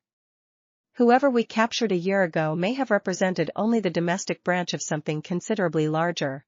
Izuku absorbed the news with a steadiness that surprised even himself slightly, the old, familiar instinct to throw himself immediately and entirely into the new thread tempered, this time, by a full year of hard-won professional discipline that had taught him, gradually and deliberately, the difference between urgent and merely important, a distinction he suspected the boy he had once been, hurling himself at every danger without pause, would have needed several more years to properly learn. We follow it properly, he said, after a moment's careful consideration. Through the correct channels, in coordination with whatever regulatory body actually holds jurisdiction there, rather than assuming it's automatically our responsibility to personally chase every thread this organization ever touched. I learned that lesson the hard way once already, throwing myself at every danger without pausing to ask whether I was actually the right person to be the one running toward it. Night Eye studied him for a long moment with an expression that mixed genuine professional respect with something that might, on a considerably less reserved man, have qualified as quiet pride. That is precisely the kind of judgment I once told you would take considerably longer to develop than raw capability ever would. I'm glad to see it's taken root as thoroughly as it has. The follow-up investigation, coordinated carefully over the following weeks through proper diplomatic and regulatory channels rather than any unilateral action of Izuku's own, confirmed the overseas pattern as a genuine, if considerably smaller, extension of the same underlying method, promptly referred to the appropriate foreign authorities with Night Eye's agency offering full evidentiary support rather than direct operational involvement, a resolution that satisfied the investigations demands without requiring Izuku to personally carry the weight of a fight that, this time, properly belonged to someone else's jurisdiction, a distinction that would once, 3 years earlier, have felt to him almost like failure, and that now felt instead like exactly the kind of hard-won maturity the work had always been quietly asking of him. It's strange, he admitted to Momo that evening, the two of them reviewing the case's quiet, procedural conclusion together at their shared kitchen table. Learning that not every thread I find is automatically mine to personally finish pulling. I spent so long believing that if I noticed a problem, refusing to be the one who fixed it made me complicit in it somehow. That's a heavy belief to carry into every single case for the rest of a career, Momo said, gently. I think what you've actually learned isn't that the problems stop mattering. It's that mattering enough to notice something and being personally obligated to solve it alone are two entirely different things. That's not a smaller kind of caring. It might actually be a considerably more sustainable one. Chapter 70.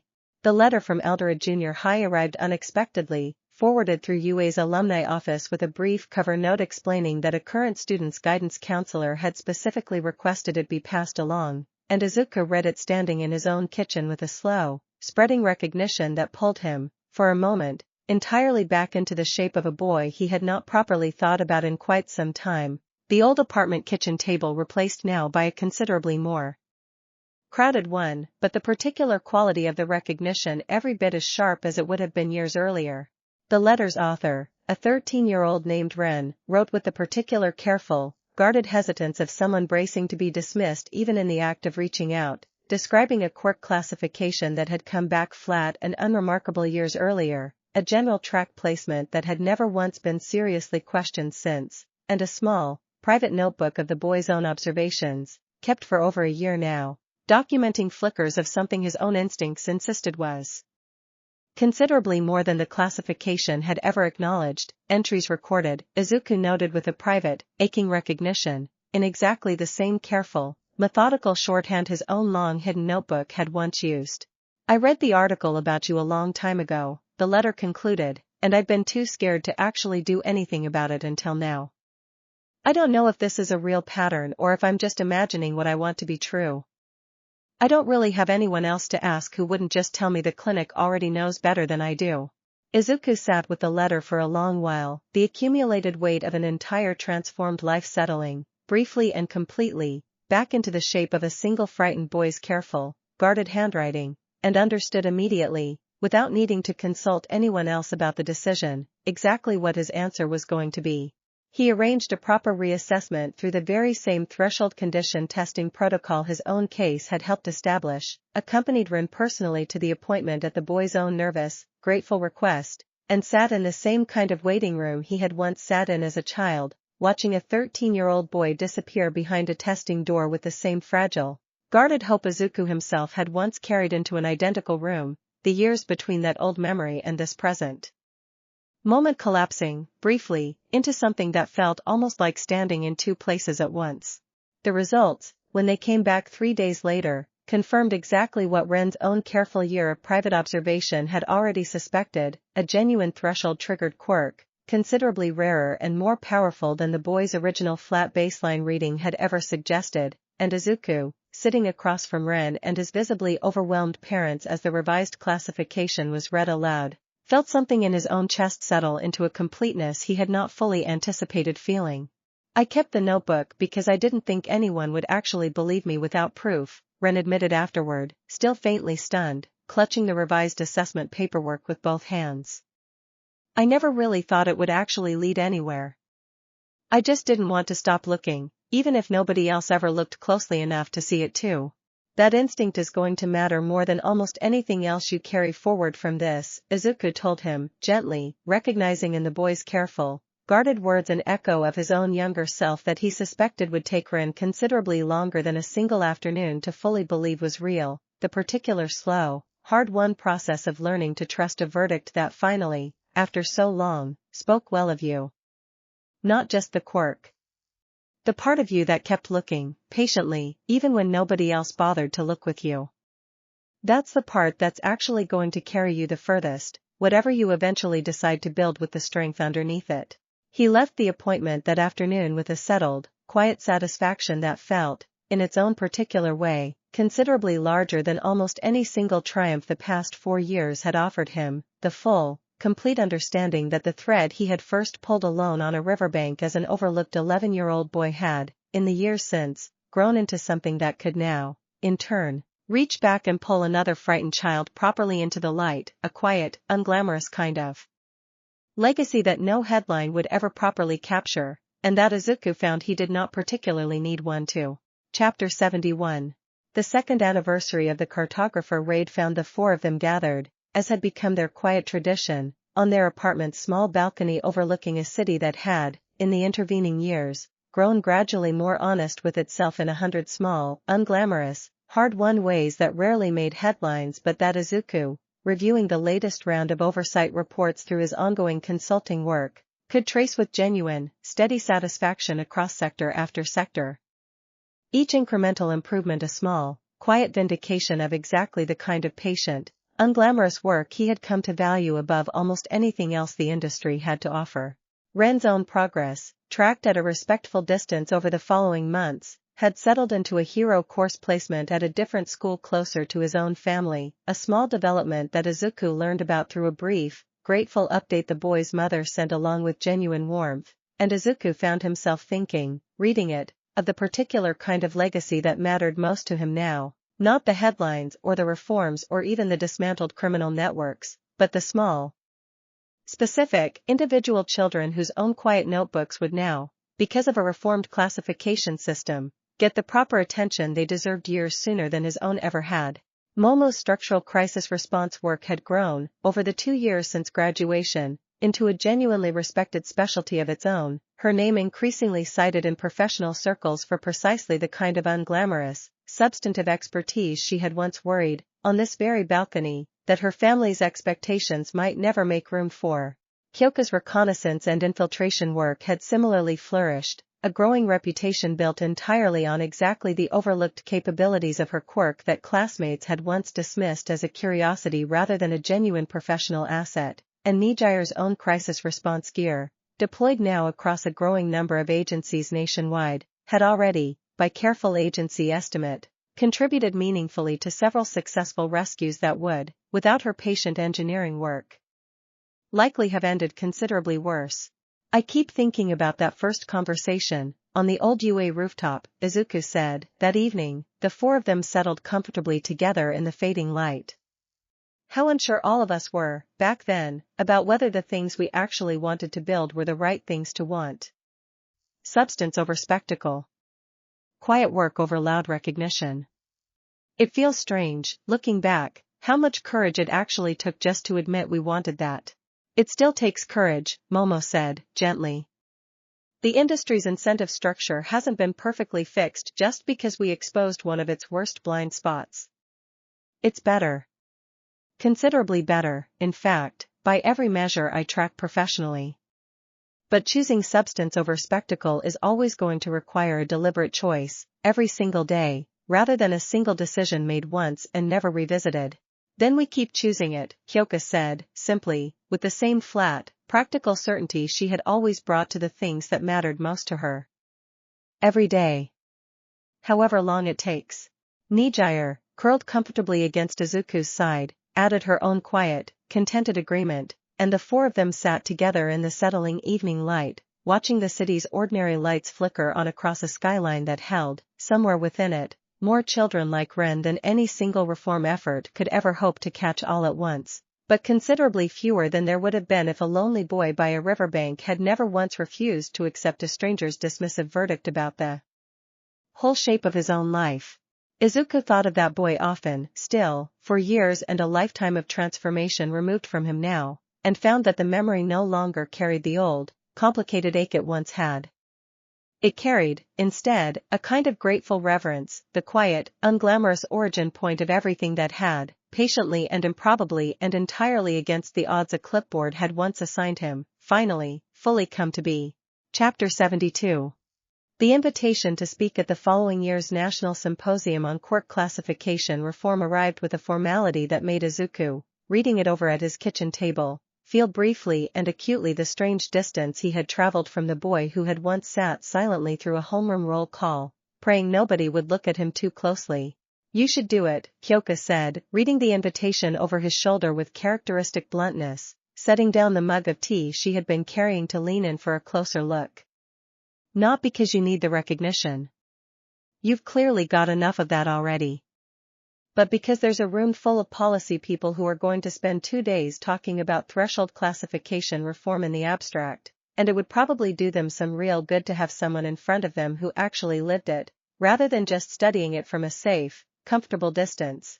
He accepted, and spent the following weeks drafting and redrafting his own remarks with a care that surprised him slightly, given how comfortable public testimony and interviews had, by this point, become for him, and found, in the process, that the speech kept wanting to become something considerably more personal than the tidy policy summary he had originally intended to deliver, each fresh draft stripping away another layer of careful bureaucratic language in favor of something closer to the plain, unguarded truth of what the last 4 years had actually cost him, and what they had, against every reasonable expectation, ultimately given back.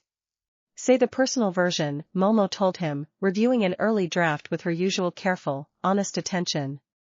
"The policy summary is useful, certainly, but you're not the only person in that room capable of delivering statistics. You are, as far as I'm aware, the only person in that room who can tell them plainly and specifically what it actually felt like to sit in a homeroom being read off a list like an afterthought. That's the part they need to actually hear, if you want the reforms to keep their moral weight rather than gradually calcifying into just another bureaucratic checklist." He took her advice, in the end, standing before the assembled symposium several weeks later and opening not with statistics but with the plain, unadorned memory of a beige clinic room and a technician's clipboard, the particular hollow ache of hearing his own capability dismissed in a single clinical sentence, and the slow, unlikely, entirely improbable series of events that had eventually, patiently, proven that sentence wrong. "I'm not telling you this story because it's unique," he told the room, near the speech's close, the assembled policy officials and agency representatives listening with a stillness considerably more attentive than the earlier statistical presentations had produced. "I'm telling you because it very nearly wasn't unique at all. If a truck hadn't come around a corner at exactly the wrong moment, if a bystander's phone hadn't happened to be recording, if a dozen small, arbitrary pieces of luck hadn't happened to align in exactly the right sequence, my own case would very likely still be sitting, uncorrected, in a filing cabinet somewhere, one more overlooked child among however many others the same blind spot has quietly cost." The reforms this symposium exists to discuss matter precisely because they replace luck with structure. My whole story only turned out the way it did because I got lucky. The entire point of the work ahead of you is making sure the next child like me doesn't have to be. The applause that followed carried a different weight than any crowd's reaction he had received before, quieter, more considered, the particular respectful stillness of a room genuinely absorbing something rather than merely celebrating a familiar, comfortable headline, and Izuku left the podium that afternoon with a settled, complete sense that the speech had accomplished exactly what Momo had promised it would, keeping the reform's original moral weight properly, deliberately alive in the minds of the very people responsible for carrying it forward. Chapter 73. The third anniversary of his own graduation arrived on an unremarkable spring afternoon that Izuku very nearly let pass entirely unmarked, caught up as he had been in the ordinary, satisfying rhythm of a career that had, by this point, settled into something considerably less dramatic and considerably more sustainable than the headline-grabbing arc of his earliest years, and it was Hana, 17 now and deep into her own hero course training, who reminded him of the date over a Sunday family dinner. 3 years, she said, grinning at him across the table with the same fierce, familiar pride she had carried since childhood, though considerably more settled now, tempered by her own accumulating experience navigating a hero course track she had, unlike her brother, never once had to fight to be properly recognized within. Feels like it should be a bigger deal than it is. You've just sort of quietly become this, now. It's strange, watching it become ordinary. I think that's actually the best possible outcome, Izuku said, considering the observation honestly. I spent so many years wanting to be seen properly, and now that I am, I think what I actually want most is for the scene to eventually become unremarkable. Not forgotten, just settled. A normal, sustainable part of an ordinary life, rather than something that has to keep proving itself dramatically over and over. That's very mature of you, Hannah said, with the particular teasing affection she still reserved specifically for him. Boring, almost. I remember when you used to disappear for entire evenings training by yourself down at that river, all secretive and mysterious. Now you're just, like, a settled adult with a mortgage-adjacent apartment and 3 partners and a stable, respected career. Growing up ruined all your drama. I'll take boring, Izuku said, laughing, genuinely delighted by the particular shape of the teasing. Boring means it worked. Boring means nobody's family is currently under surveillance, and nobody's testifying in a criminal trial this week, and nobody's sitting alone by a river hiding a notebook because they don't think anyone would actually believe them if they showed it to someone. Inko, listening from across the table with the same quiet, contented warmth she had carried in increasing measure across the years since the original reassessment, reached over and set her hand briefly against his. I'll take boring too, she said, softly. I spent enough years wishing for exactly this kind of ordinary, settled happiness for you that I don't think I'll ever properly get tired of simply having it. The evening wound down in the same easy, familiar rhythm that had, over the years, become the settled texture of their family gatherings, and Izuku walked home afterward through streets grown comfortably, thoroughly familiar to him, past the same clinic where a technician had once handed down a dismissive verdict, past the same train station where a nervous 15-year-old had once helped a composed stranger gather her scattered exam notes, past 3 years of accumulated ordinary happiness that no clipboard, however competently delivered, had ever managed to properly account for. Chapter 74. He found himself, that same evening, drawn once more to the Sakuragawa riverbank, not out of any particular necessity this time but simply because some quiet, settled instinct still occasionally pulled him back to the place where all of it had first, improbably, begun, and he sat at the familiar spot along the embankment for a long while, watching the dark water move steadily past in the fading evening light. The city around him had changed in small, gradual ways across the years, new buildings replacing old ones, a fresh coat of paint eventually applied to the mural of famous heroes near the old clinic, its proportions finally corrected after years of amateur touch-ups had slowly drifted them out of true, and Izuku found himself thinking, watching the water, of exactly how much had shifted, both in the city around him and in the shape of his own life, since an 11-year-old boy had first felt a strange, formless pressure stir behind his own sternum and watched, astonished, as the surface of this same water rippled outward in answer, unaware that the ripple would, in time, spread considerably further than the width of a single quiet river. His phone buzzed gently in his pocket, and he smiled without needing to check it, already knowing, with the easy familiarity of 4 years of exactly this kind of quiet evening ritual, precisely who it would be. Momo's message, when he finally glanced down at it, was simple and warm, echoing, almost word for word, a message she had sent him years earlier from this same spot in the city, back when the ending of his own long, unlikely story had still felt, to both of them, considerably less certain than it did now. Whenever you're ready to come back, we'll be here. No rush, take all the time you genuinely need. He sat a while longer regardless, letting the evening settle fully around him, thinking of the frightened, hopeful boy who had once sat in exactly this spot with nothing but a hidden notebook and a stubborn, fragile belief that the world's verdict about him might, somehow, eventually prove incomplete. That boy had been right, in the end, more thoroughly and more improbably right than he had ever quite dared to hope. Not because the world had simply decided, on its own, to look more closely. Because he had refused, patiently and stubbornly and at real personal cost, to stop insisting that it should. Izuku rose from the embankment at last as the last of the light faded fully from the sky, the water still moving quietly behind him in the settling dark, and started the walk home, unhurried, toward the people and the life and the future he had built, thread by patient thread, out of exactly the kind of quiet, unglamorous persistence nobody had ever expected a dismissed, overlooked boy to possess. He was, at last and entirely, exactly who he had always quietly suspected he might become, long before anyone else had thought to look closely enough to see it too, and whatever the years still ahead of him eventually asked of him, he understood now, with a settled certainty that no clipboard would ever again be able to shake loose, that he would meet it exactly the way he had met everything since that first improbable ripple across the water, patiently, honestly, and never, not for one more single day of his life, entirely alone. Chapter 75. 5 years into his professional career, Izuku had grown accustomed to the particular rhythm of a life built around patient, disciplined work rather than constant dramatic upheaval, and it was precisely that settled rhythm that made the morning's emergency alert land with such disproportionate weight, a coordinated series of small, seemingly unconnected disturbances across 3 separate districts, each one bearing a tactical signature that the agency's own historical database flagged, within minutes, as an unmistakable match to a criminal organization nobody had heard meaningfully from in years, a silence that, in hindsight, should probably have worried them considerably more than it had.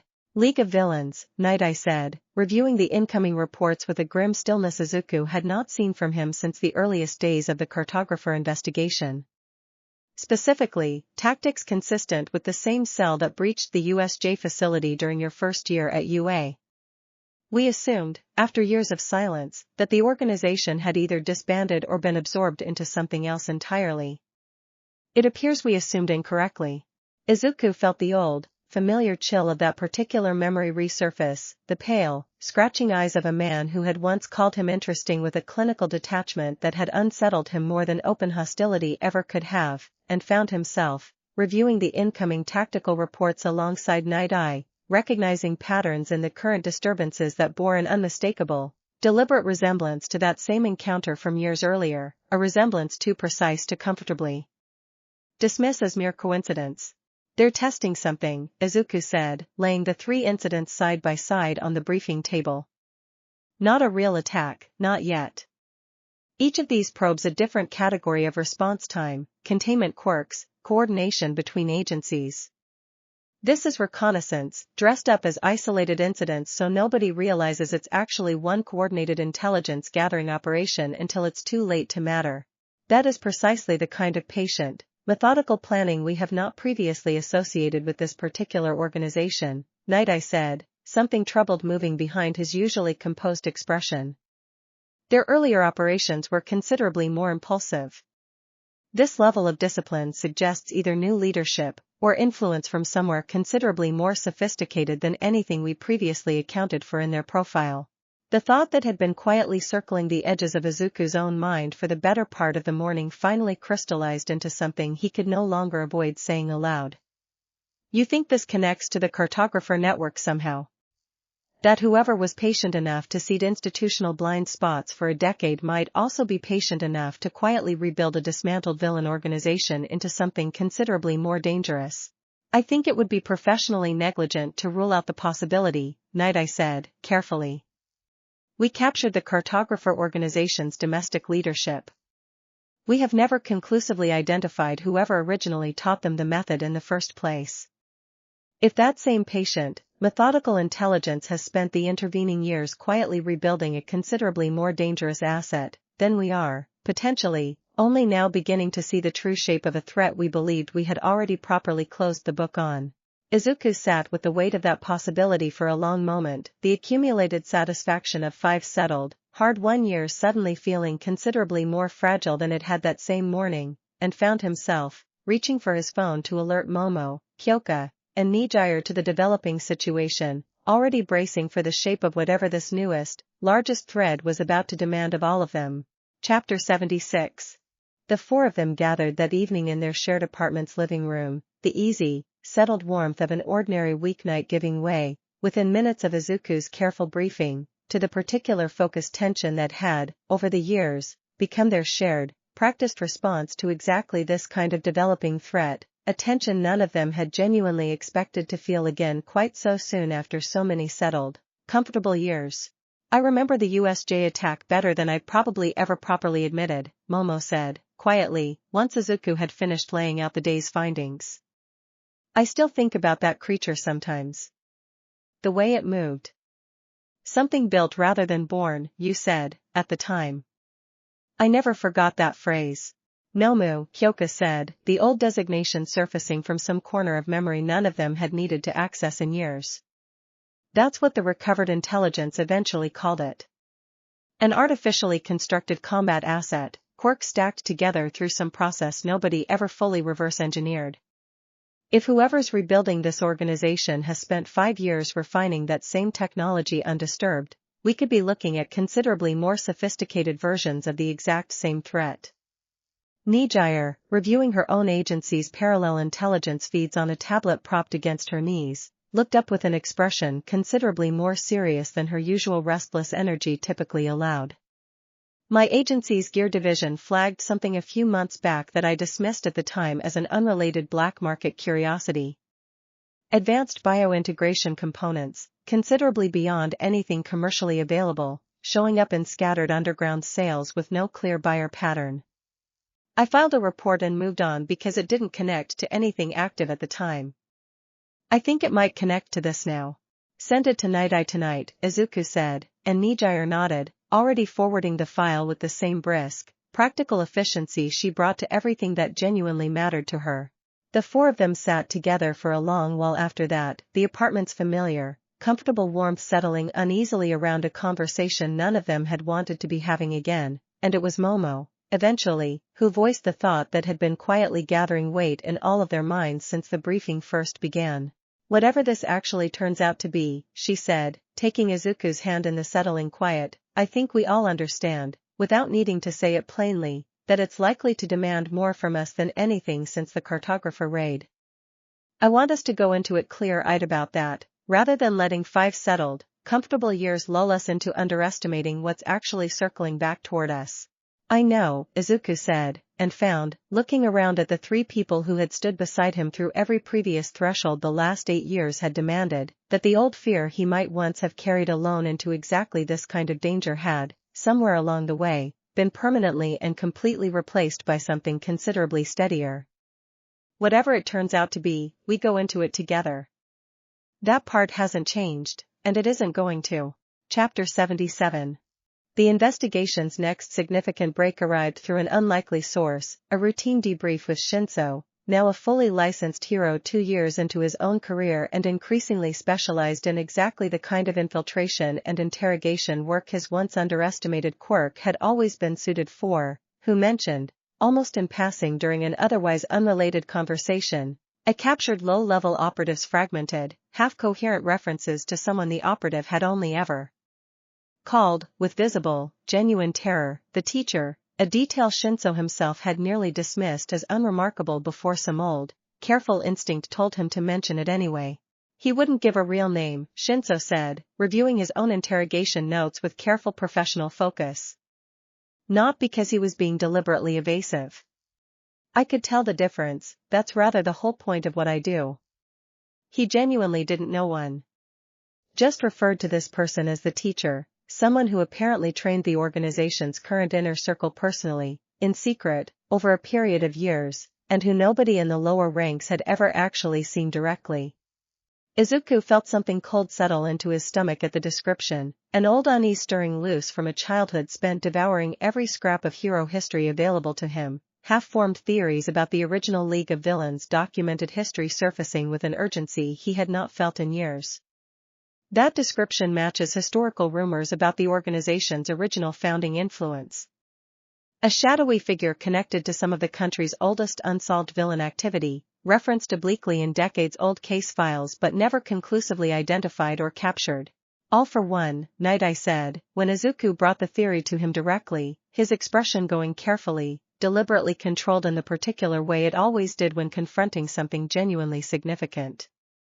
The name has surfaced in intelligence circles for decades, always at the edge of unsolved cases, never with enough substantiating evidence to properly confirm the individual actually exists rather than functioning as convenient shorthand for an unsolved pattern. If this is real, and if this same figure is connected both to the League's resurgence and, potentially, to the original cartographer network's methodology, we are looking at a single, patient intelligence operating at a scale considerably beyond anything this agency, or likely any single agency, has previously confronted.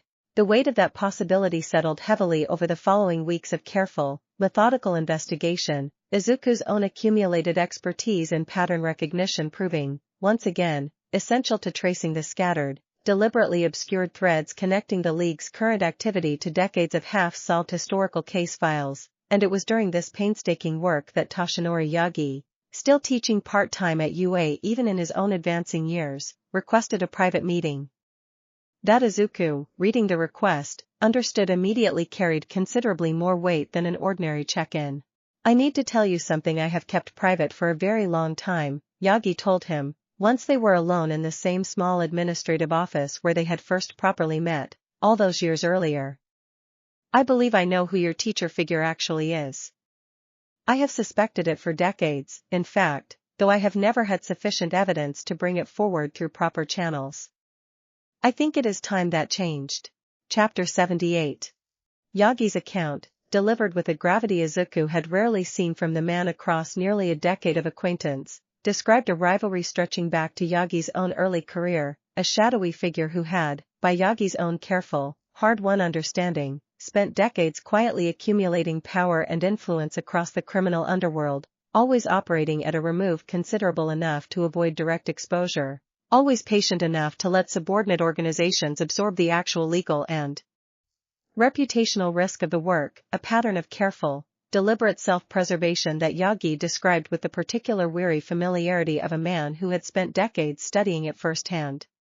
"I fought him once, personally, many years ago," Yagi admitted, something old and weathered moving behind his tired eyes. "I believed, for a long time afterward, that the encounter had ended his influence permanently. I have since come to suspect I was wrong. The pattern of the last several decades, the way certain organizations rise and fall with a coordination too clean to be coincidental, the way institutional blind spots seem to emerge precisely where they would do the most damage, all of it bears the same patient, calculating signature I first encountered directly all those years ago. Why haven't you brought this forward before now?" Izuku asked, though he suspected, even asking it, that he already understood at least part of the answer. "Because I have never had proof sufficient to survive the same institutional scrutiny that nearly buried your own case, all those years ago," Yagi said, honestly.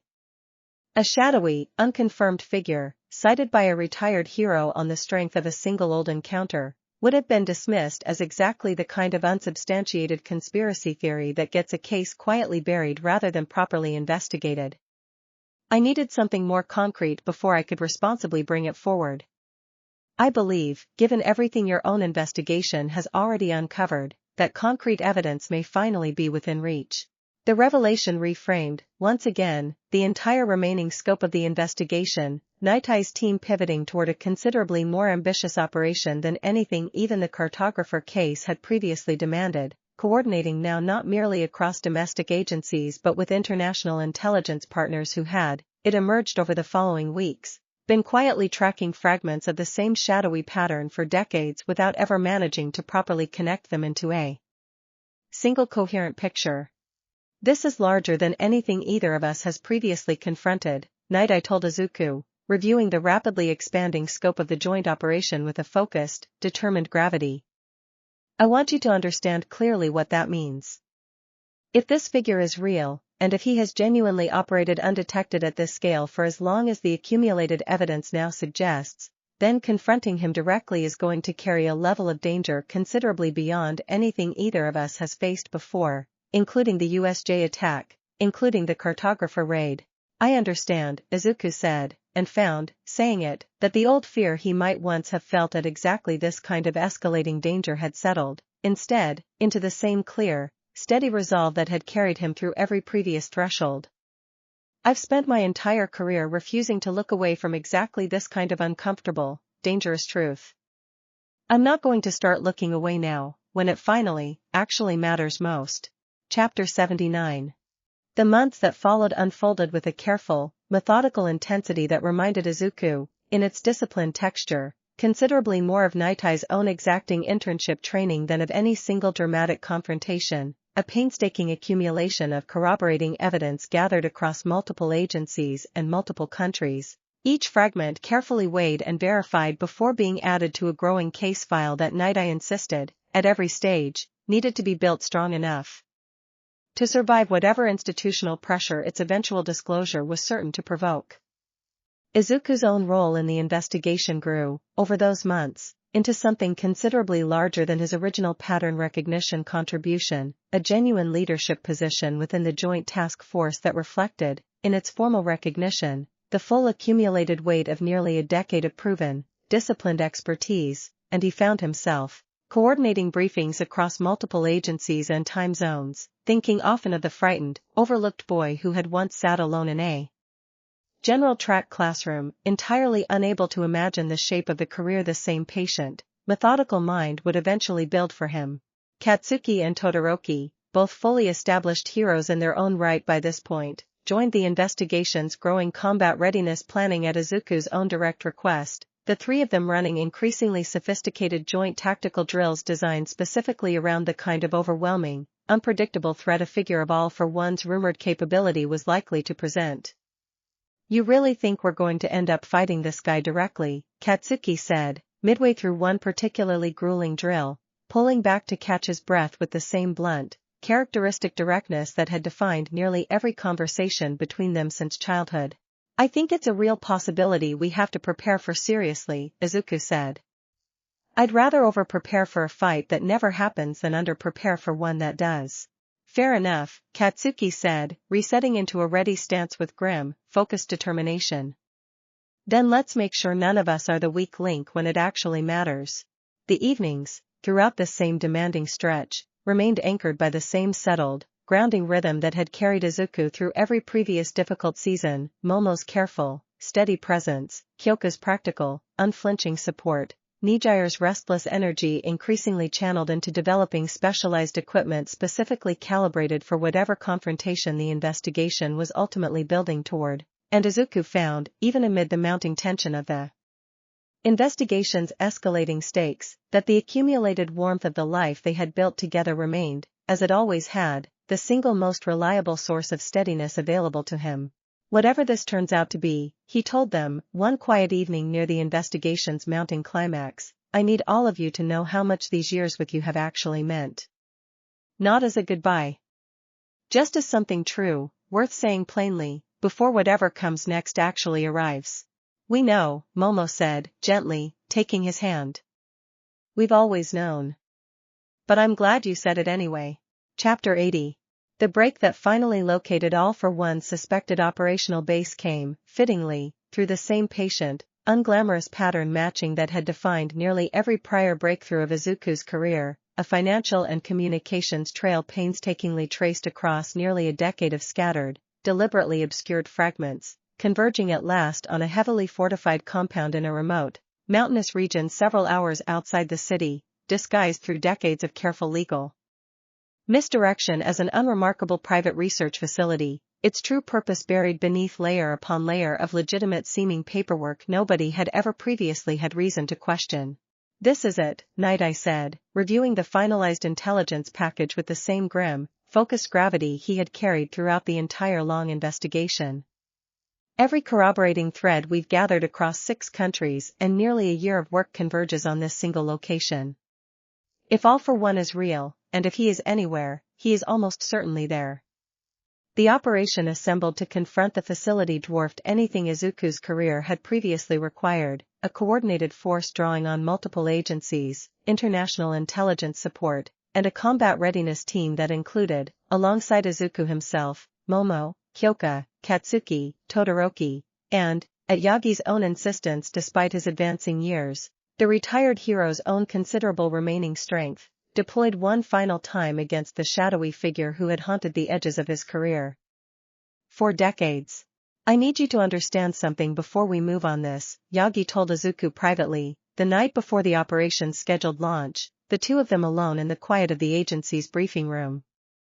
If my old rival is genuinely still alive, and genuinely still this dangerous, there is a real possibility this operation does not end cleanly for everyone involved. I want you prepared for that reality, not because I doubt your capability, but because disciplined preparation includes preparing honestly for the worst outcome, not merely hoping for the best one. I understand, Izuku said, and found, meeting the older hero's steady, weathered gaze, that he genuinely did. The accumulated weight of nearly a decade spent building disciplined judgment atop raw instinct settling into a clear, unflinching acceptance of exactly what tomorrow might actually demand. Then let us make certain, whatever tomorrow brings, that it is not a fight this country has to face without every advantage careful preparation can provide, Yagi said, and the two of them spent the remaining hours before dawn reviewing the operation's full tactical plan one final time, a young hero and an old one, standing together at the edge of the single largest confrontation either of their careers had ever demanded. Chapter 81. The assault on the compound began in the gray, uncertain light of early dawn, a coordinated breach that unfolded across multiple simultaneous entry points with a precision born of months of careful planning, and Izuku, moving through the facility's outer perimeter alongside Momo and Kyoka, felt the old familiar pressure gathering behind his sternum with a gravity that carried, this time, the full accumulated weight of everything the past year's investigation had uncovered. The facility's interior defenses proved considerably more sophisticated than anything the earlier cartographer raid had required, artificially enhanced guards moving with an unnatural, unsettling coordination that Izuku recognized immediately, with a cold certainty, as the same construction methodology that had once produced the USJ attack's original creature, refined now, over the intervening years, into something considerably more numerous and considerably more dangerous. There's a lot of them, Kyoka said, grim and focused, one jack pressed against the facility's inner wall, reading the scale of what lay ahead with a clarity that left little room for comfortable optimism. More than we planned for.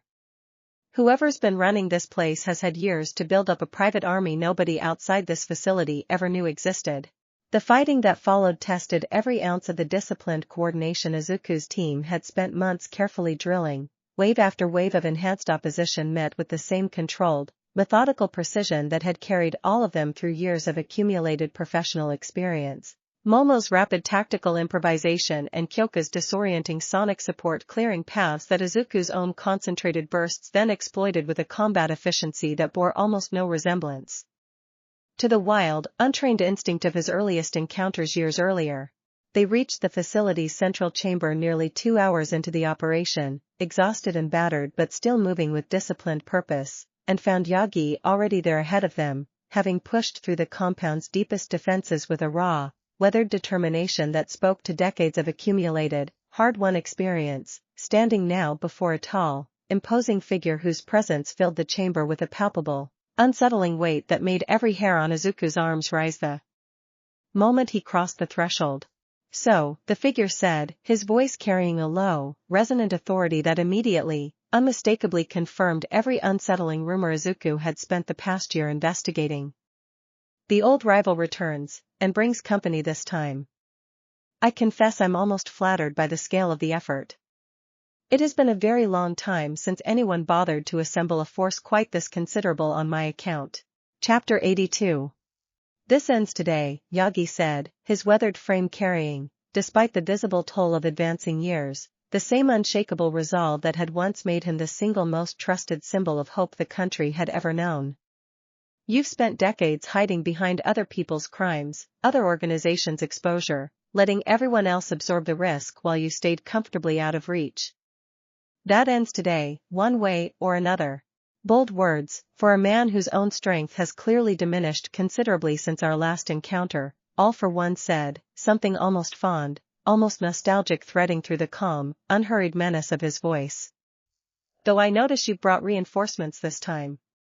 Interesting choice. I wonder if you've finally learned the lesson I always tried to teach you, all those years ago. Even the strongest hero cannot carry everything alone forever, however much pride might once have insisted otherwise. The fight that followed erupted with a violence and speed that dwarfed everything Izuku had previously experienced, all for one's own considerable, stacked power on full display in a display of overwhelming force that pushed even Yagi's own formidable remaining strength to its absolute limit within the opening exchange, and Izuku, watching the two titanic figures collide with a force that shook the entire chamber, understood immediately, with a clarity that left no room for hesitation, that this was not a fight any single member of their team could hope to win alone. Coordinate, he shouted, over the chamber's chaos, already moving to flank the engagement alongside Momo and Kyoka, Katsuki, and Todoroki closing from the opposite side in the same disciplined formation months of joint drilling had carved into instinct. Nobody engages directly, we support Yagi's openings and force him to divide his attention. This isn't a fight we win through individual strength. It's a fight we win through discipline. The coordinated assault that followed tested every ounce of the team's accumulated years of training, Todoroki's ice and fire carving controlled openings that Katsuki's explosive force immediately exploited, Momo's rapid tactical improvisation providing cover and support at exactly the moments the shifting battle demanded it, Kyoka's disorienting sonic bursts disrupting all for one's own considerable focus at critical junctures, and Izuku himself, weaving through the chaotic engagement with a controlled, calibrated precision built from nearly a decade of hard-won mastery, delivering a series of concentrated strikes aimed with surgical, deliberate care at exactly the structural weaknesses his own careful observation identified in real time. It was, in the end, neither Yagi's raw remaining strength nor any single member of the assembled team's individual power that finally, decisively turned the engagement, but the accumulated weight of disciplined, coordinated teamwork, 7 years of hard-won partnership finally converging in the single moment that mattered most, and all for one, staggering at last under the combined weight of an assault he had clearly never once expected to face from anyone other than his old, singular rival. Found himself driven backward, faltering, into a position from which even his own considerable, stacked power could no longer fully recover. Chapter 83. The final blow, when it came, arrived not from Yagi's own weathered, diminished strength but from Izuku himself, a single, concentrated burst gathered from every reserve his body had left, aimed with a precision 3 years of Nitai's own exacting tactical training had carefully, patiently built into him, striking a structural weak point in all for one's own overextended defense that the chaotic, coordinated assault had finally, decisively exposed. The impact drove the towering figure to his knees, the chamber's very foundation shuddering with the force of it, and in the ringing, suspended silence that followed, Izuku stood over the man who had, however indirectly, shaped the entire shadowed architecture of his own extraordinary life. From the classification blind spot that had cost him 4 childhood years to the decade-long criminal network that had nearly cost his own family everything, breathing hard, exhausted beyond measure, and entirely, completely certain of exactly what needed to happen next. You're finished, Izuku said, quietly, as the facility's remaining forces, deprived suddenly of their leader's direction, began surrendering in scattered clusters throughout the compound behind them, several dropping their weapons entirely the moment the news reached them. Whatever you built, whatever patient, decades-long game you thought you were playing, it ends here. Today. All for one studied him for a long moment, something that might, on a less composed face, have qualified as genuine, appraising respect, flickering briefly across his battered features. You know, I once considered your own case merely one small, forgettable experiment among many. I confess I did not properly account for exactly how far that particular experiment would eventually travel. There is, I suppose, a certain elegant justice in being finally, decisively unmade by precisely the kind of overlooked variable I once dismissed as insignificant. I was never insignificant, Izuku said, steady and unshaken. You just never bothered to look closely enough to notice. The arriving reinforcement team secured all for one fully within minutes, a specialized quirk suppression unit deployed with careful, practiced precision that Nitai's own meticulous operational planning had ensured was ready and waiting exactly when the moment demanded it, and Izuku, standing amid the ruined chamber with Momo, Kyoka, Katsuki, and Todoroki gathered close around him, exhausted and battered and entirely, completely victorious, felt the accumulated weight of an entire year's careful, dangerous investigation finally, fully settle into something that felt, for the first time since Yagi had first spoken the shadowy figure's name aloud, genuinely and completely finished. Yagi, sinking heavily to one knee nearby, his own considerable reserves entirely spent, looked up at Izuku with an expression that carried, beneath its visible exhaustion, a depth of gratitude that required no further words to properly convey, and Izuku, crossing the chamber to help the older hero to his feet, understood, with a settled, quiet certainty, that whatever else this extraordinary day had accomplished, it had also, at long last, given a decades-old rivalry the ending it had always deserved. Chapter 84. The public disclosure of All for One's capture. Once the full scope of his decades-long shadow influence over the criminal underworld became clear through the careful, methodical work of piecing together his connections to organizations across multiple countries and multiple decades, produced a reckoning that made every previous chapter of Izuku's career look, by comparison, like a preliminary tremor ahead of the actual earthquake, the accumulated shockwaves of it rippling outward through institutions and industries that had never once suspected their own quiet vulnerabilities traced back to a single, patient, shadowy source.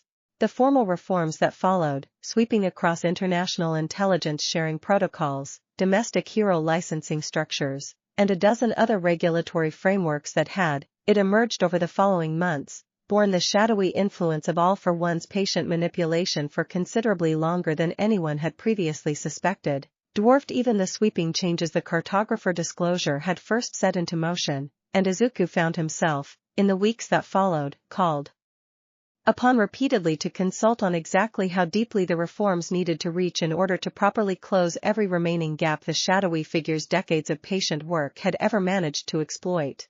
"I keep thinking about something you told me once, years ago," he said to Night Eye, the two of them reviewing the reform package's staggering final scope together in the quiet of the agency's central office. That the industry's own priorities were part of why something like the cartographer network could go undetected for a decade. "I think I finally understand, properly, just how much further that same rod actually reached. Decades, not years. A single patient influence, quietly shaping the entire shape of hero society's blind spots for longer than either of us has been alive. And now, finally, properly exposed," Night Eye said, something that might, on a considerably less reserved man, have qualified as quiet, hard-won satisfaction settling into his own composed expression. "I want you to understand, clearly, exactly how significant your own role in that exposure has actually been. Not merely today's operation. The entire 8-year arc of it, beginning with a single overlooked pattern in a case file I once showed you almost as an afterthought. History will likely record today's operation as the decisive moment. I know better. It was decisive because of 8 years of patient, disciplined work that came before it." Izuku sat with that assessment for a long while after Night Eye had gone quiet, the accumulated weight of an entire extraordinary career settling, at last, into something that felt genuinely, completely finished, and found himself, walking home that evening through streets that had no particular idea how close the entire architecture of their comfortable, ordinary safety had come to a considerably different history, thinking not of headlines or reforms or even the sheer scale of what had finally been properly exposed, but of a single frightened boy, sitting alone by a riverbank many years earlier, who had refused, patiently and stubbornly, to accept a stranger's dismissive verdict about the whole shape of his own life. That boy, Izuku understood now, walking home through the settling evening light toward the people and the life he had built, thread by patient thread, across nearly a decade of hard-won transformation, had turned out to be considerably more significant than either the boy himself, or the stranger who had once so carelessly dismissed him, could ever have properly imagined. Chapter 85. The formal ceremony held some weeks later, recognizing the full assembled team's role in All for One's capture, carried a weight and scale that Izuku found, standing before it, considerably more overwhelming than any single previous milestone of his career. Dignitaries and agency heads and international intelligence partners filling a hall considerably grander than anything UA's own graduation ceremonies had ever required, and it was during the reception that followed, surrounded by a crush of formal recognition, he found himself navigating with the same careful, deliberate composure Night Eye had spent years teaching him, that Izuku slipped away for a quiet moment onto a private balcony overlooking the city, grateful, if only briefly, for a few minutes of genuine quiet amid an evening that had, by that point, offered him precious little of it. He found himself thinking, in the ceremony's fading noise, Of every threshold this same extraordinary journey had carried him across, the clinic room and its dismissive clipboard, the riverbank and its first fragile ripple, the truck and the small boy it had nearly claimed, a crowded train and a scattered folder of exam notes, a homeroom introduction to a girl with earphone jacks, a support course field where a bright, restless engineer had first caught his full attention, a rooftop that had become, over years, the true center of gravity for nearly everything that mattered most to him. Momo found him there a while later, slipping quietly out onto the balcony with the same easy, practiced instinct that had, over 8 years, come to know exactly when he needed company rather than solitude, and settled beside him without immediately speaking, simply present, steady, in the particular way that had defined nearly every significant turning point of their shared life together. "Quite a long way," she said, eventually, following his own gaze out over the city's lit skyline, from a nervous 15-year-old helping a stranger gather her scattered exam notes on a crowded train. "I think about that morning more than almost anything else, still," Izuku admitted, smiling into the settling evening quiet. "Every single major turn since. I keep coming back to it." Two frightened kids who had absolutely no idea how far any of it was actually going to go. "I'm glad neither of us knew, at the time," Momo said, softly, leaning against his shoulder. "I think the weight of knowing might have been too much to properly carry, all at once, at 15. It's rather remarkable, isn't it, how much easier the weight becomes when it arrives gradually, one patient, hard-won threshold at a time, surrounded the entire way by people who never once let you carry a single piece of it alone." Kyoka and Nejire joined them a few minutes later, drawn by the same quiet instinct that had, over the years, made exactly this kind of gathering feel less like coincidence and more like an inevitability none of them ever needed to plan for, and the four of them stood together on the balcony for a long while, the ceremony's formal recognition fading into distant, unimportant background noise, watching the city they had, together, patiently and thoroughly helped make considerably safer than the one they had first found it to be, a city that would never fully know just how much it owed to four people who had simply, stubbornly refused to stop looking closely at exactly the things everyone else had learned to comfortably look past. Chapter 86.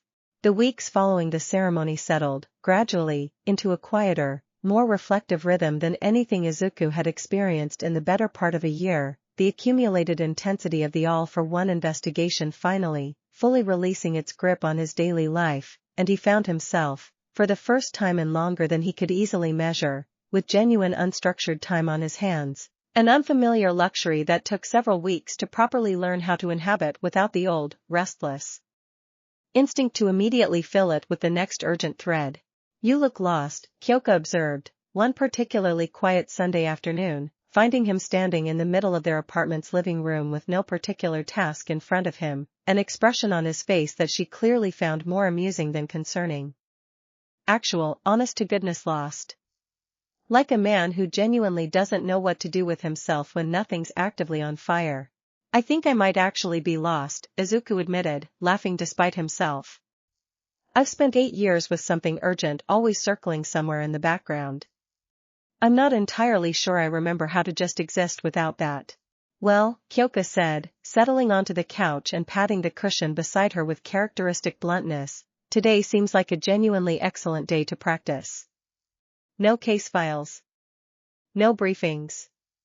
Just an afternoon, and the four of us, and absolutely nothing that needs solving."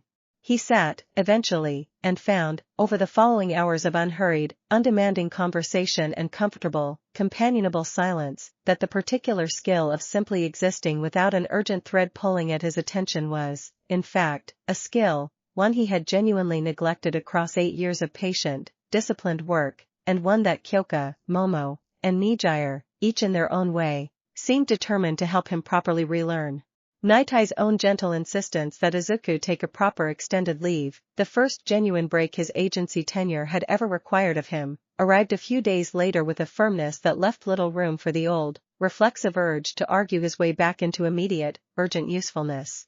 "You have given this agency, and this entire investigation, 8 years of essentially uninterrupted, disciplined dedication," Nitai told him, with the same exacting seriousness he brought to every professional assessment. "That dedication has been essential to everything we have accomplished together. It is also, if left entirely unchecked, precisely the kind of pattern that eventually produces burnout in even the most capable professionals. Take the leave. Consider it, if you must, simply another form of disciplined preparation, this time for the considerable career you presumably still intend to have ahead of you.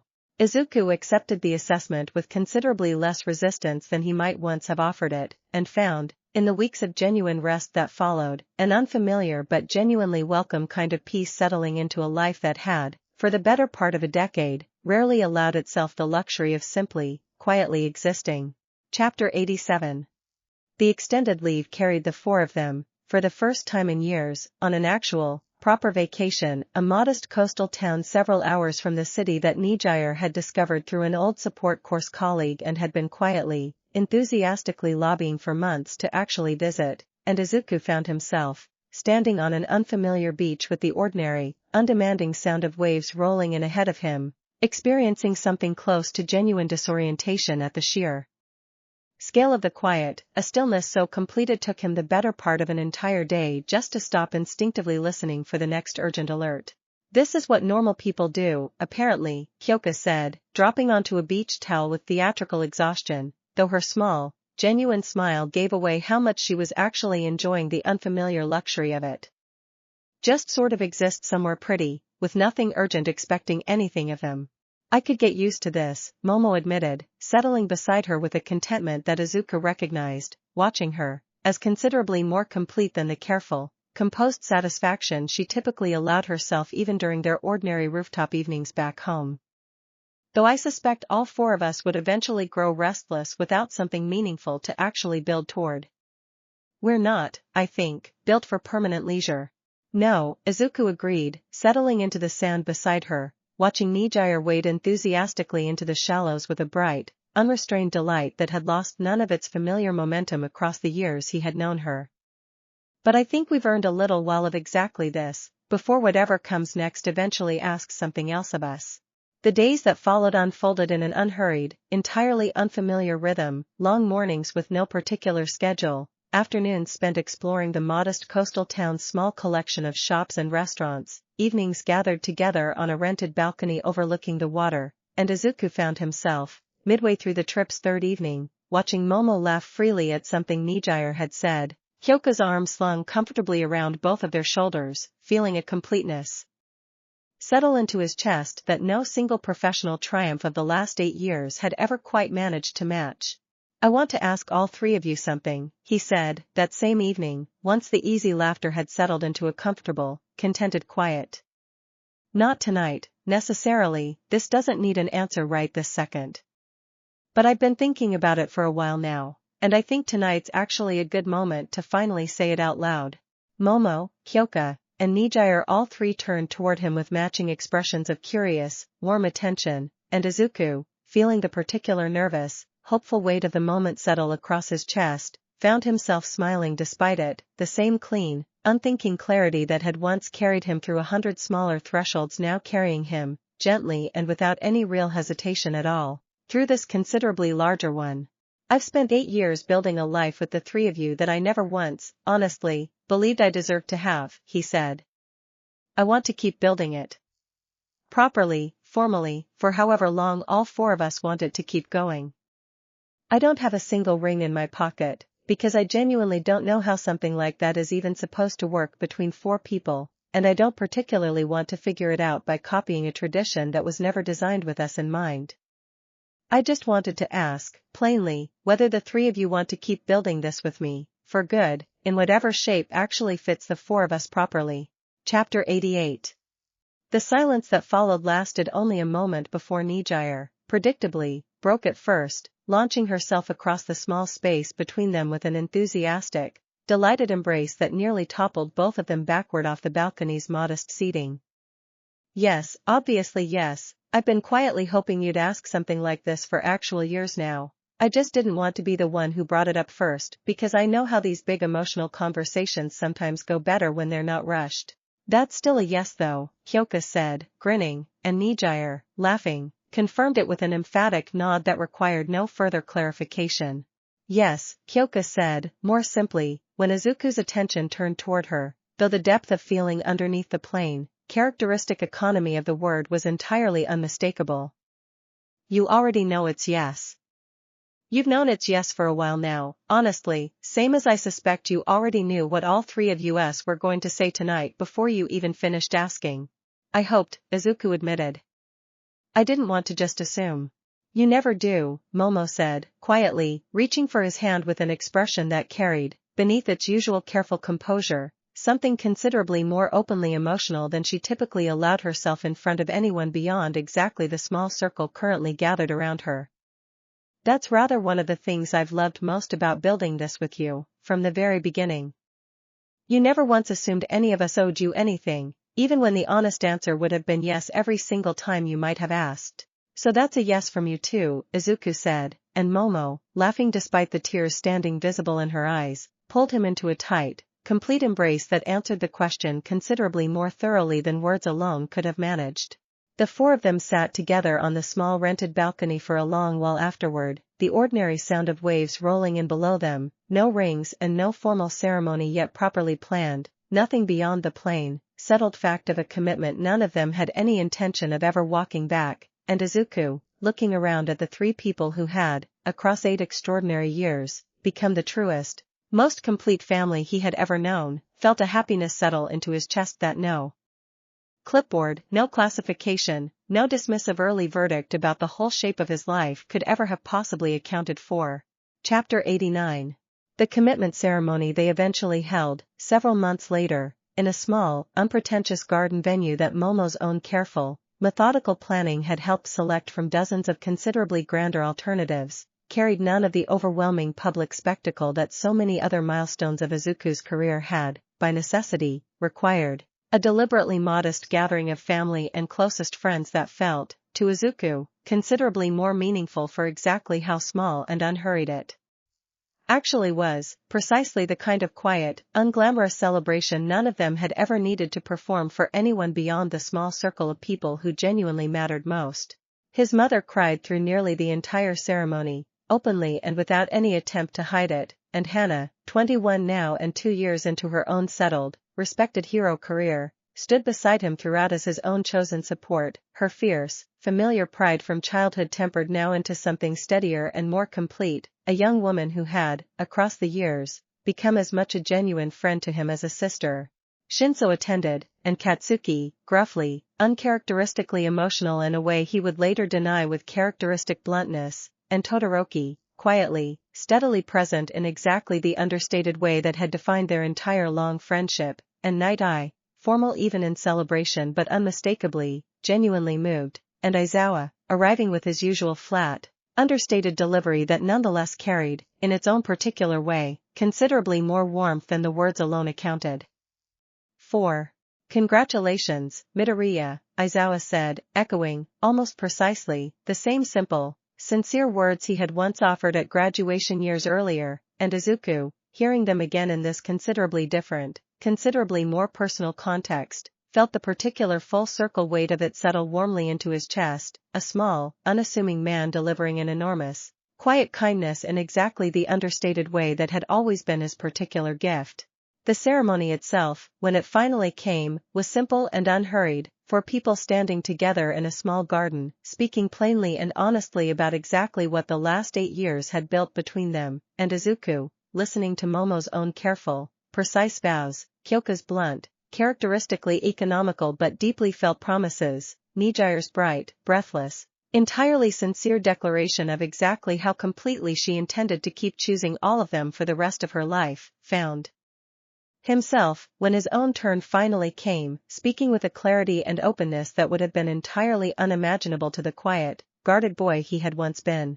I spent 4 years of my childhood believing the shape of my whole life had already been decided by a stranger with a clipboard, he said, his voice steady despite the emotion visibly moving through it. I want to say, plainly, in front of everyone gathered here, that I was wrong to ever believe that, and that I know I was wrong because of exactly the 3 people standing here with me today. You didn't just believe in what I was capable of. You helped build the actual shape of what I became. I don't have any interest in imagining a version of my life that doesn't include all 3 of you in it, for as long as any of us are lucky enough to keep building it together.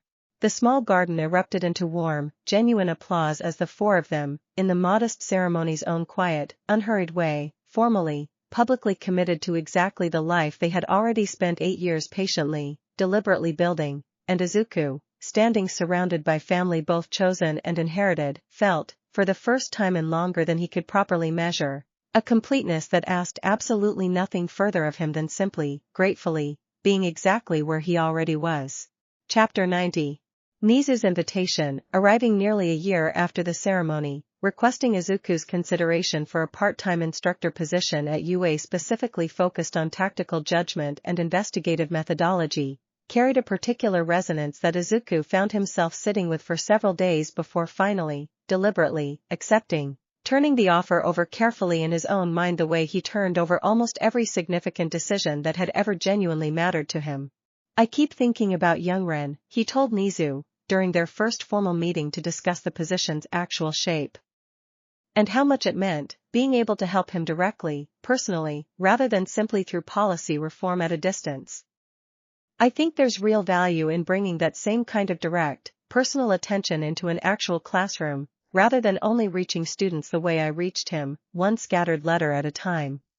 That is precisely the instinct I was hoping to properly capture in this position, Nizu said, with his usual brisk, satisfied approval. You bring a perspective this institution has never previously had properly represented in its own faculty, someone who lived the exact failure mode our reforms were built to correct, and who has since spent nearly a decade proving, through genuinely extraordinary professional accomplishment, exactly how thoroughly that early failure mode failed to define the whole shape of what you were actually capable of becoming. The position, once formally accepted, folded comfortably into Izuku's already established agency work, a single dedicated day each week spent at UA working directly with students whose own quirks or circumstances placed them, in one way or another, at exactly the kind of margins the old classification system had once so carelessly overlooked, and he found, in this new work, a satisfaction that rivaled even the largest, most dramatic professional triumphs of his career. His first class included a quiet, watchful girl whose own threshold-triggered quirk had been caught early, this time, through exactly the reform testing protocol Izuku's own case had originally helped establish, and watching her navigate her own early hero course training with a confidence and support system that he himself had never once had access to at her age, Izuku felt the full, complete weight of the reform's actual, tangible impact settle into something considerably more real than any policy report or statistical summary had ever quite managed to properly capture, a single specific face attached, at last, to years of otherwise abstract, numerical progress. You seem happy, Momo observed, one evening, watching him review a stack of student case files with genuine, engaged focus rather than the disciplined, professional weariness that had sometimes accompanied his agency work in years past. I am happy, Izuku said, honestly, setting the files aside for a moment to properly meet her eyes.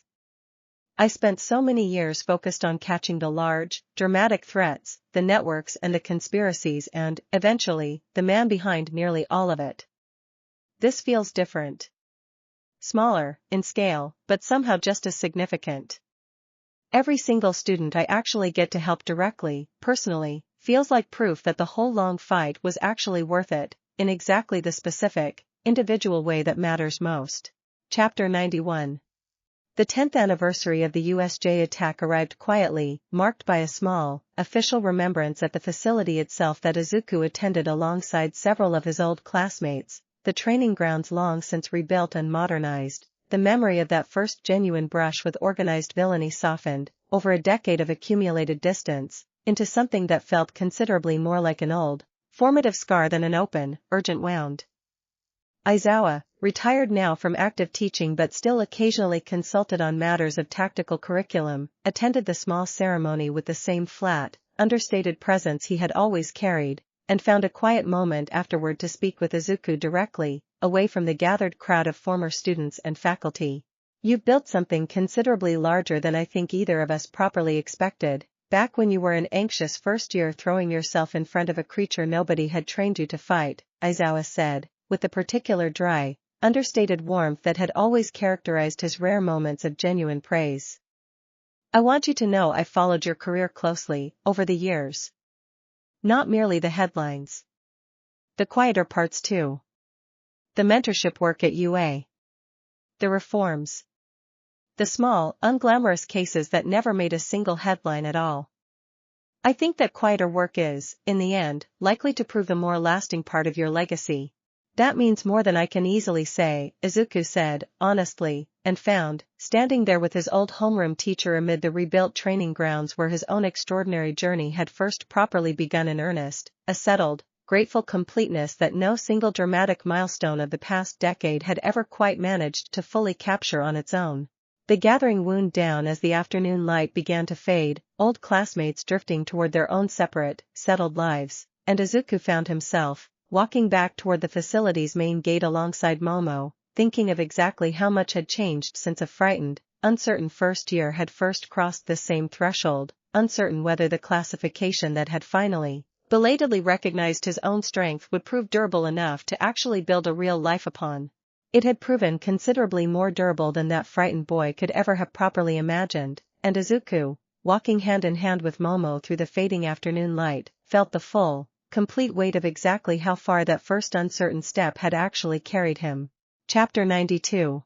Ren's own graduation from UA, attended by Izuku with a personal pride that rivaled almost any professional milestone of his own career, arrived nearly 7 years after their first careful reassessment together. The once frightened, guarded 13-year-old now a composed, capable young hero whose own quiet, patient instincts had, over the intervening years, developed into a genuinely respected professional specialty of his own. I don't think I ever properly thanked you, Ren told him, at the small reception following the ceremony, his own voice carrying a settled confidence that bore almost no resemblance to the guarded, anxious letter that had first brought the two of them together all those years earlier. Not just for the reassessment. For everything after. Every time I doubted myself, every time the work felt too hard or too uncertain, I kept thinking about what you told me that day. That the part of me that kept looking, even when nobody else looked with me, would carry me the furthest. It did. It has. You did the actual work, Izuku said, warmly, genuinely moved by the young man's words.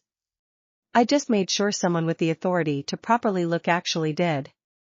The rest was always yours. I want to do the same thing you did, eventually, Ren admitted. Not the exact same career path, necessarily.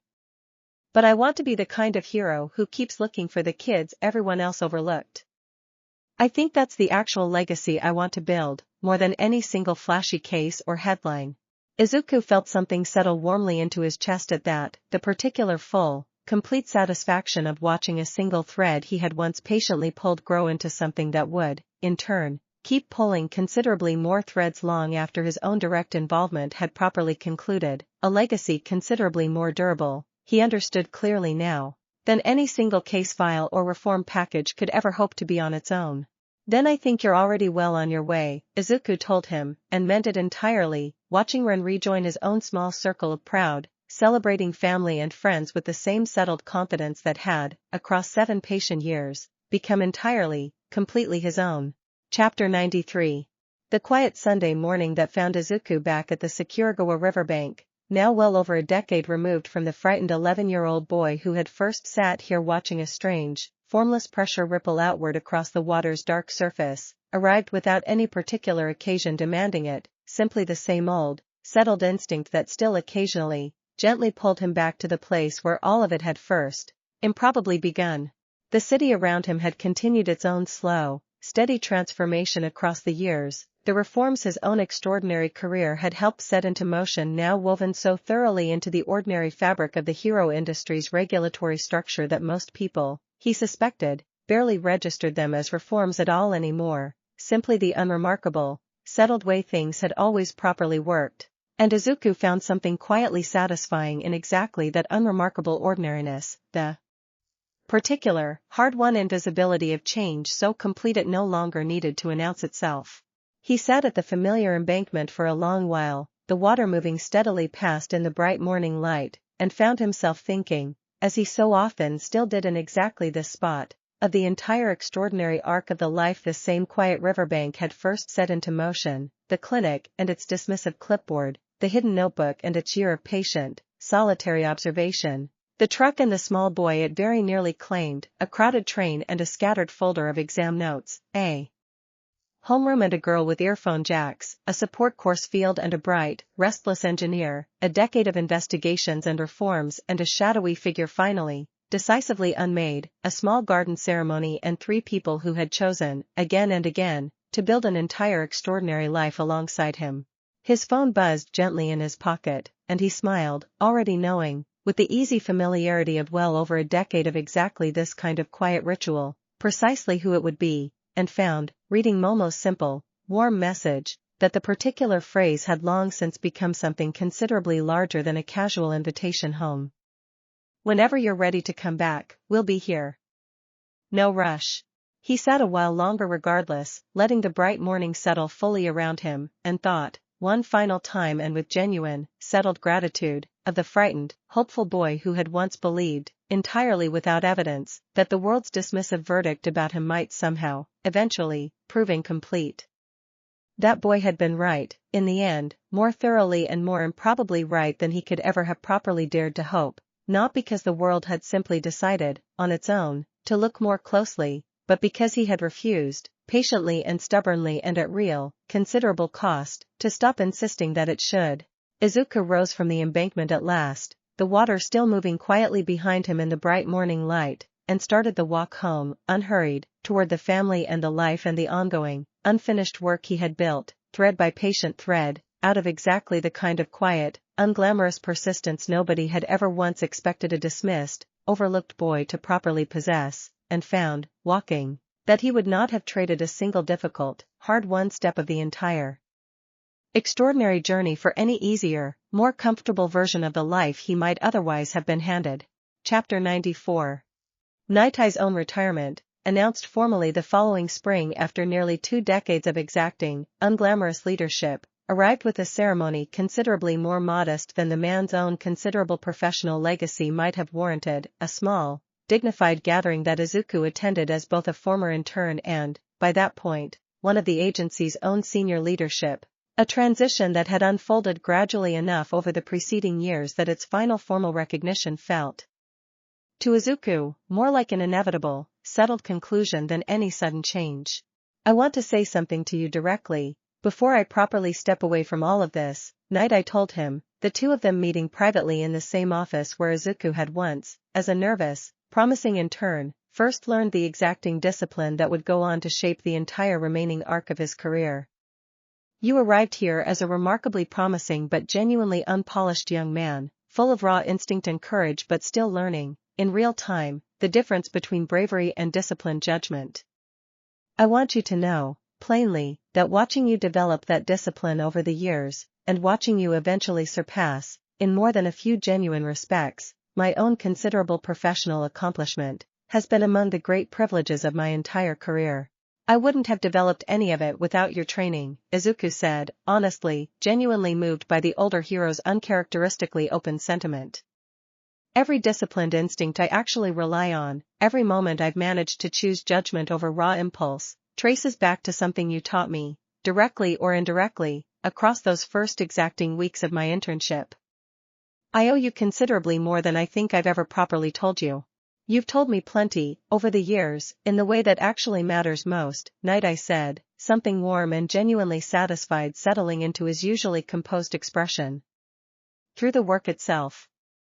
Through every case you've handled with exactly the discipline I once hoped, quite honestly without full confidence, that I might eventually manage to properly instill in you. I am formally recommending you as my successor to lead this agency going forward. I trust the recommendation will be approved without meaningful objection, given everything you have already, quite thoroughly, demonstrated. The recommendation was, indeed, approved within weeks, and Izuku found himself, stepping into Nightai's own former office for the first time as the agency's newly appointed director, reflecting on the sheer, improbable distance the position represented from a frightened boy who had once believed, with total, dismissive certainty handed down by a stranger's clipboard, that meaningful hero work would never properly be available to him at all. He kept, on the office's own bookshelf, a single small item that most visitors assumed was simply an unremarkable decorative touch, a plain composition notebook, its cover worn soft with age, that had once, many years earlier, documented an entire solitary year of careful, patient riverbank observation, and that Izuku still, occasionally, on particularly difficult days, took down from the shelf and paged through, a quiet, physical reminder of exactly how far a single stubborn refusal to accept a dismissive verdict could, patiently and improbably, actually carry a person, its pages, by now, softened almost to fragility by well over 2 decades of careful, repeated handling. Chapter 95. The agency's expanded mission under Izuku's own new leadership, formalized over the following year with the same careful, methodical deliberation he had brought to every significant decision of his career, folded the institution's traditional investigative work together with a considerably more ambitious educational and outreach program, specifically designed to identify and properly support exactly the kind of overlooked, threshold-triggered cases that had once, so thoroughly, defined his own difficult childhood, a program he had, in truth, been quietly sketching the outline of for years before finally having the institutional standing necessary to actually see it properly built. "I want this to be bigger than just catching the threats after they've already caused real harm," he told the assembled agency staff, presenting the expanded mission's formal framework for the first time. "I want us building the kind of proactive, patient attention that catches the Rens and the Me's of the world years before any of us ever needed a viral video or a lucky break to be properly seen. That's the legacy I actually want this agency to build, going forward, considerably more than any single dramatic case, however significant." The program, launched formally within the year, established outreach partnerships with schools across the country, trained counselors and educators in exactly the kind of threshold condition awareness that had once, so thoroughly, eluded his own childhood classification, and within its first full year of operation, had already, according to the agency's own careful tracking, identified and properly reassessed dozens of cases that would very likely, absent the program's proactive attention, have continued quietly, invisibly slipping through the exact same gap that had once cost Izuku 4 full years of his own overlooked life. "This is the work I'm proudest of," he told Momo, one quiet evening, reviewing the program's own careful, growing impact reports together at their kitchen table. "More than the cartographer case. More than All for One, even. Those were necessary. This feels like the actual point of all of it. Making sure the next child doesn't need luck to be properly seen." "I know," Momo said, gently, reaching across the table to take his hand. "I've watched you build toward exactly this, patiently, for years now, even before either of us fully understood that this was where all of it was actually heading. I think it's precisely the shape of legacy that boy by the riverbank would have wanted most, if he'd ever properly let himself imagine this far ahead." Izuku considered that for a long moment, turning the thought over with the same careful attention he brought to everything that genuinely mattered to him, and found, in the end, that he agreed with her entirely, the whole long, patient arc of it finally, fully making sense in exactly the shape it had always, quietly, been building toward. Chapter 96. The years that followed unfolded in a settled, deeply satisfying rhythm that Izuku had, as a frightened 11-year-old boy sitting alone by a riverbank, never once properly dared to imagine for himself, a life built patiently, deliberately, across nearly 2 decades of hard-won transformation, anchored always by the same steady, grounding presence of the 3 people who had chosen, again and again, across every difficult threshold, to build it alongside him rather than simply watch from a comfortable, safe distance, their combined lives growing steadily fuller and more intricately woven together with every additional year that passed.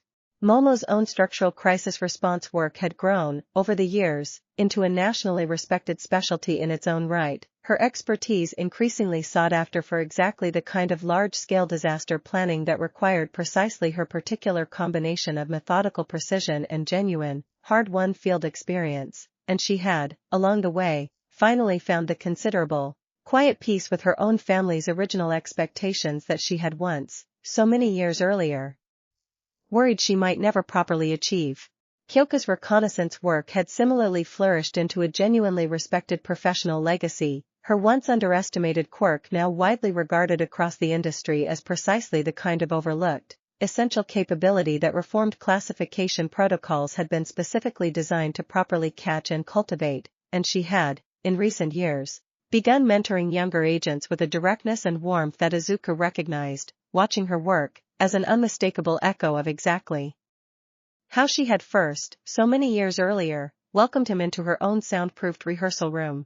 Nejire's engineering work, meanwhile, had produced, across the accumulated years, a genuinely impressive body of life-saving crisis response equipment now deployed across agencies nationwide, her restless, patient curiosity never once fully settling into complacency even after 2 full decades of accumulated professional accomplishment, always chasing the next quiet, unglamorous improvement that might, somewhere down the line, help save one more life nobody would ever properly credit her for.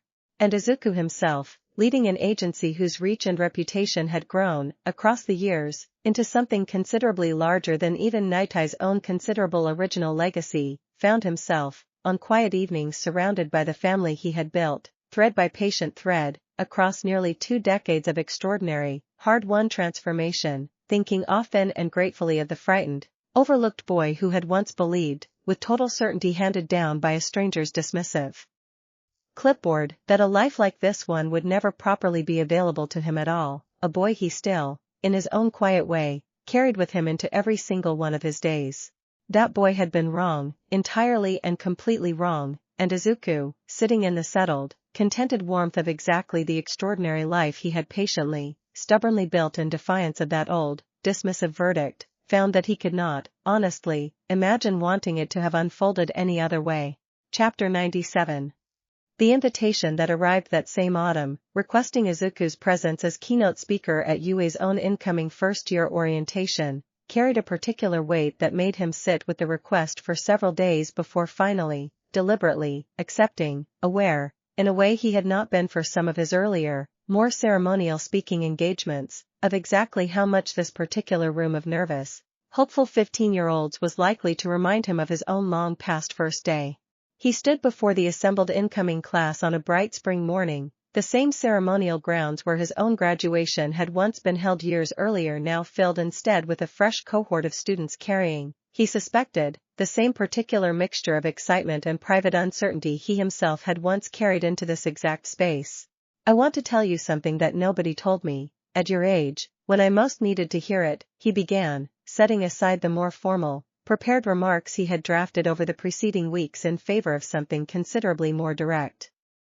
"Whatever brought you here today, however confident or however uncertain you feel standing in this crowd right now, I want you to understand clearly that wherever you currently rank, whatever classification or reputation preceded you into this room, none of it is the whole truth about what you're actually capable of becoming. I know that because I spent 4 years of my own childhood believing a single clinical assessment was the complete, final word on my own potential. It was not. It was, at best, an incomplete first measurement, taken under conditions nobody had properly designed to catch the whole shape of what I actually carried inside me." He spoke, for the following 20 minutes, with a plain, unguarded honesty that he had, across the years, learned mattered considerably more in exactly this kind of room than any polished, professionally rehearsed delivery ever could, describing the clinic and its dismissive clipboard, the riverbank and its patient, solitary year of careful observation, the truck and the small boy it had very nearly claimed, and the entire long, difficult, extraordinary arc that had, eventually, carried an overlooked boy from a general track classroom to precisely the podium he now stood behind.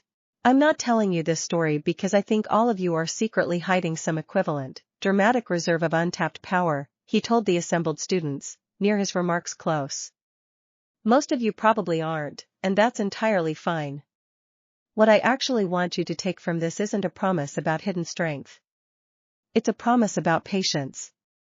About refusing to let any single dismissive verdict, whether it comes from a clipboard or a classmate or even your own doubting voice, be the final word on what you're capable of building, given enough time and enough people willing to walk alongside you while you build it." The applause that followed carried, in its warmth, a considerably different quality than the larger, more dramatic ovations of his earlier career, quieter and more personal, the particular sound of a room full of young people genuinely absorbing something they would likely carry with them, in one form or another, for a very long time, and Izuku, stepping down from the podium to rejoin Momo, Kyoka, and Nejire waiting nearby in the audience, felt the full, complete satisfaction of having, at last, properly closed a particular circle that had first begun opening on this exact same ceremonial ground, many extraordinary years earlier. Chapter 98. That evening, the four of them gathered one final time on the same familiar rooftop that had, across nearly 2 decades, quietly become the true, enduring center of gravity for almost everything that had ever mattered most in Izuku's extraordinary life. The UA campus spread out below them in the settling evening light, considerably changed in its particulars over the accumulated years but entirely, comfortingly unchanged in the particular quality of belonging the place had always offered him. "Do you remember?" Nejire said, settling comfortably against his side with the same restless, contented energy that had never once, across 20 years, lost any of its familiar warmth, "the very first time we tested the stabilizer rig together? You went tumbling across that entire padded zone on your first 2 attempts and I was so worried I'd somehow broken you on our very first proper session." "I remember," Izuku said, laughing at the memory's easy, well-worn familiarity. "I also remember how genuinely delighted you were the moment the 3rd attempt actually worked. I don't think I'd ever seen anyone get that excited about a stress test readout before or since." "Some things don't change," Kyoka said, dryly, though her own small, fond smile gave away considerably more warmth than the words alone suggested. "She still gets that exact look every single time a new prototype actually works properly." "I contain multitudes," Nejire said, entirely unbothered, and the resulting laughter that rippled across the small, gathered group carried, underneath its easy warmth, the full accumulated weight of 2 full decades spent building something considerably more durable than any single dramatic triumph the years had offered them along the way. Momo, quiet for a moment, watching the campus below settle into its own familiar evening rhythm, finally spoke with the same careful, considered thoughtfulness that had defined nearly every significant reflection of their shared life together. "I think, if that nervous girl on the train all those years ago could somehow see exactly where all of this eventually led, she would have found the whole shape of it considerably more than she ever properly dared to hope for. I know I certainly do, even now, looking back at all of it from exactly here." "Same," Izuku said, quietly, taking her hand in the fading light, Kyoka's and Nejire's own hands finding his other side in the same easy, familiar gesture that had, across 20 extraordinary years, come to feel less like a deliberate choice and more like the simple, settled shape of exactly who he had always, patiently, stubbornly been building himself toward becoming. The four of them sat together as the last of the light faded fully from the sky, the campus lights flickering on below them one by one, and Izuku, looking out over the place where his own extraordinary journey had first properly begun in earnest, understood, with the same clear, settled certainty that had carried him through every previous threshold of his remarkable life, that whatever years still lay ahead of him, he would meet every single one of them exactly the way he had met all the years that came before, patiently, honestly, and surrounded, always, by exactly the people who had chosen, again and again, to build the whole extraordinary shape of it alongside him. Thanks for listening.